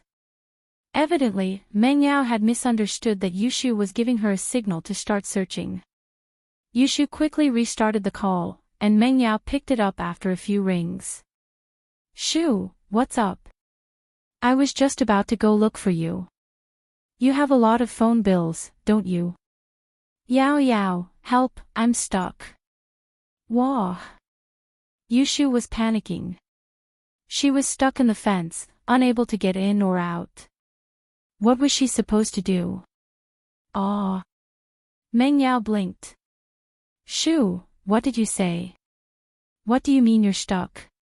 What's wrong with you? Yao Yao, come to the storeroom in the villa's backyard. I'm stuck. Hurry, I can't hold on any longer. Yushu said urgently. Oh, then wait for me. I'll be right there. Yushu didn't sound like she was making things up. She really did seem to be in trouble. She hung up and ran out of the villa, heading for the storeroom in the backyard. They hadn't even reached the storeroom when they saw Yushu hanging from a metal fence. Shu, what are you doing? Meng Yao asked, puzzled. Yao Yao sis, save me. Yushu waved at Meng Yao as soon as she saw Meng Yao. She was really a little scared. She was stuck inside. What if she couldn't get out? Meng Yao took a few steps closer to see what was going on. Yushu had managed to squeeze through the bars on the right, but couldn't get through on the left. The bars were stuck between the two boobs. Pfft. Ha ha ha. Meng Yao couldn't hold it in anymore. How could this work? Yao Yao, why are you still laughing? I'm stuck. Yushu was on the verge of tears. Shu, you're so sad. Meng Yao couldn't hold back her laughter. See, I told you, your boobs will be a burden sooner or later. If it were me, this wouldn't happen. Yao Yao, I'm sorry, okay? I won't talk about you anymore. Think of something, let me out first. Yushu apologized profusely. Let me think. Meng Yao couldn't hold back her laughter. How about I cut off a piece of your boobs? Yao Yao. Yushu was getting a little angry. I'll ignore you if you keep joking. Alright, Shu, I'll stop joking. I'll think about what to do. Meng Yao quickly shut her mouth. Thinking about it, Yushu was indeed a tragedy. She shouldn't have made fun of her. Okay. Yushu nodded. She put all her hopes on Meng Yao. Maybe I can help you press one side of your boobs, and you can squeeze in as hard as you can. Meng Yao couldn't think of any good ideas. Will that work? Won't it hurt? Yushu was a little scared. But there's no other way. Meng Yao really didn't know what else to do. Let's give it a try then. Yushu nodded. And so, the two girls started fiddling with it. People who didn't know better would think that they were playing some high-tech video game. Aw. It hurts, I can't anymore, Yao Yao, I'm going to die. I'm not doing this anymore. Yushu started crying loudly. Shu, you have to hold on a little longer. How else are you going to get out? Can't you just eat and sleep in here? What if you need to go to the toilet? Meng Yao said. You have to hold on. But Yao Yao, I'm really going to be crushed to death by you. Yushu's voice had already changed. Just squeeze a little harder, and you'll be able to get out. Meng Yao encouraged. But I can't use my strength. It hurts. Yushu said, feeling wronged. Then what do we do? Meng Yao didn't have a choice. Maybe I should call Lin Yi and have him pull you from the front while I press from the back. Maybe you can get out after we've made up our minds. That. Yushu shivered just thinking about it. This was hell on earth. But she had no choice but to nod in order to get out. Yao Yao, hurry up and call Shield Bro. Lin Yi was still driving, ignoring Kong Xiaobo, leaving him alone. Boss, I've made up my mind. Kong Xiaobo suddenly raised his head and looked at Lin Yi. Boss, I really have feelings for Fun. I can't deny that I'm a little impulsive, but I really like her. Ever since I saw her picture, I had a good impression of her. Especially after knowing her pitiful background, I don't dislike her at all. Instead, I pity her even more. Boss, can you let me try to get in touch with her? Ah. Lin Yi wasn't too surprised by this result. He'd expected this to happen a long time ago. He only gave Kong Xiaobo some time to calm down and think about the pros and cons. Her psychological problem can be cured, but her leg. Chapter 206. Chapter 206, Why didn't you say so early? Ha, I've never stopped you from dating her. This is your decision, and I'll always support you. Lin Yi said as he patted Kong Xiaobo on the shoulder. But this road might be a bumpy one. If I love her, then I'll walk down this path. I need to be sure of my feelings. Kong Xiaobo said with a fist clenched. Boss, I'll be confident as long as you support me. Ah. Lin Yi was just about to say a few words of encouragement when his phone rang. It was the Mississippi. What's up? Lin Yi asked, not wanting to call Meng Yao's name since Kong Xiaobo was right beside him. Lin Yi, where are you? Come home, quick. Shu's in trouble. Meng Yao said in a panic. Trouble? What happened? Don't worry, I'll be right back. Meng Yao's words weren't very clear on the phone, but Lin Yi still had to get back as soon as possible. He didn't want to waste time with Yushu in trouble. Boss, what's up? Kong Xiaobo couldn't hear Meng Yao's words, but Lin Yi did. Yeah, something happened at home. I'll drop you off at Ningshi Road. I won't be sending you back. Lin Yi said. It's fine, boss. Maybe I can get out now. There's a bus stop up ahead. Kong Xiaobo said, not wanting Lin Yi to send him back. I'll pass by Ningshi Road, it's fine. Lin Yi said as he sped up. The speed limit in Songshan was 60 km per hour, but there were some roads with fewer cars that allowed for speed. It'd be bad if they got caught on speed cameras, though. But Lin Yi didn't care about all that. The car was Yushu's, and he was in a rush to get home because of Yushu as well. Miss Chen wouldn't blame him even if he got a fine. Lin Yi dropped Kong Xiaobo off at Ningshi Road and sped back to the villa. Lin Yi charged into the villa after he parked the car. Yao Yao, Shu. No answer. Lin Yi frowned. Did something really happen? Did Sihua's men come to the villa? But that was impossible. The villa area had 24-hour surveillance cameras, and there were security guards on duty. It was impossible for anyone to cause trouble here.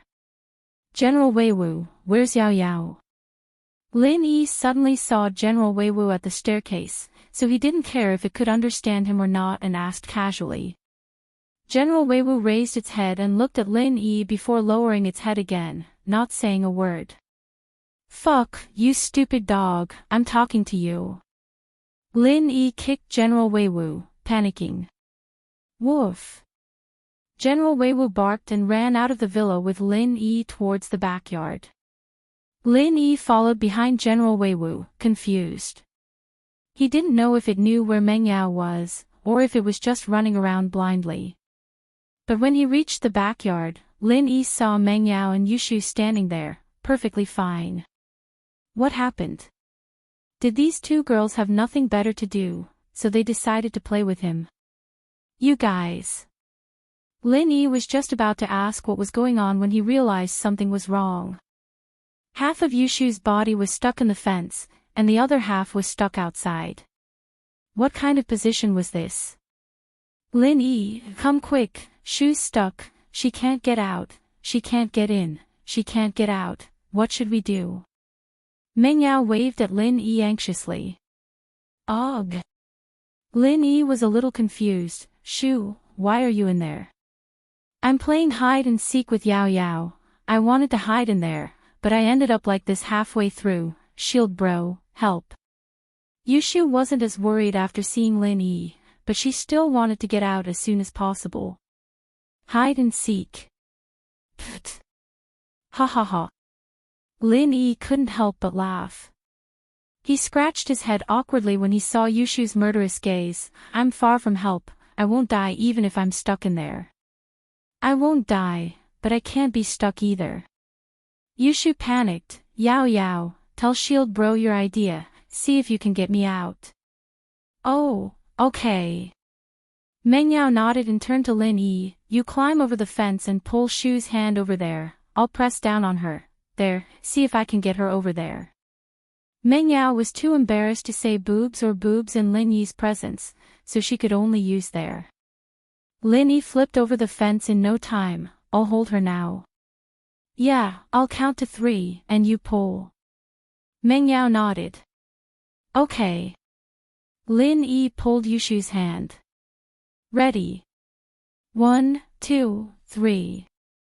Meng Yao pressed down on Yushu as Lin Yi pulled. Yushu was on the verge of tears. It hurts so much, I can't take it anymore, let go of me, I'm not going out. Meng Yao quickly let go, and Lin Yi didn't dare pull as well. You two are trying to kill me. Whoa. Yushu covered her chest with her hands, tears coming out of her eyes. Lin Yi, think of something, what should we do? Meng Yao really didn't know what to do, maybe we should call the police.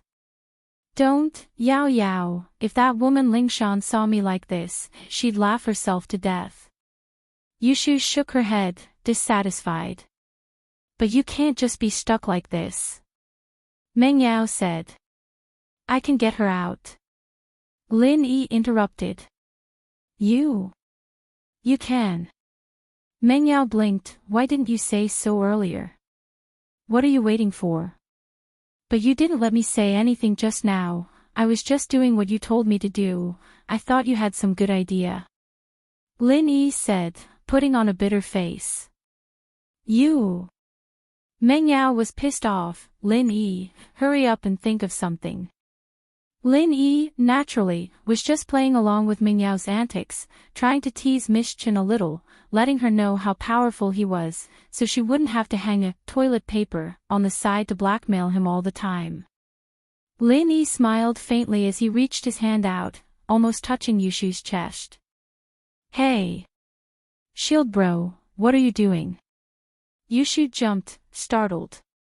Was Lin Yi trying to take advantage of her? Getting you out.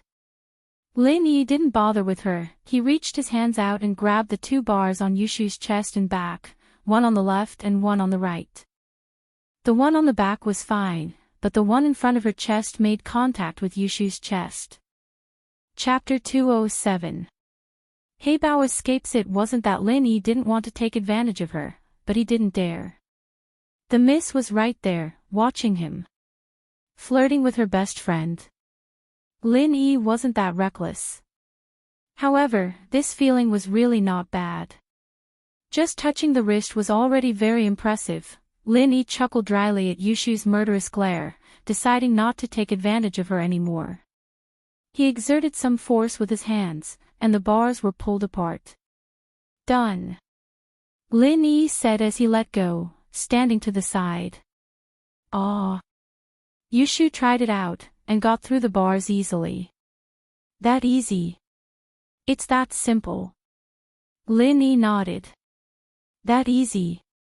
Why did you pull me? Yushu panicked. My chest, it hurts. Ahem.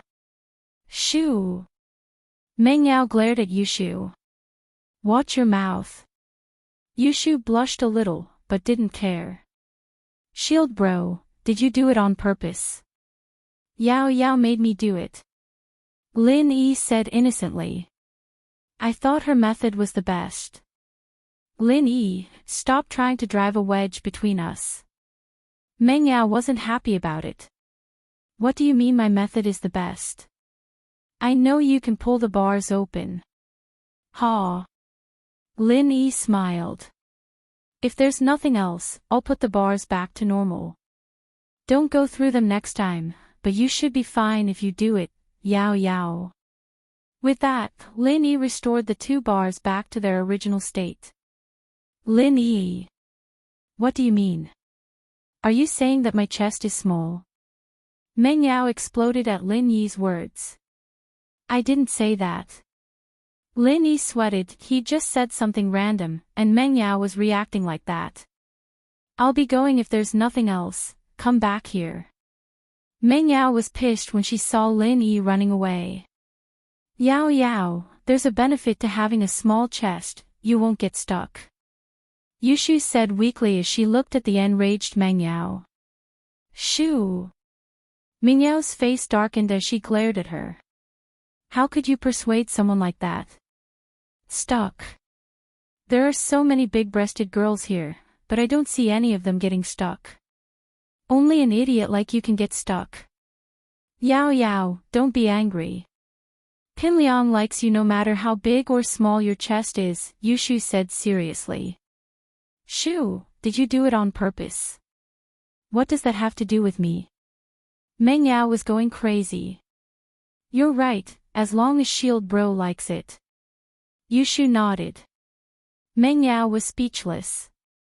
She couldn't be bothered to get angry with Yushu anymore. Her best friend was going to die sooner or later. Meng Yao rolled her eyes as she remembered something. Shoo, you lost in hide and seek, didn't you? Aw. Yushu was reminded by Meng Yao, and her vision darkened as she remembered the wager. What did it mean to get caught in one's own trap? Yushu hated herself for talking so fast. Why did she have to play with a wager all of a sudden? Yao Yao sis, I'm stuck here. Otherwise, you wouldn't be able to find me, Yushu argued. Nonsense, I could find you even if you weren't stuck. Meng Yao said. Shoo, you can't go back on your words. Otherwise, I won't play with you anymore. Oh. Yushu was a little discouraged by Meng Yao's threat. Alright, I'll go, when. Meng Yao knew how weird Yushu was. If she didn't tell her the time, she'd probably drag it out. Dinner. Dinner time. Yushu wanted to prepare. Yao Yao, you have to give me time to prepare. Alright, dinner time then. Meng Yao nodded. You can't go back on your words. Got it, Yao Yao. Yushu's face was bitter. But what if Shield Bro takes it seriously? That's not good. If he takes it seriously, you'll marry him. You seem to like him. Meng Yao curled her lips. She didn't know why, but she didn't feel comfortable. Wah, then if I marry him, you'll marry him too. Yushu acted like she didn't understand. Yao Yao, you're so cunning. You like Shield Bro, but you're using me as the vanguard, shoo. What kind of nonsense are you talking about? Who likes him? Meng Yao covered Yushu's mouth. She wouldn't let Lin Yi hear her, would she? How embarrassing. She didn't know what Shu was thinking. She used to make a joke when she was young, and she always took it seriously. She wasn't an idiot, why would she like to be a mistress? Hee hee. Yushu smiled without saying anything. I won't say anything. Yao Yao, you'll cover my mouth again if I do. I'm telling you, you're not allowed to tell him in advance. I'll be watching you. Meng Yao was getting pissed. She wasn't giving Yushu any leeway at all. Ah. That was indeed what Yushu was planning to do. She'd secretly contact Shield Bro and tell him to put on a show with her tonight, but she didn't expect Meng Yao to cut her off first. She wouldn't have pissed Meng Yao off if she'd known this was going to happen. She'd be in trouble after pissing Meng Yao off. She'd thought that Yao Yao would forget about it after some bullsh asterisk ting. Yushu's eyes rolled around, but she couldn't think of a good solution. She sighed dejectedly. All right. Yao Yao, I'll confess, that's more like it. Good kids do what they say. Meng Yao nodded before pulling Yushu back to the villa. Lin Yi had returned to the villa a long time ago. He'd called Faubert to get him to fix his car, but the guy was driving Pingzhan to a business event in a neighboring city. He wouldn't be back anytime soon. Lin Yi got a call from Lingshan not long after he hung up. Lin Yi hesitated for a moment before picking it up. What's up? You're not asking me to go arrest someone again, are you? Lin Yi, Heibao escaped. Lingshan's urgent voice came from the other side of the phone. Heibao. Escaped. Lin Yi blinked. Yes, just this afternoon, on the way to the detention center, Heibao suddenly went berserk, injuring 3 police officers and 2 auxiliary officers. One of them's in critical condition, he's still in critical condition in the hospital. Lingshan said. What? He injured 3 police officers and 2 auxiliary officers? 5 people. Are you serious? Lin Yi blinked. This Heibao wasn't that strong, so how could he injure 5 people? Was this a joke?